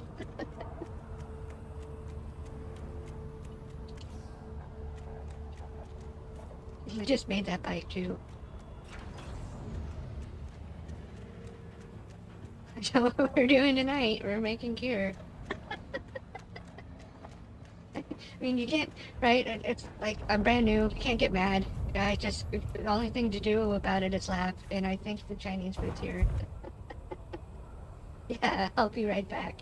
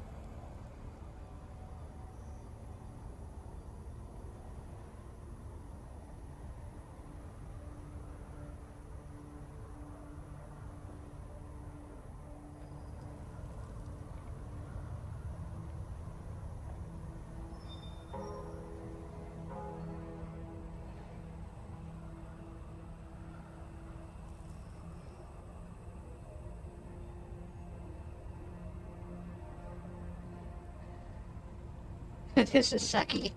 Oh my god. I mean, we're getting ready to transition into, like, higher level stuff, so it's not as bad as it could be, but those blood packs are handy, and I'm sad that we're losing those. Or my scanner that I can't replace right now, or, you know, the stuff and things, and the other stuff and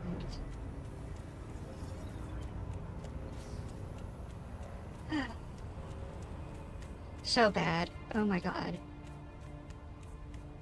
2 bikes in 2 days. We're making a records here. And thank you. I want another shot after that. I'm not gonna lie. FML. Oh my god. Do I have any points? Okay. My poor body.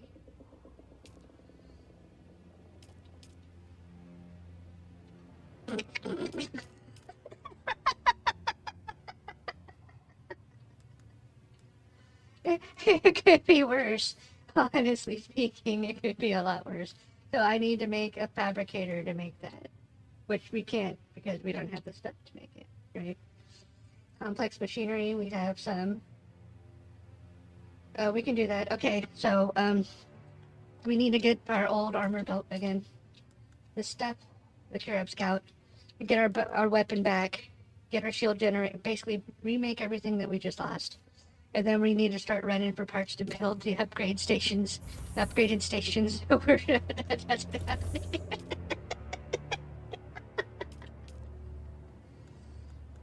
And honestly, it's not funny. It's just one of the things I do when it's like a stress releaser or something like that, is I laugh. I'm so pissed off right now.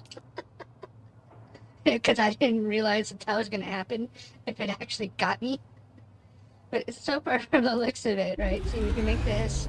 We can make this. So we're ready to start back at least. Can I make the armor? What do our stats look like? Okay. Let's get our vitals covered. Let's get a chest piece and a pair of pants going so we're not like half naked. Or like it's just a pair of pants going. Is it iron that we're missing? Okay, that's okay. We fucking died.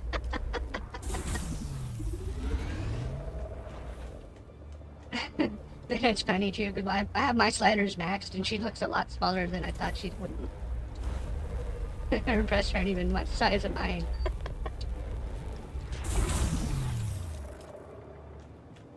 That's better, at least. See, now we're kind of decent, at least. All my stuff is gone. This is gonna be so rough.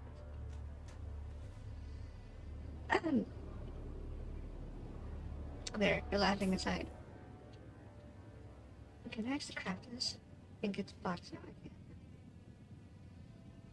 I can't. And I'm not gonna make worse armor. I just can't do it.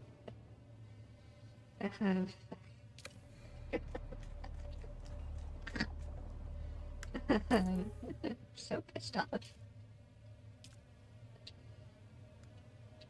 Cutter ray, welding torch. Hey, they gave me a welding torch and my vehicle backup tool is still there. Okay.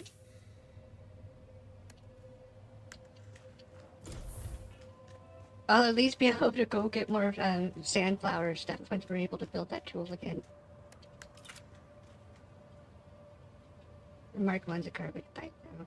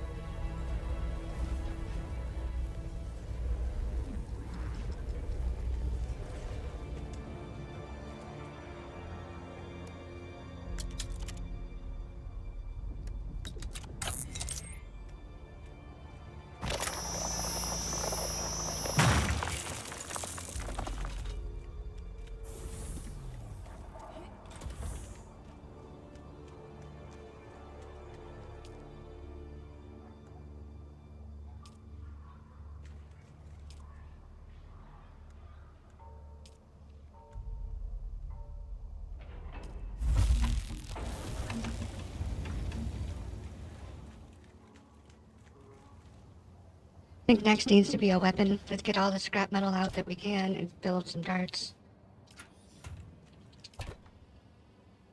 Wherever those are.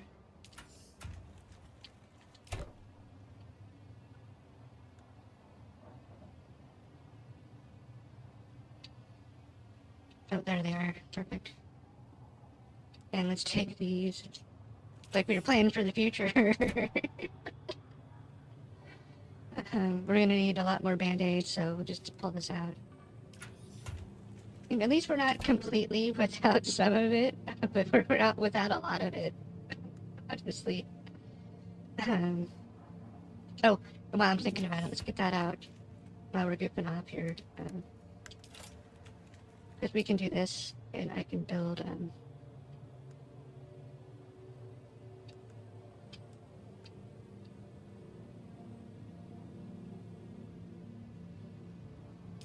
start getting things placed. Oh my god, that's huge.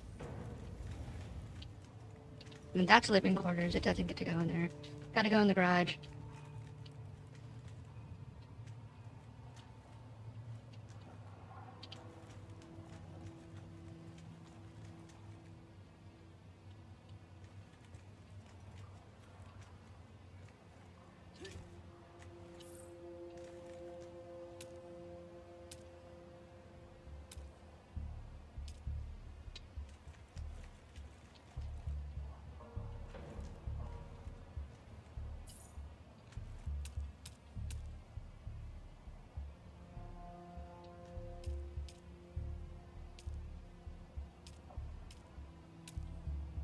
Okay.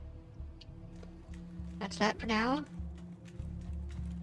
Get a gun built. If we can get a gun built.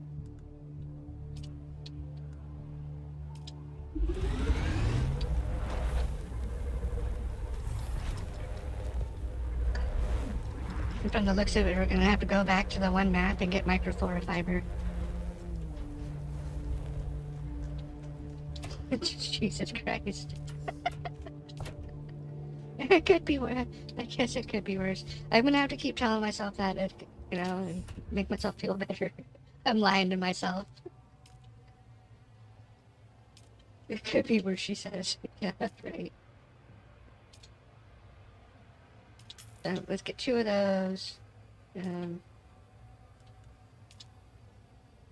A whole buttload of those, all 12 of those. It was a very trustworthy bike too. I had it for a whole 12 hours and I miss it dearly already.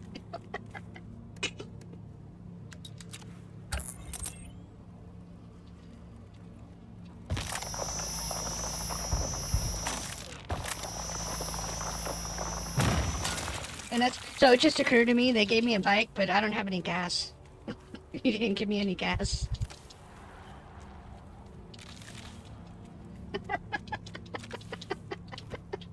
Like, what good does that do? It's like, you're just stare at your bike. Miss it. Well, she just remind you of what you lost.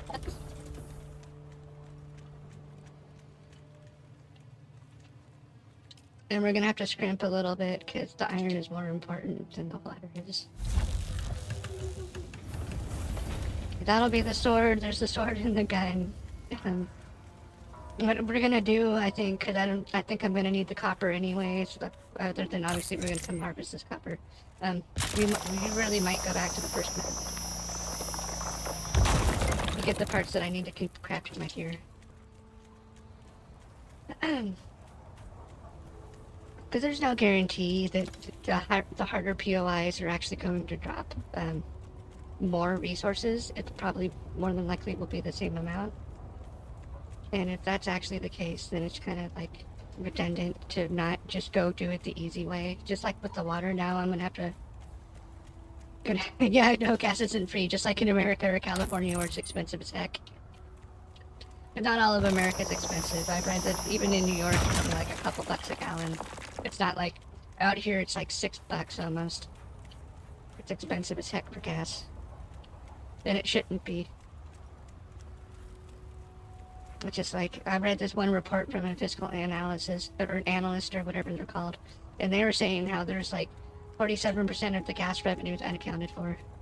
So like somebody's literally embezzling it or stealing it or however you want to put it. Because it isn't taxes. I thought it was taxes that was causing it, but we only pay $1 a gallon or $1.27 a gallon in taxes. Which is about the same as most other states. Except for like 5 of them. And I can't remember what 5 off the top of my head. Okay, I want my gun. Please. Thank you.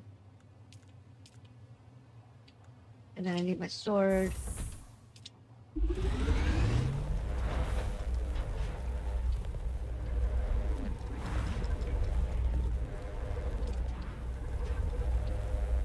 And see, this is why we're not building lower level stuff, because it still takes the stuff, and I don't want to waste any of that. What I'll have to do is keep arming iron. Just get some more plasteel.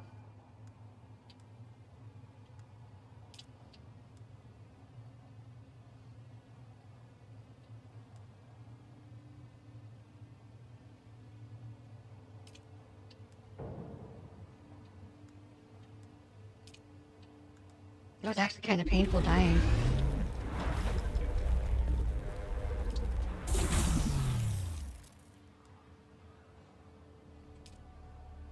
Oops.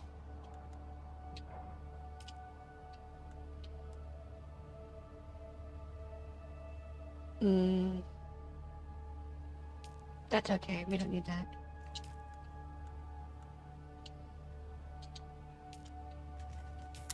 Let's get our inventory sorted where it's like how I like it. Unequip this, unequip this. That can stay there, unequip this. These don't go into quick slots, what the heck. So equip this. Equip the gun. Then the cutter bay. Guess the welding torch construction tool stays here. That comes out.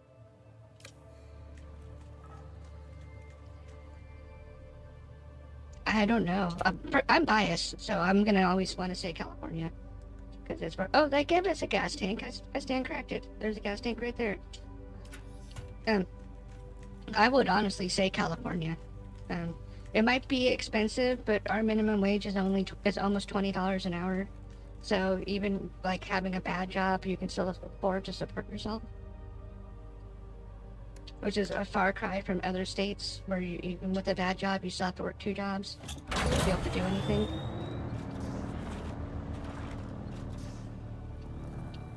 Okay, so...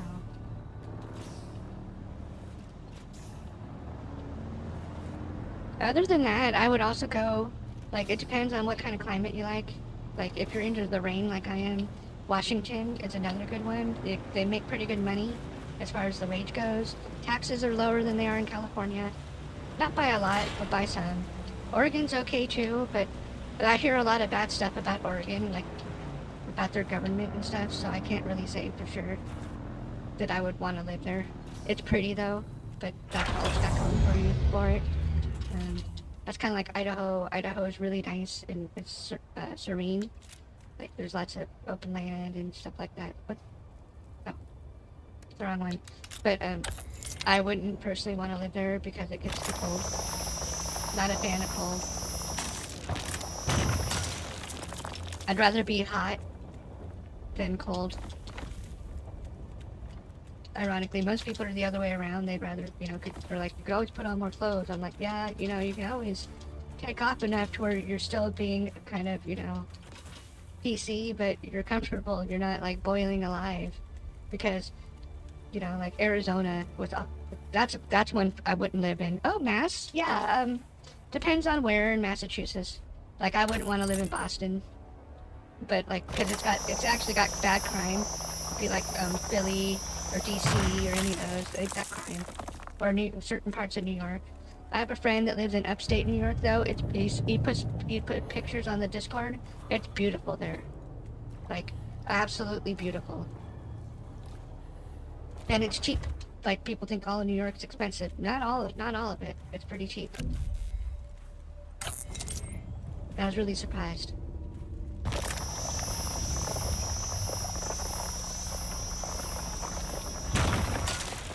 They also have fairly decent labor laws.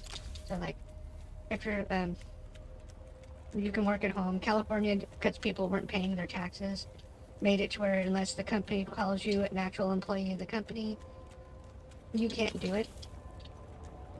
So that's why there's only things like Uber and DoorDash that are still around out here. Because they were 1099ing people, and those stupid people weren't paying their taxes, and then they tried to blame the companies, not their own ignorance. And so we passed a legislature that said that you can't work at home from home unless they qualify you as an employee. I lost my $30 an hour job because of that, and I'm not even bitter because I understand. I'm like, I was paying my taxes, but a lot of people didn't. And you know, when you're losing that kind of revenue, when there's like, I think the numbers were like over 15,000 people have those kinds of jobs in Cali, and if they're not paying their taxes, that's a lot of money that needs to be being paid. Another one I wouldn't move to would be Louisiana or Florida. I know a lot of people that live in Florida, and most of them say it's a mess, and that by itself makes it to where I wouldn't want to live there. My great-grandparents lived there, and like, that was back before it turned into a mess. And like the thing with like the alligators everywhere and all that other crap. What the fuck? Hold on.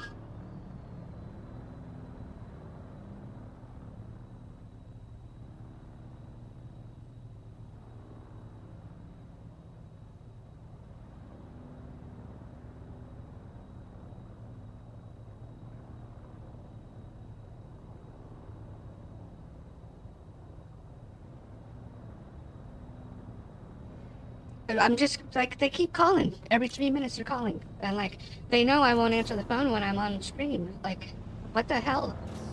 Like, could you at least pretend that you pay attention to something other than yourself for a minute?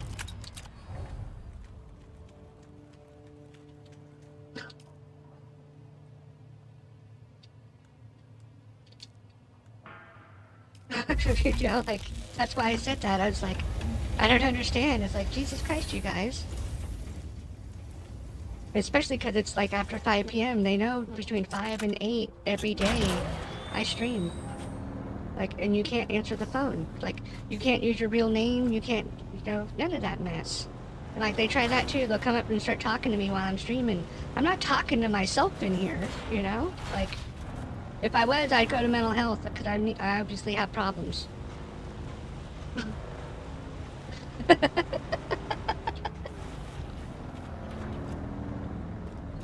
Oh, no, that's my boss. And her husband. Usually.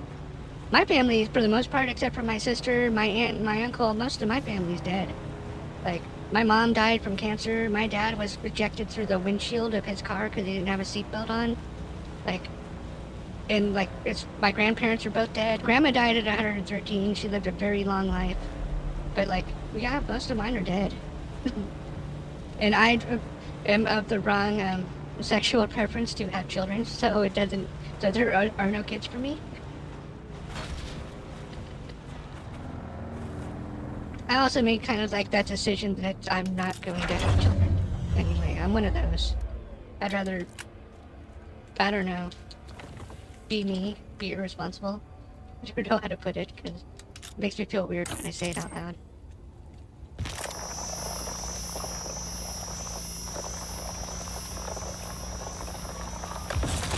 Ooh. Yeah, it's been a long time, so, but thank you for your condolences. So I'm used to it. Dad was depressed, because, you know, he got PTSD from the war, and most of his friends, including the ones he went to high school with, died during the war. And so he was just ready to, he called it checking out. He was ready to check out. He was like, you guys are full grown, you can take care of yourself. And then like 2 weeks after he had that conversation, he was coming home from the hospital, as his girlfriend ate his Depakote because she thought it was like Oxycontins or something, because she was a junkie. And he was going through really bad withdrawals. If you don't take that pill, and you have to take your pills, once they put you on it, you can't just titrate off even. It causes liquefaction in your liver. And he was going through the beginning stages of that, and I was like, well, if you wait until the morning, I'll drive you to the hospital. But he didn't wait until the morning. He should have. Oh, backpack's full. Time to go home.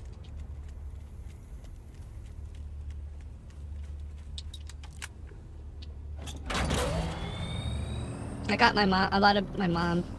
Yeah, I'm a living. Technically a maido. I cook, I clean, I do almost all the gardening. The neighbor cuts the grass because he's got a riding lawnmower and he just comes and does it when he's drunk. Like, even I've told him not to and he still does it. But that's cool. That's why I did the cookbook, because like for like the last 15 years I've been one.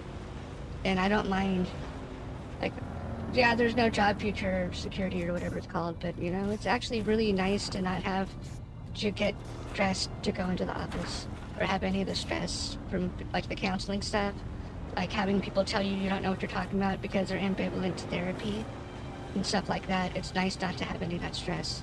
Or like the biggest stress is trying to figure out what to make for dinner or going shopping and planning the shopping list. Suddenly built on the road, now I have to go around. And it's okay money. It's not great, don't get me wrong. I mean, I'm not gonna get rich. But if I quit drinking and I invested it and not spend it on like stupid stuff, because I have like stupid stuff like plushies and you know, stuff. I'd probably be able to like join, I don't know how to put that, like, he's good at investing, and he was talking about how if I was investing the money every month, I'd probably be making enough money in 10 years to pay off any debts that I ever have, or support myself and never have to work again. Because he's like just insanely smart when it comes to money, and he's like, May, you'd make a good day trader because you're really good at those numbers and stuff. And I was like, well, I'll look into it. And then I looked into it, and everything I saw makes you have to pay up front to do it. And I'm not paying anything up front unless I'm guaranteed to make money. It just doesn't make sense. It's funny because I don't drink a lot, but all my other hobbies keep me pretty broke. What's that about? Uh-oh. Do we have any water at all? No. Are you here? Oh no. We'll never make it. Oh, and that wasn't even copper. We're in trouble. It's yesterday all over again.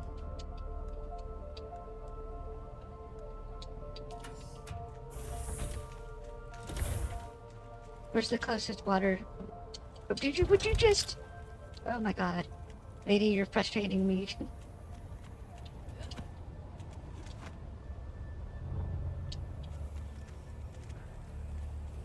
Yeah, just like yesterday. Out of water.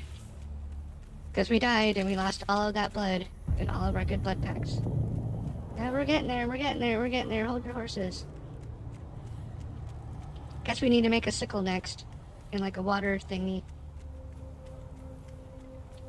Or the blood pack, or one of both. A sickle and a blood pack.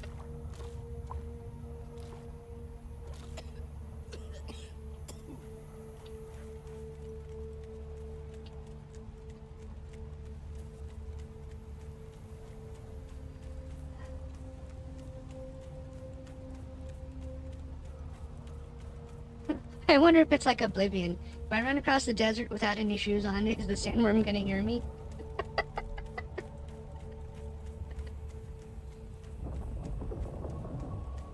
That would be so funny if it works. Because that's all it takes for sneak in like the Elder Scrolls games, is you just take off your boots. Because your boots are apparently the only thing that makes noise. I don't understand how that works, but okay. I will not question the video game logic of the professionals, I guess. Yeah, this is hilarious. Okay. The water drain is pretty significant. Okay, so now... Can I build any of the stuff that I need to get going? Like, what are we missing for this? EMF generators.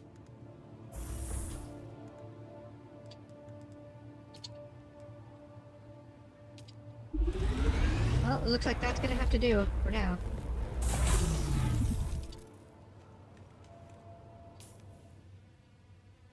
Why didn't it? Oh, we didn't grab it.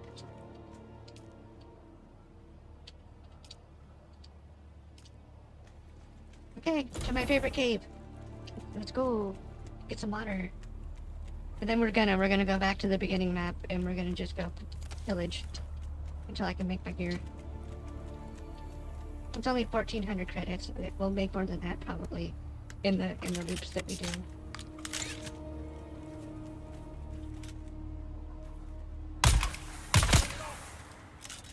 Come play.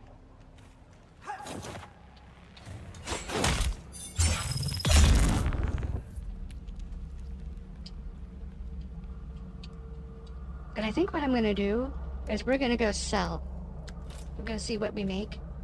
Like, we'll see what these guys are worth or whatever, because, you know, how often do you actually need any of these gun parts and, like, weapon stuff? Like, even though everybody else has been leaving them down. I think those are the EMFs we need.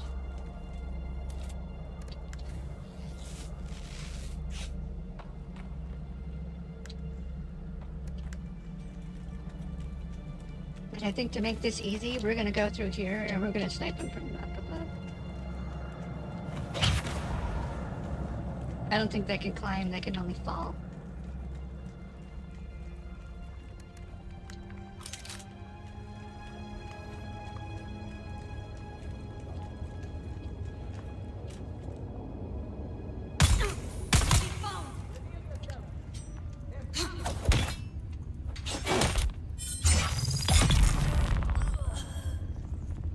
And apparently my class is actually a swordsman, because I took the mental one.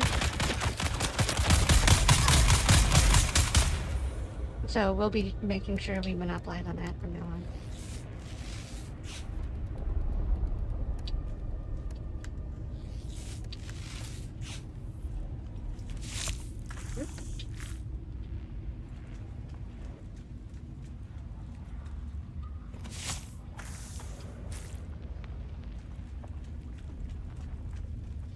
Alrighty.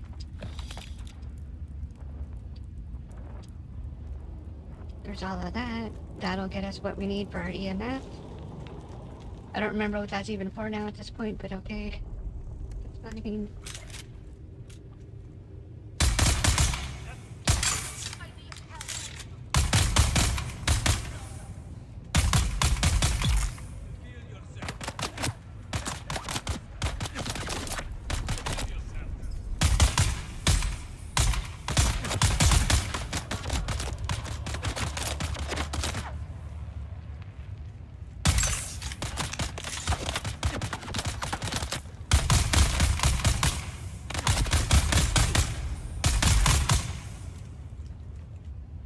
But that's the way, right there. That is the way.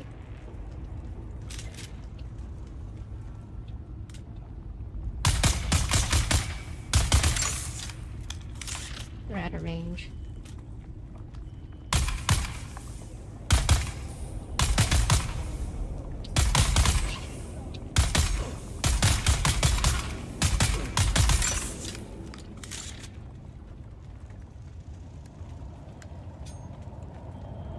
Our trusty sword. Squad. Come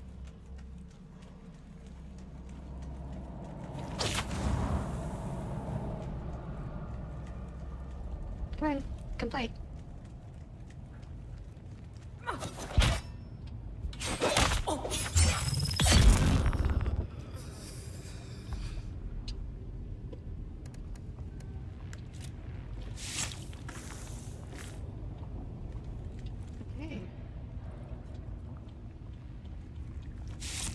That worked out really well.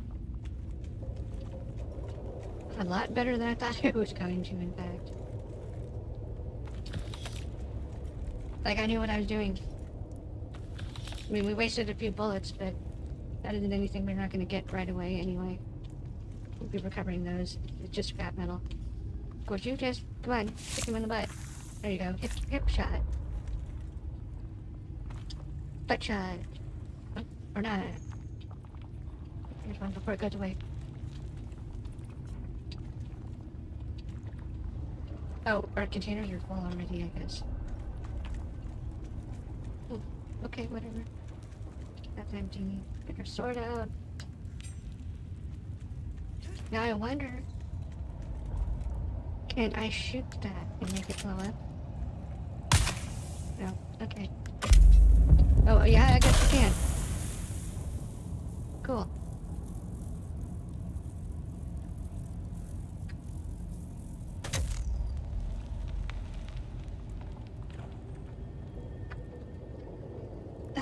We're a serious soldier. We don't have gloves or boots. No boots on the ground on this one.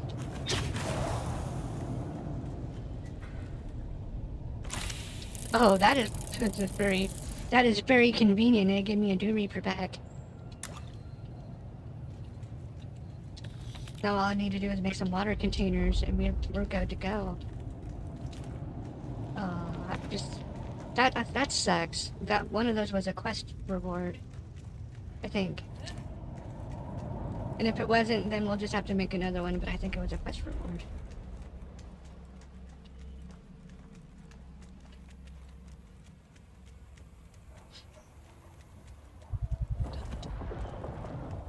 Oh Christ! Here it comes.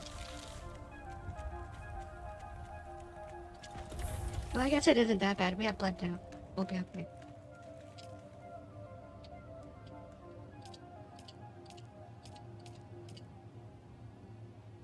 I mean, it's not great, but it will be okay.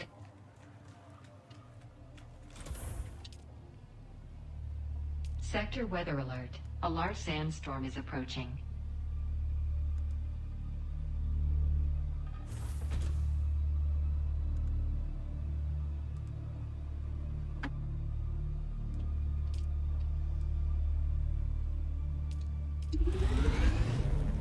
Here's your water containers.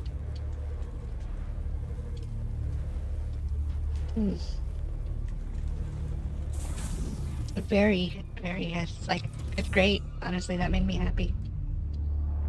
Water containers are back.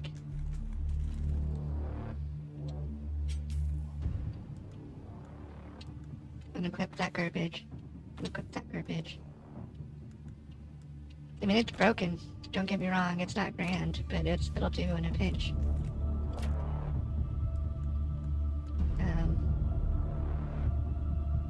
What am I looking for?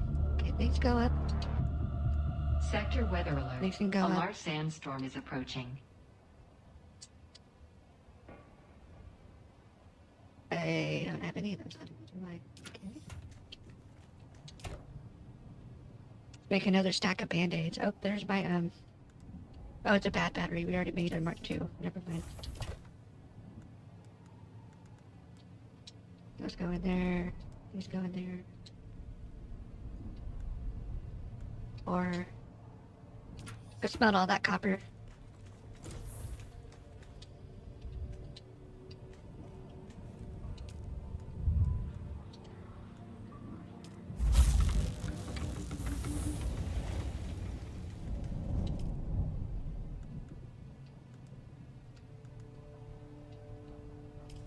Okay. We don't need any of that. Do I need any of this? Oh, my power pack's dying already. Wow. Sector weather alert. A large sandstorm is approaching.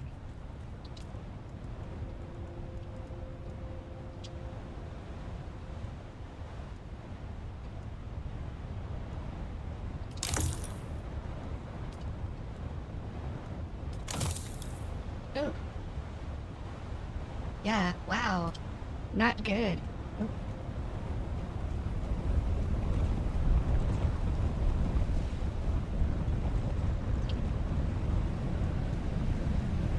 It looks horrible. Look how gross it is.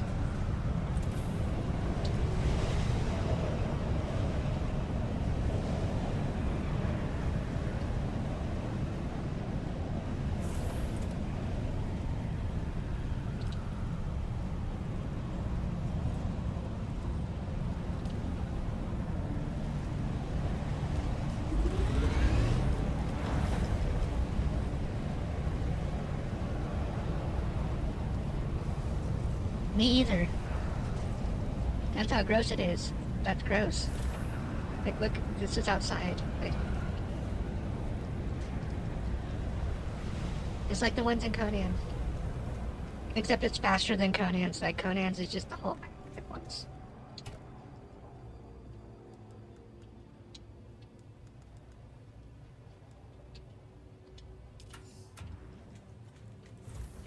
What did we need these EMFs for? I hope they do something new, like there's another DLC for Conan soon. That kind of missed it. Ironically, I liked Conan a lot.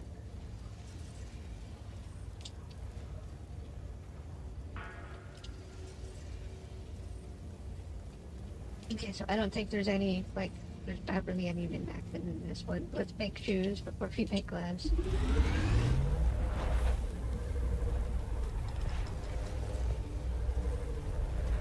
Yeah. They move real fast, too. It's like, wow. But, you guys really didn't really think that went through, did ya?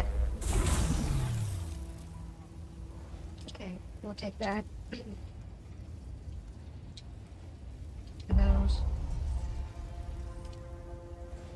What? Alright, our backpack's full. Oh, I see. It's like, no, it's not.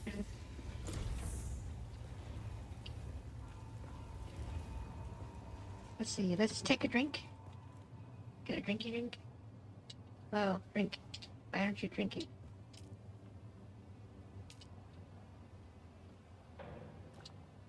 Well, we found a bug. First bug. But we found a bug. Uh-oh, whoops.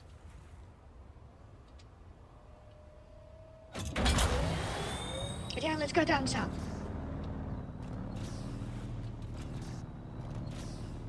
We'll unlock, like, the trooper subclass so we can start putting points into guns or swords. Since our swords are going to be what we're going to probably be using it, unless it's end game, there's actually raid bosses. And honestly speaking, I just don't know. That's why I can't answer definitively what's up with the end game. Because for all I know that there is monsters and there's dungeons and stuff. I haven't found any yet, though.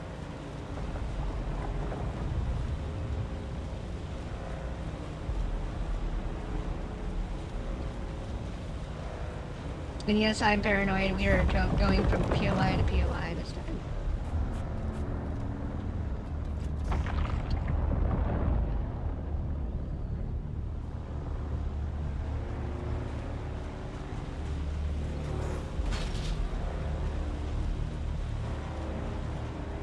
Apparently our top speed is only 66.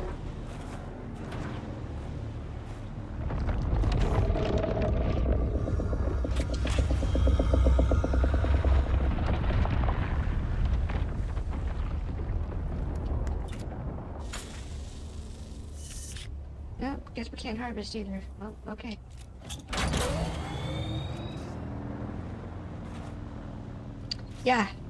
Yeah, they're, I think they're in the aluminum tier, so they're soon. Like, soon. And I can't wait to get something like that, because that'll make it to where this is doable, and I won't have to worry about that stupid sandworm. I hope. Unless he just, like, jumps up out of the sand and eats me. Which that very well could be a thing, you know? Who am I to say, what is this?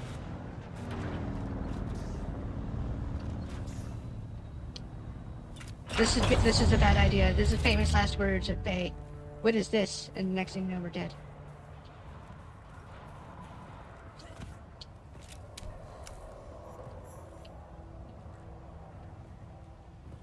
In fact, what is that just a giant gnarly copper node? Get out of there for a minute.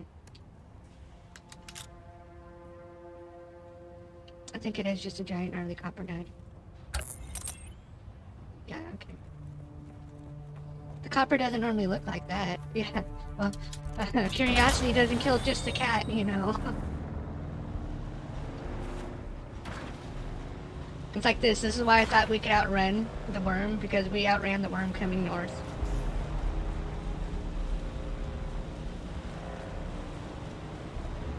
Yeah, right. She succumbed to her Dune.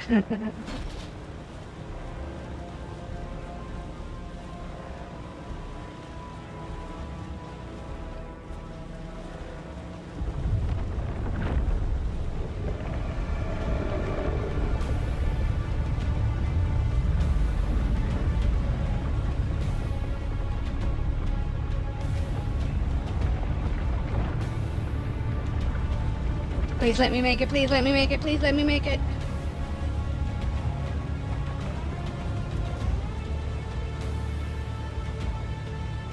The controller isn't vibrating anymore, we made it.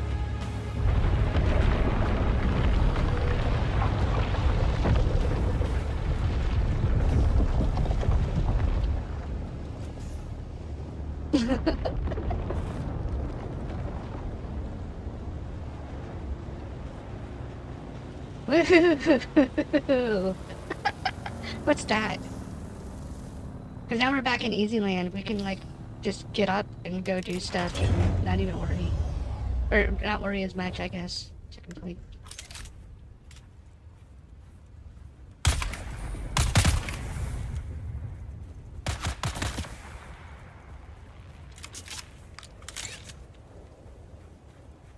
I was surprised. I thought we were gonna die. Oops. Where are you going?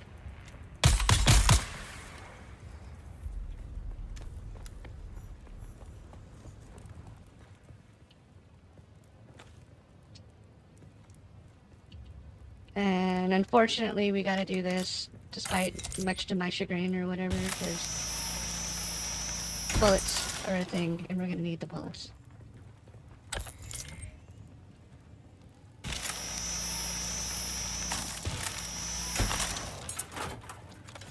Especially since we lost like 600 bullets. Like, was not a small amount, that's for sure.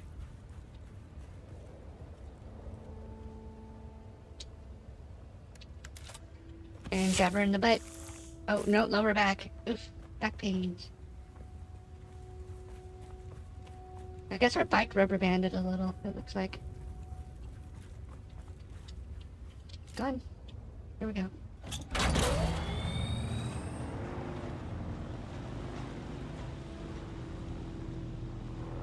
Where am I compared to where I want to be? Oh, we've never been here. Oh. It's like I planned it, but I didn't even know. Like, we have a quest here.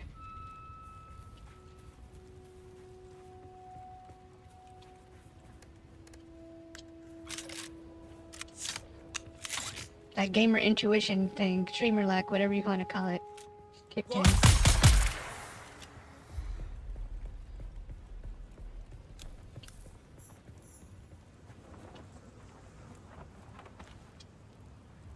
Every level, every quest, I'm on fire, dreaming like adventures take.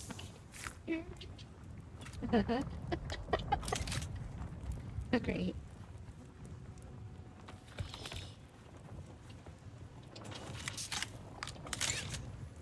We'll pick up the bike and we're gonna fly back though. We're not gonna drive back.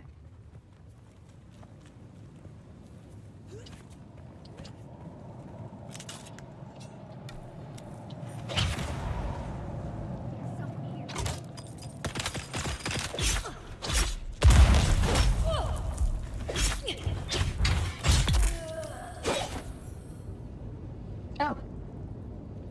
Well, if that's what they're considering like bosses or what have you, that just sucked. That was very anticlimactic.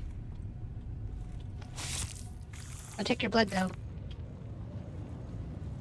Because we're a vampire. We take all of the blood.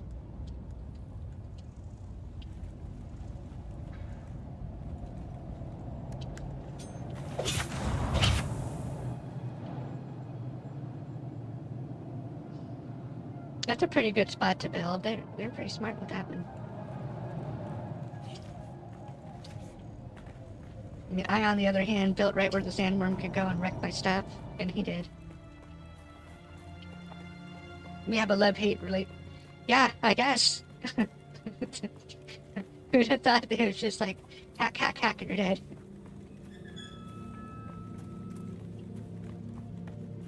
Hopefully this will give us a little more fun.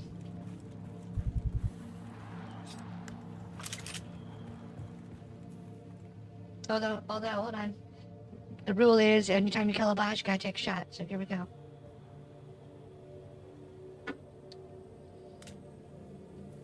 That's been a rule for like 2.5 years now.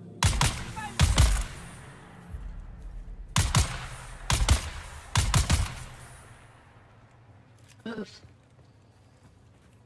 It's, you know, it's to handicap the gameplay so they have a chance.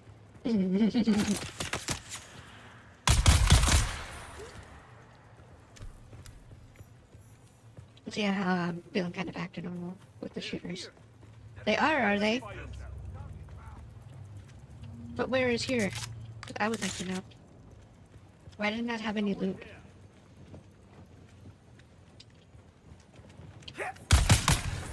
Oh, you want to play like that, huh?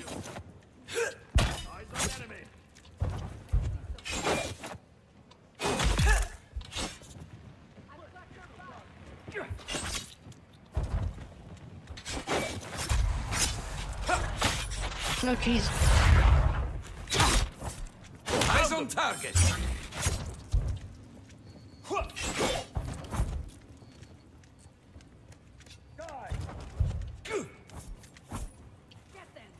Run. Get it. At least get up to where it can't hit me. Okay. Oh, God damn it. Whoops. Would you heal yourself? Evil. Cheaters. Dirty, rotten scoundrels.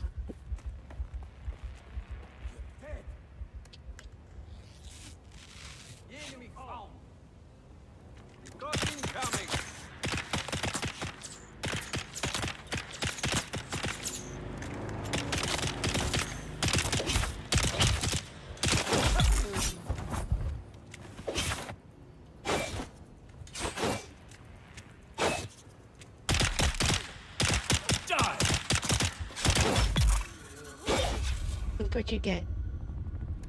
You don't get any more. You don't get any less. You just get that.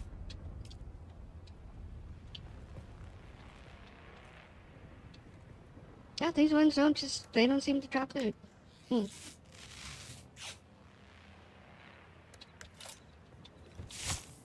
I mean, this is the important part. I don't really mind. It's okay.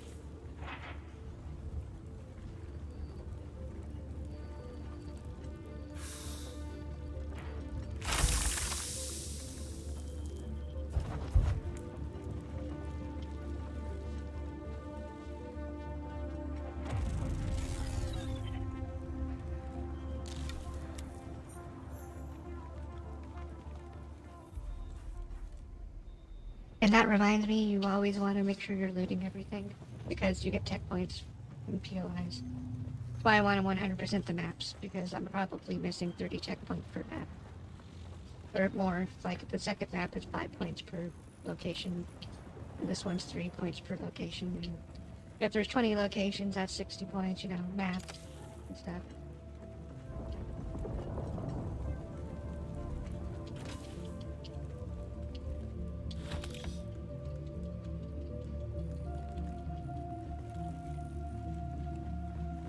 Let's get out of here and let's get going for a research facility. Because we need to find an extra one of those. It would be nice to have, like... Is that the ship? Oh, it is the ship, right? That's perfect. You're next.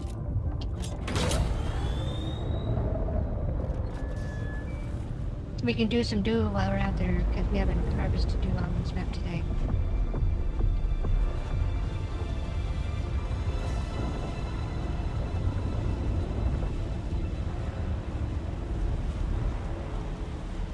And there's my old house from way back in the yesterday. Oh, it looks like somebody might have took over. See, somebody's got a base thing there now. Which that's why I left it alone, because it's in the right spot. Like, honestly speaking, it's a pretty good location. And you know, because you're gonna want to farm this. It just makes it easier. Is this the pickup tool? No, that's the pickup tool. But that is not a. I'm like, that is not a pickup tool.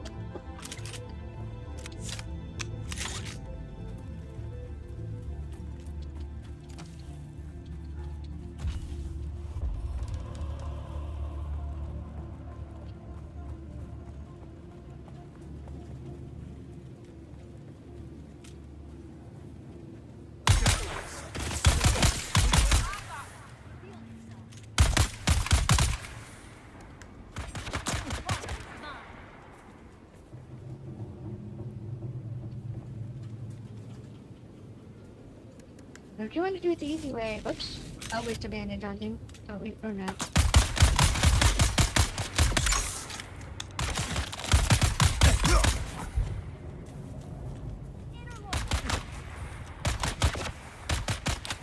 You shoot like I do. Or not, actually, I shoot better than you do.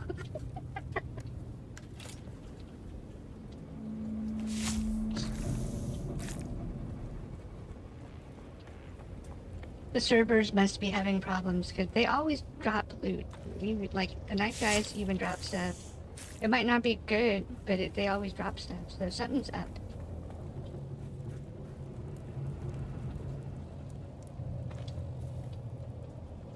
Heck yeah! Oh, no compatible containers already. No. Wow. But that's okay. Let's just run and gun, or not. I think there's flowers over here. There's somewhere over here. We need to get water in this though before we start taking hit point damage. Oh, no. They're this way. By my house. That's why I built there.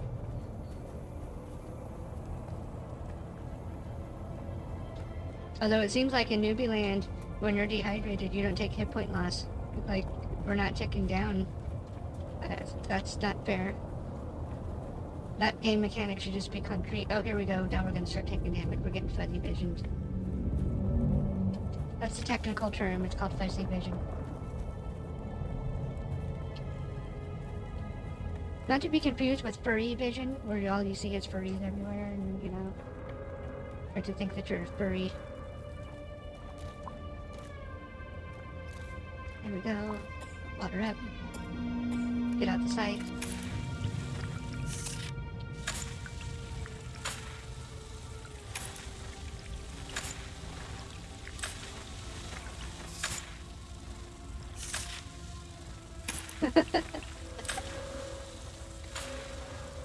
Right, says the anthropomorphic rabbit.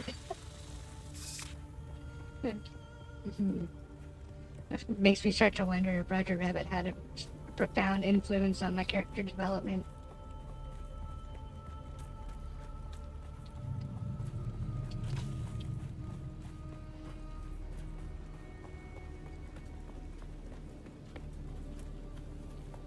And whoop. And I gotta watch who I say that around. Some people get mad. They'd be like, "Oh my god," and some people would be repulsed. They'd be like, "Oh my god." I'd be like, well, you know, it's not you, for starters. So, you know, and like when I infer other people, I'll call people out.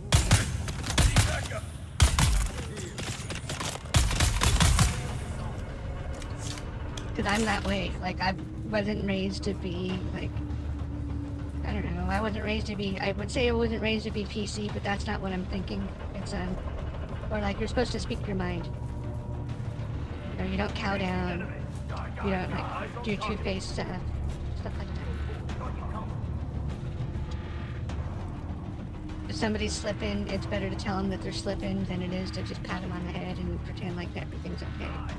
That kind of stuff. Okay, so now, what do you guys got for me? You got anything for me? Oh, you do. Thank you. Right through. Pull up to the window. Cutter time. Do-do-do-do-do-do.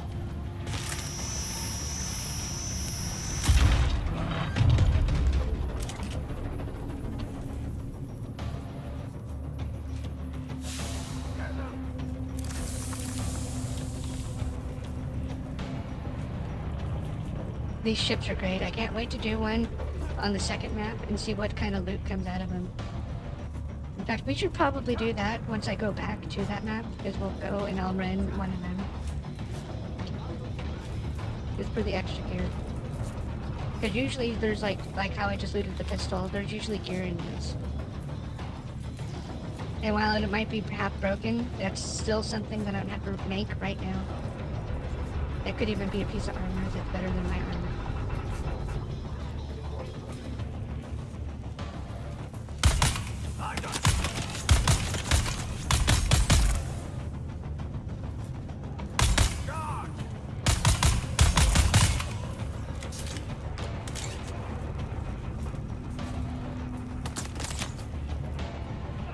Where did that come from?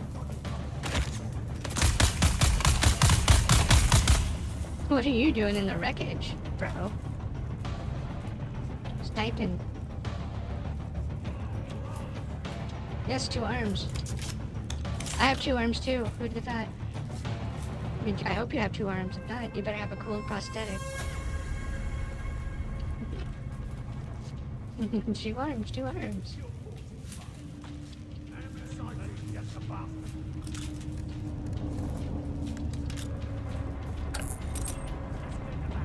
I guess I'm the only one who goes back to these places for easy farming.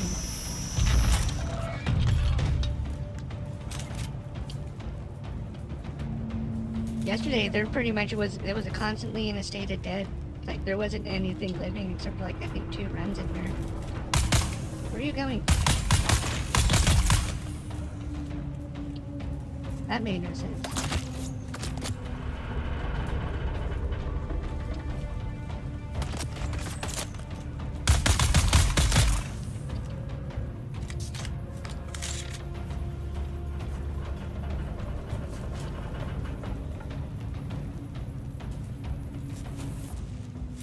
Did I miss something? Take that. Pays for the trip. Got our bullets back. That's a start.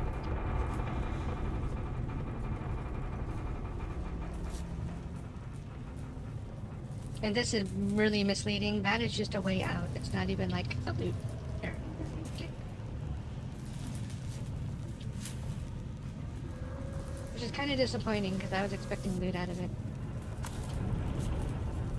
Oh, see, like this. See, we just looted a gun. Oh, that's a dude.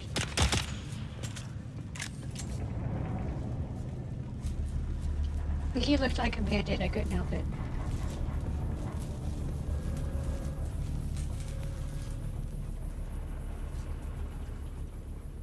It's just like, pap, pap, pap, pap.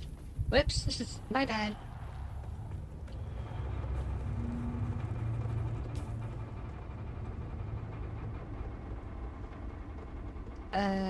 Okay. This way.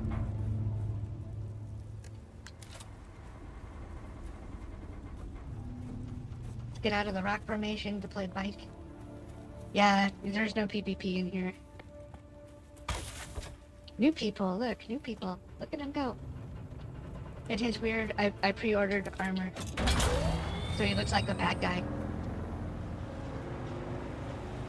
Which is why I don't wear it, because I think that they're the guys that shot you down or tried to kill you after you got shot down. Like, I don't understand why people would even wear it.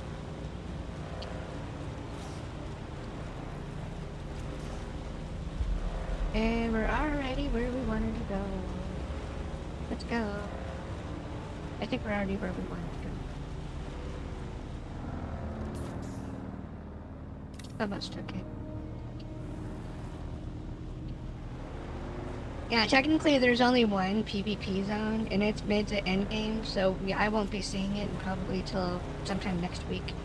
The way that we're going with getting blown up and having to get everything.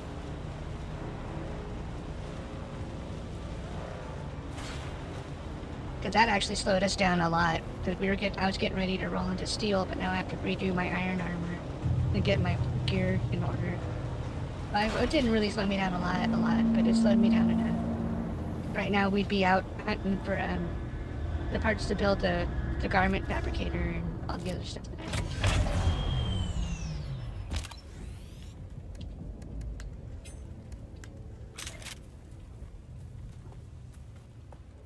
Now this is probably my favorite zone.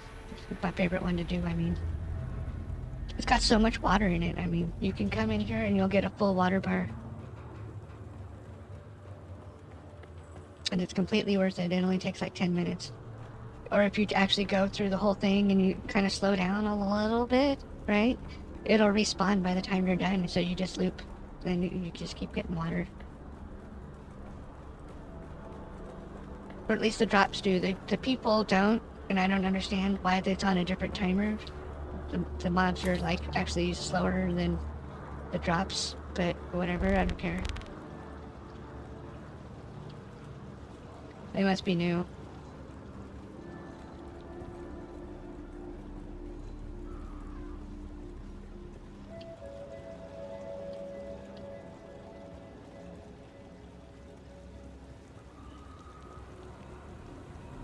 Yeah.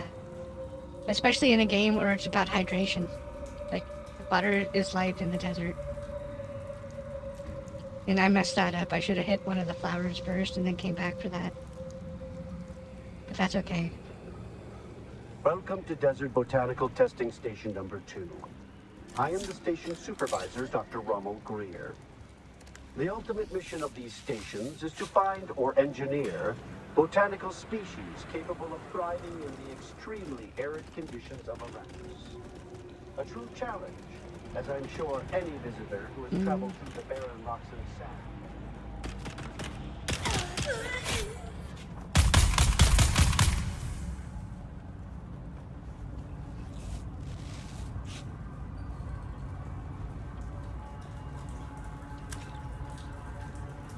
All I care about's the water.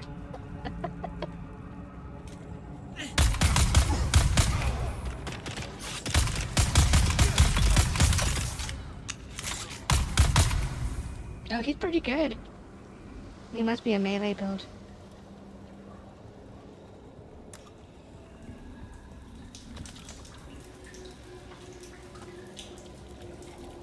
There is a chest in there, but I don't care.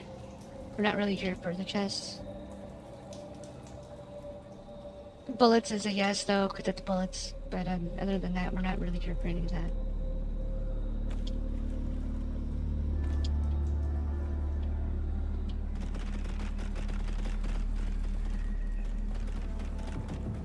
You might need a hand on this one.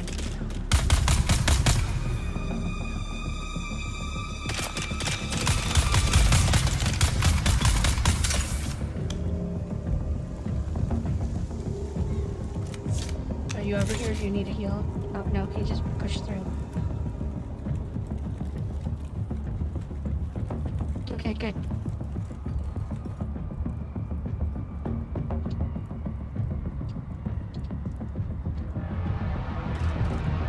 Less people to worry about is less people to worry about.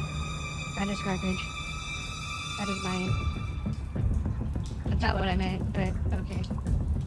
That is mine. I missed this one. That's a bullet container.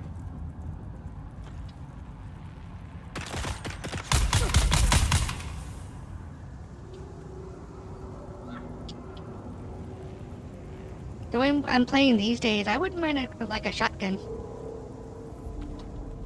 Because then I could just go up to him and shoot him right in the face with a shotgun.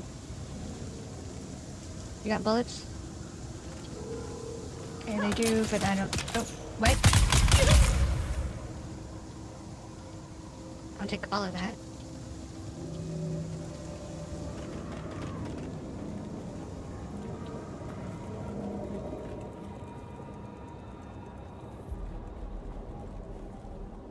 I don't remember if there's water down here or not, but we'll look just in case. Can't chaos all of his kills. It wouldn't be right.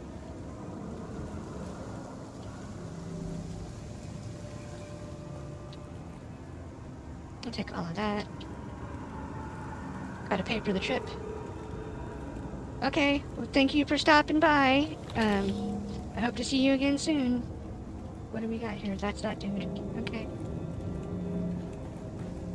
Right on. That's the important part.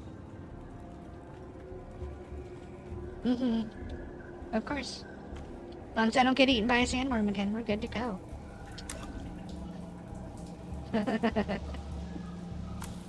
Mm-hmm. See you later.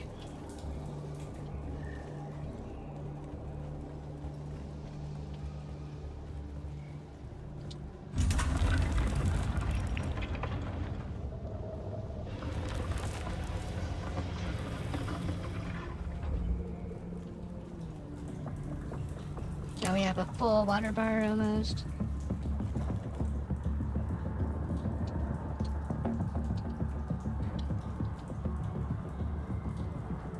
More credits. Enough to pay our taxes if we ever get to that one town.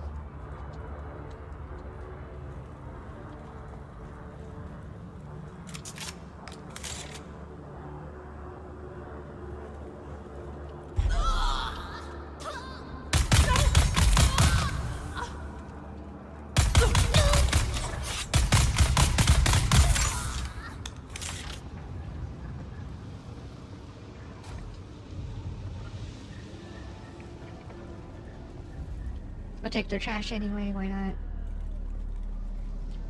One man's trash is another man's come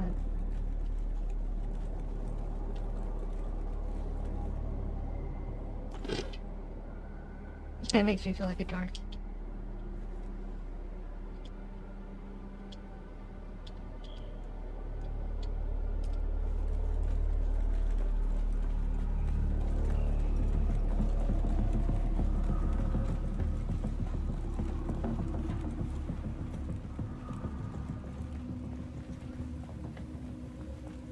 So those are consistently healing bandages. Certain containers have certain things in them. And this is the loot container for like the area. I'll take this, this, this, this. The rest of it's whatever and garbage as far as I'm concerned.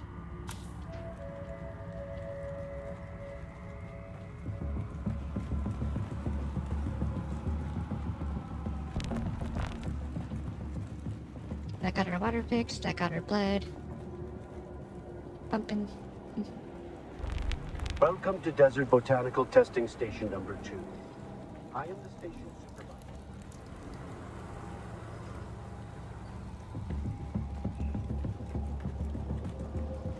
See if we get anything good out of this one.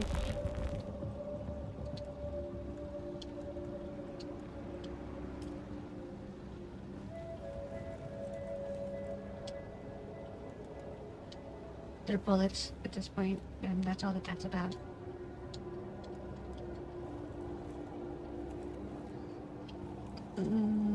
Okay.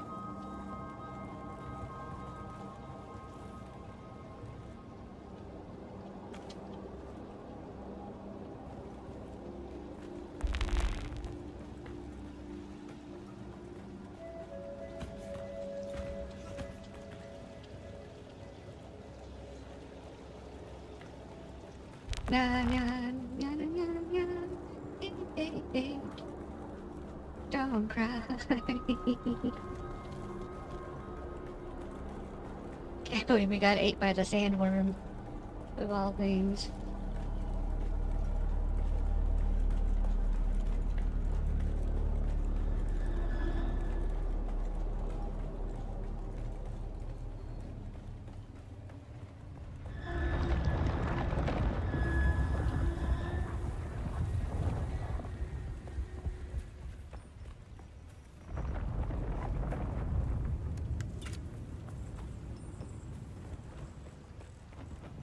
And we're back to the bad bike, because we died. We lost our good bike.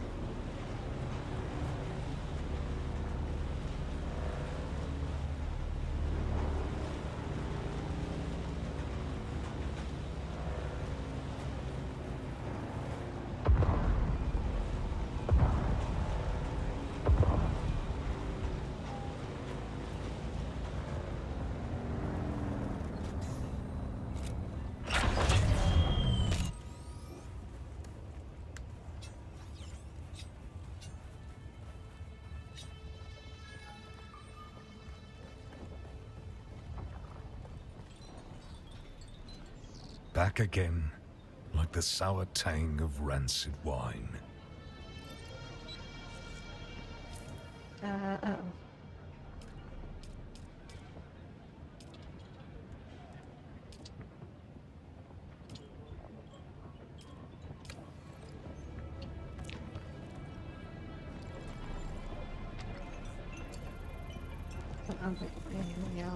Oops.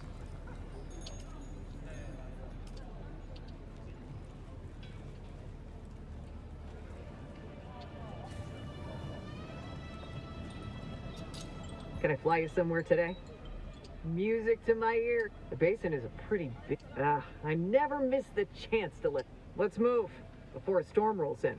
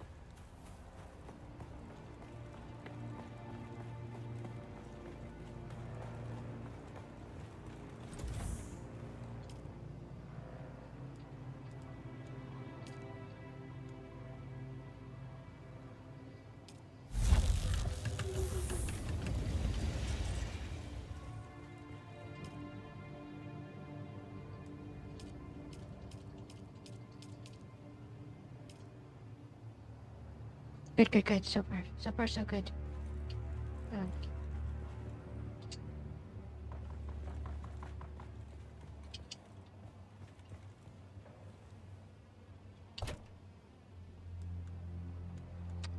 Oh, yo, yo, yo. Oh, yo, yo, yo. Be yourself and let it all out. Be yourself to let it out. Say it out. Yo, yo, yo. Will I get it?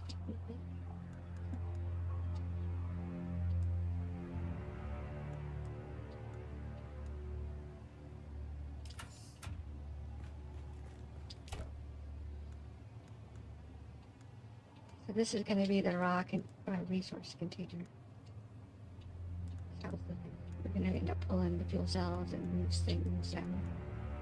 And that way we only put that one step in there. So it's nice and it's starting to get organized. Oh, it's not like, oh, where did we put it? Well, no, we put it for a change. This needs to go.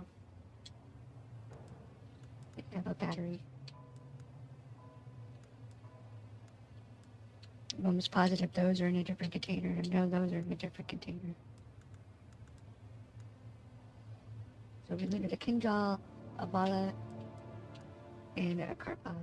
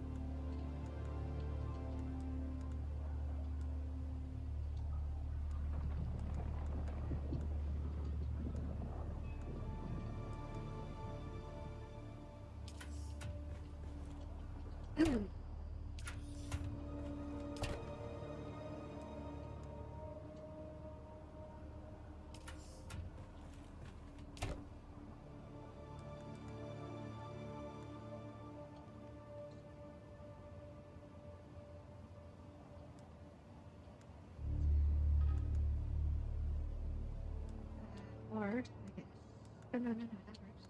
Well, he's adding the mechanical components back in.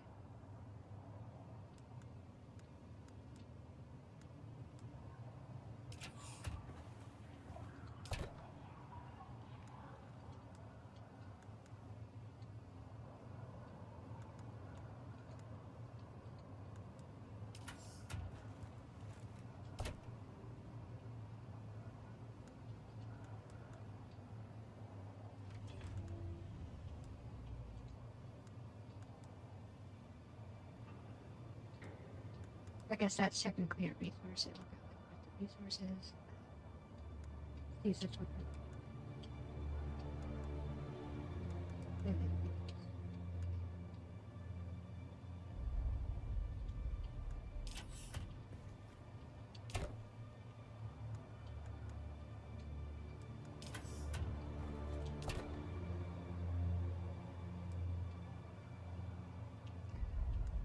Technically a drop, so they can go there.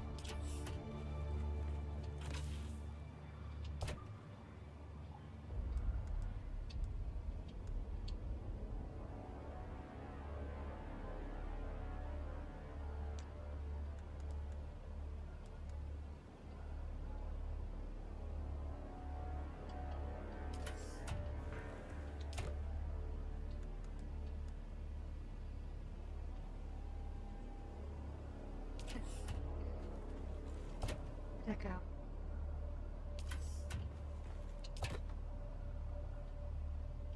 And I guess those go with those as fuel. It is what it is. There it is. Come here, you.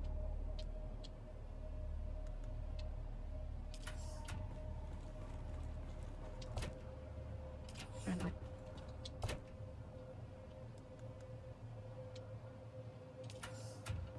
Because it was a reward for recycling.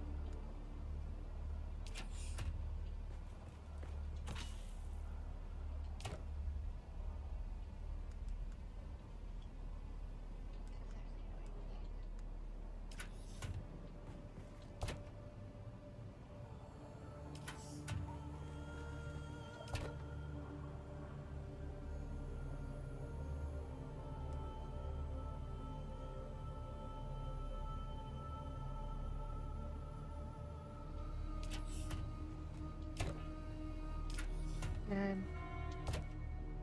they're there.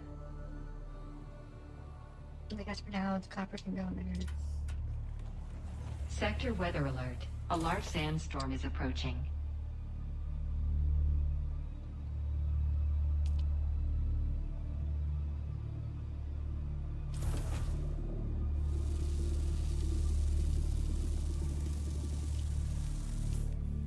What are we missing for our weapons? Their armor and helmet and gloves.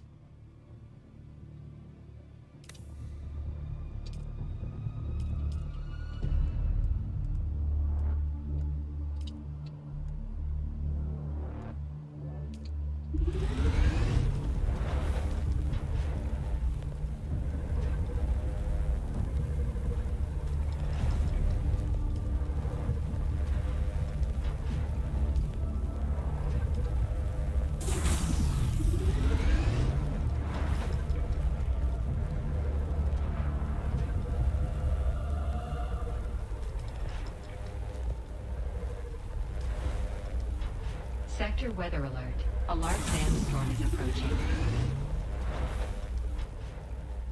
Okay, we're working on it. We're getting there.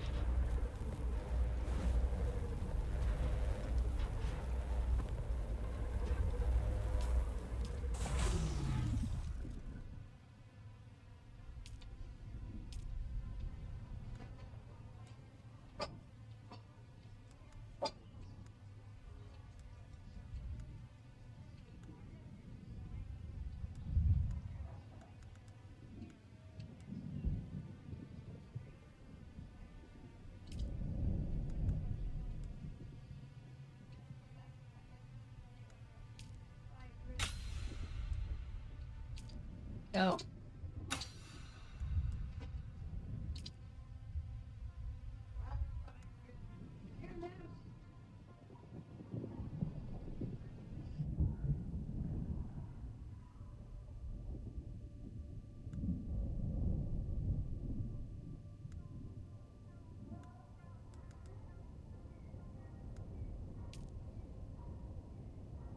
Sector weather alert. A large sandstorm is approaching.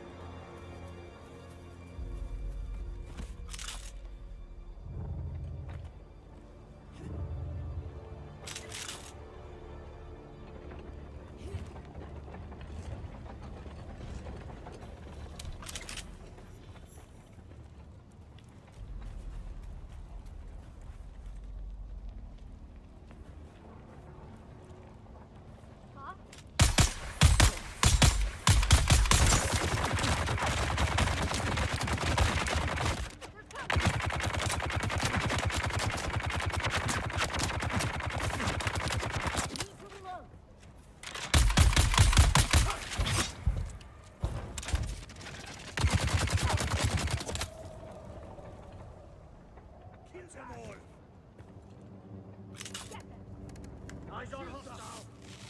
Shields up.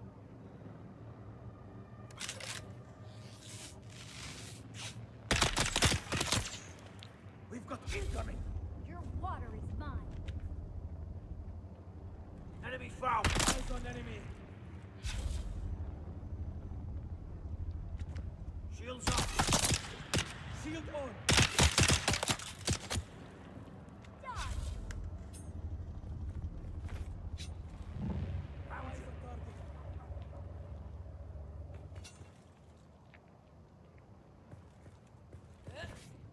Your water is mine. Shield on. Shields up.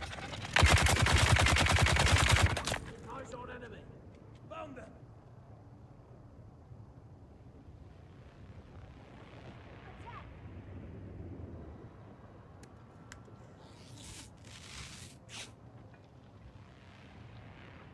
Shields up. Eyes on target. Shield on.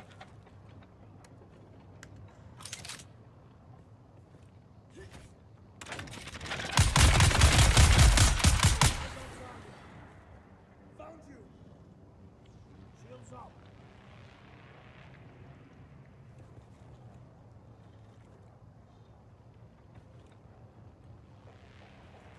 Shields up. Enemy fighting. They're here. Shields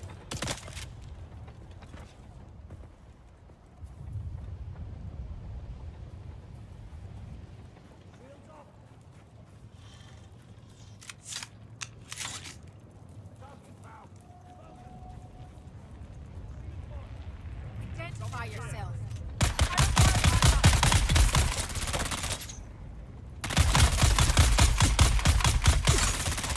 Weapon empty. We've got incoming. Interloper. Tossing grenade. Coming.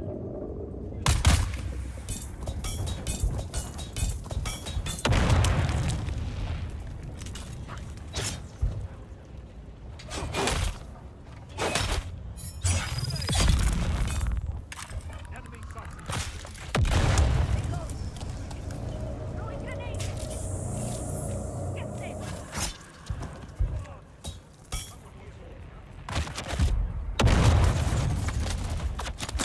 Eyes on enemy. Eyes on target.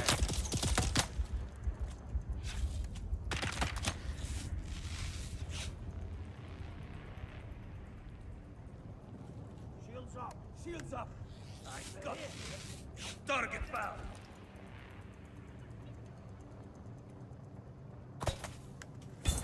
We've got incoming. They're coming. It's time to die. Eyes on target. Target found. Shield on. Shield on. Tossing grenade.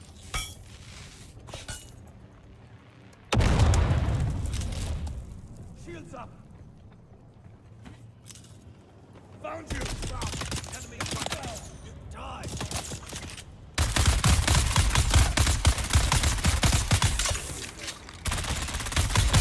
Shields up.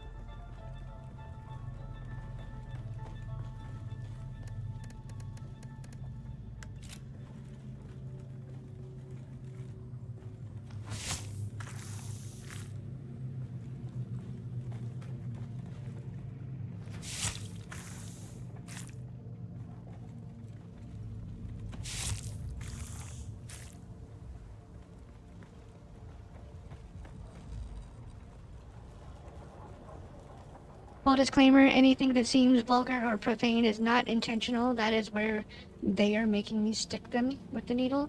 I'm not doing that on purpose.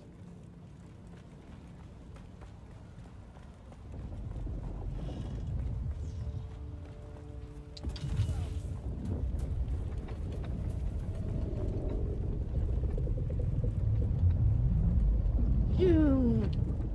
Zoom. We packed up the bike, right? Oh, look, you guys are still alive. I forgot about you guys. Hold on for a minute.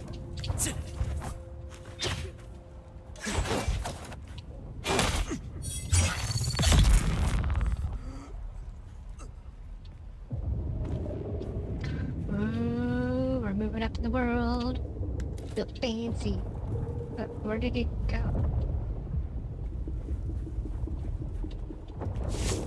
Right in the butt. Stick him in the butt. Yeah, yeah.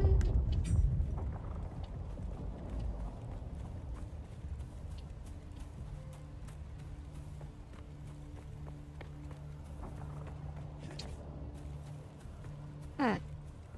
I guess we should have done that before we left the other spot. Okay, let's get the bike out and let's go home. It's just about time to stop.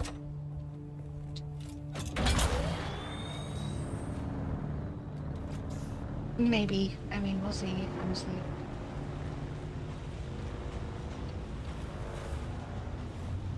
It might just be an intermission.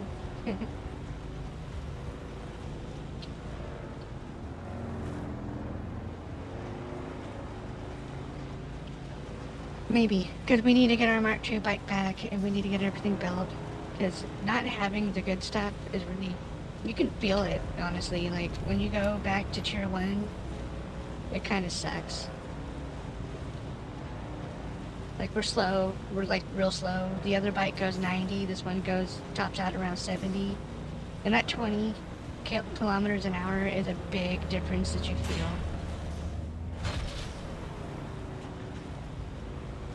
Run, run, running from the sandworm. Oh no! Oh, too late!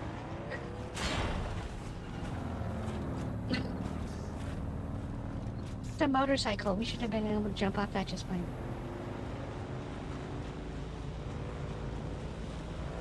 I mean, if you look at the treads that don't actually move, and I just noticed that they don't actually move, they trace light across the top of them. I guess that's how they're getting away with that on this one. Anyway, I'm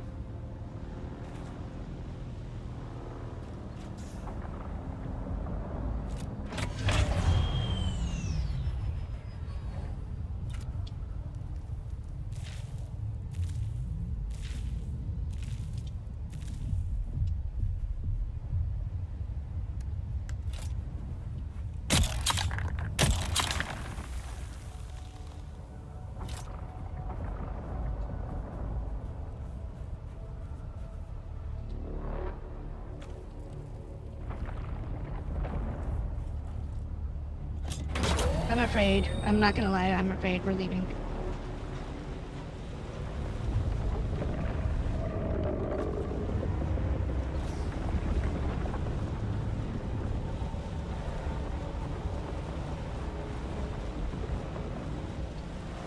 No, we have another neighbor. Welcome to the neighborhood, neighbor. Honestly speaking though, I mean, you're gonna be here for a while, so you might as well get cozy. Because this is 2 tiers worth of tech on this map. It's iron and steel, and I haven't found aluminum yet, but there might even be aluminum. Aluminum might be Haga, or not Haga. I think it is Haga, isn't it? This is Haga? Yeah, Haga ripped. This might be aluminum. I don't know yet. We'll know when we get there, because eventually we'll be there. Not tonight, but pretty soon. Make all of the silicon.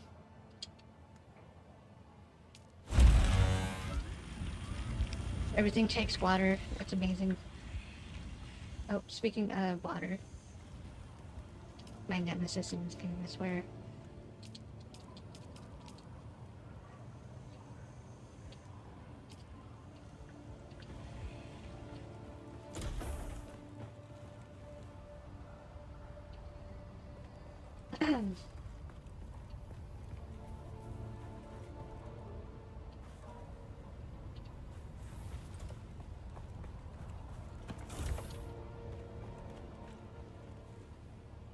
That'll probably be what we're gonna do off camera. Is we're gonna go tonight, and we're gonna build all the upgrade benches, get the new armory,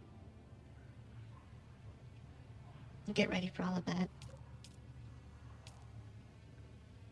I have a buttload of research points that we're obviously gonna want to spend. Requires loop for operation. Plays close to a sub-beep console with the construction tool.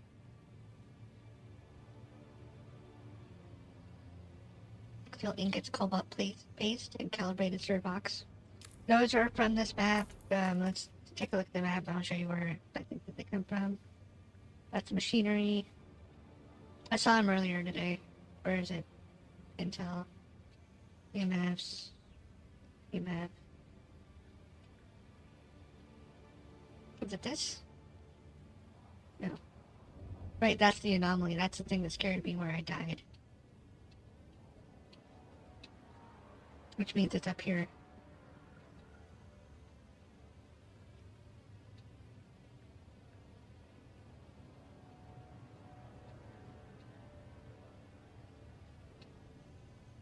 Walter friendly. What? Yeah. What's this one? Hostile takeover, Imperial Testing Station number 10.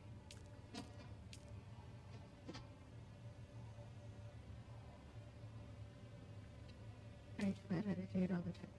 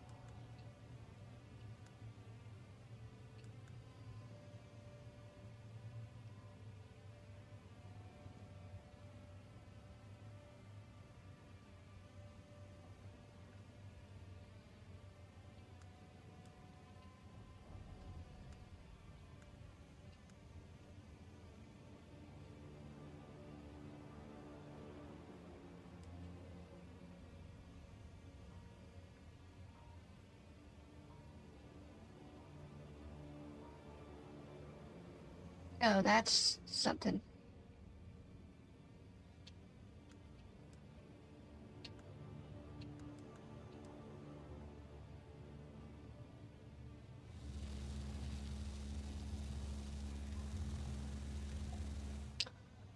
Ooh.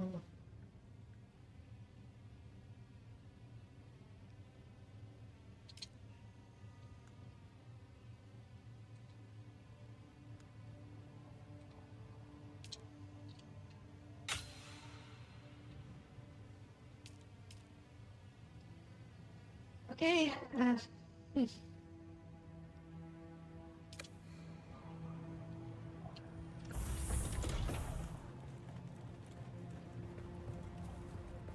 Oh wait, no. My bad.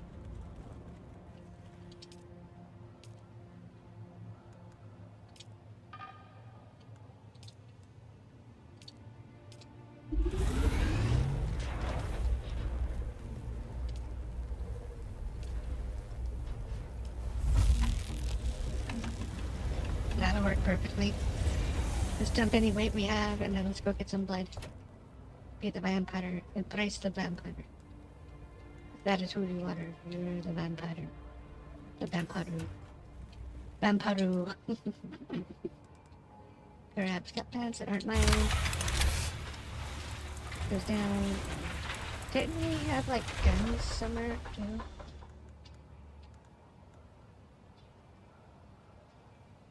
Pistol?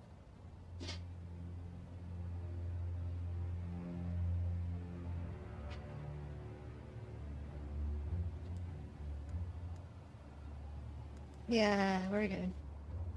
Oh, there it is.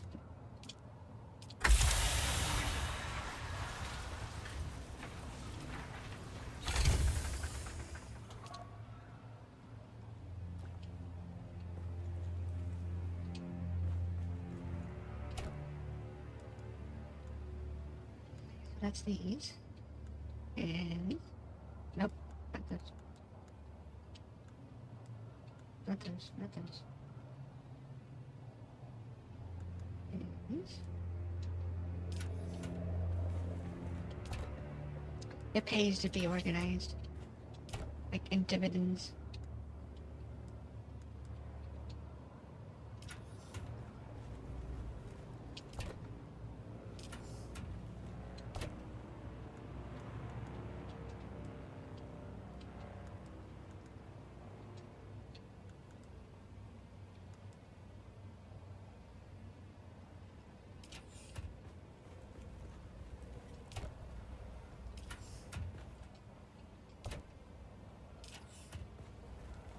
Oh yeah, yeah, yeah.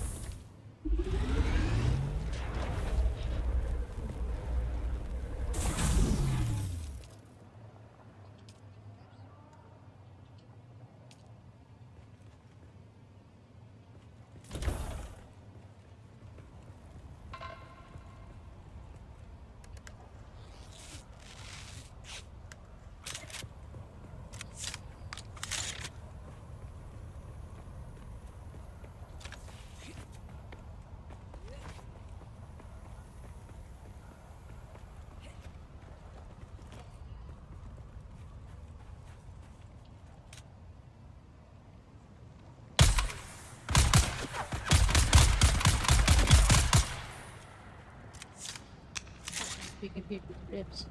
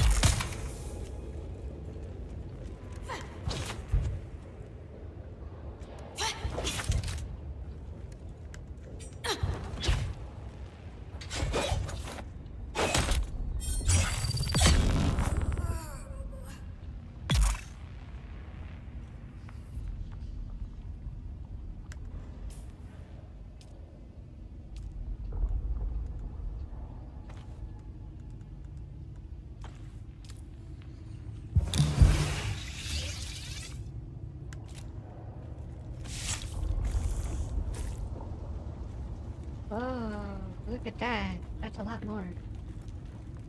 Where'd that shooter go?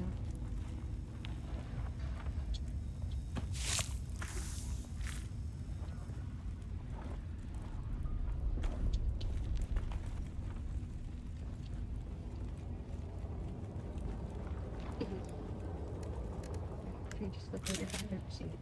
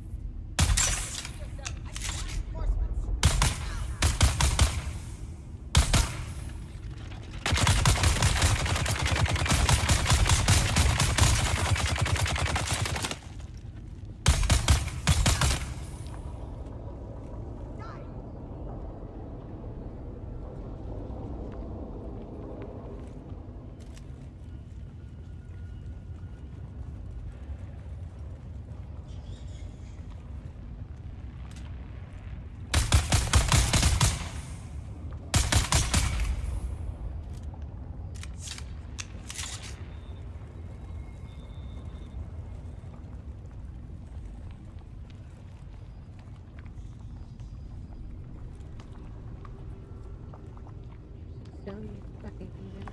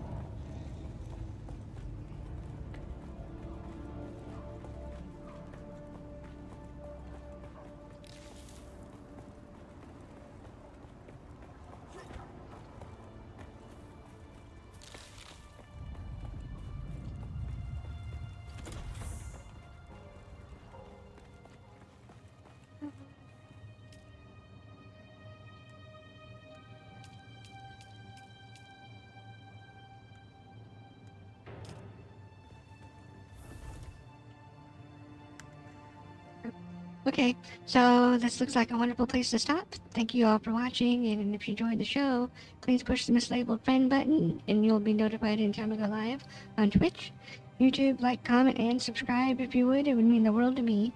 And push the bell icon for notifications for when I go live as well. Let me know in the comments if you're playing, what you're playing, how you're playing. Are you playing with friends? Are you playing solo like I am? And all of that. What server are you on? Things like that. Good night, everybody. Thank you for wasting time, and I hope to see you again tomorrow.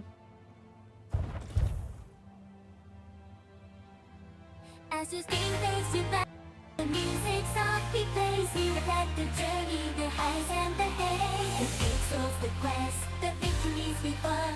Together we laugh, together we spark. In this virtual world, what friendship strong. The challenges face the proud and the long. The memories we fade will forever remain in the hearts of all who took in this gaming chain.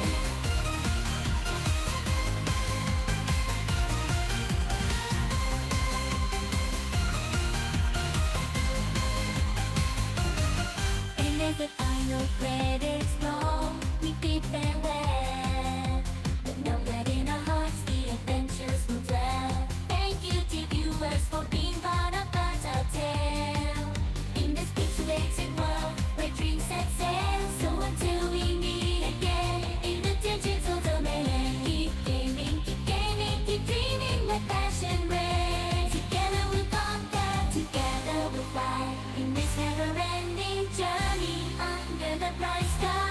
From animals to world of the pride, in the dirt to world of the cry. I'm a streamer, gaming dreams come true, living in a pixelated world, me and you. Every level, every quest, I'm on fire, streaming my adventures, taking you higher. I'm a streamer, gaming dreams come true, higher.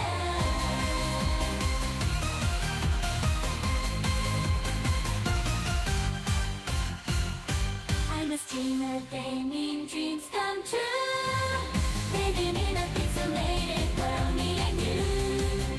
Every level, every quest, I'm on fire, streaming my adventures, taking you higher. As the screen fades to black and the music softly plays, we reflect the journey, the highs and the haze. The pixels, the quest, the victories we won. Together we laugh, together we spark. In this virtual world we forge friendships strong. Through challenges, face the pride and the love. The memories we made will forever remain in the hearts of all who took in this gaming chain.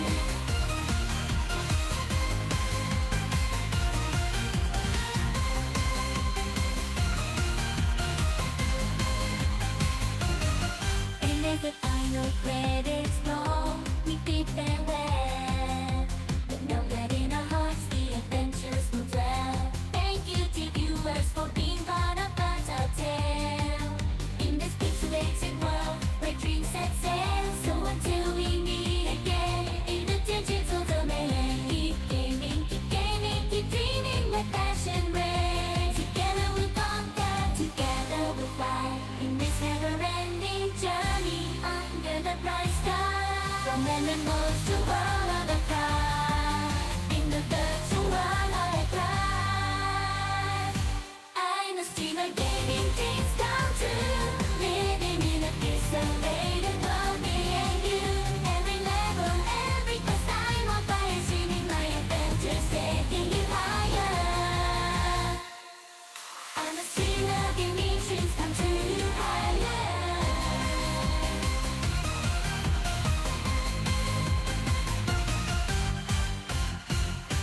I'm a streamer, gaming dreams come true, living in a pixelated world, me and you. Every level, every quest, I'm on fire, streaming my adventures, taking you higher. As the screen fades to black and the music softly plays, we reflect the journey, the highs and the haze. The pixels, the quest, the victories we won. Together we laugh, together we spark. In this virtual world we forge friendships strong. Through challenges, face the pride and the love.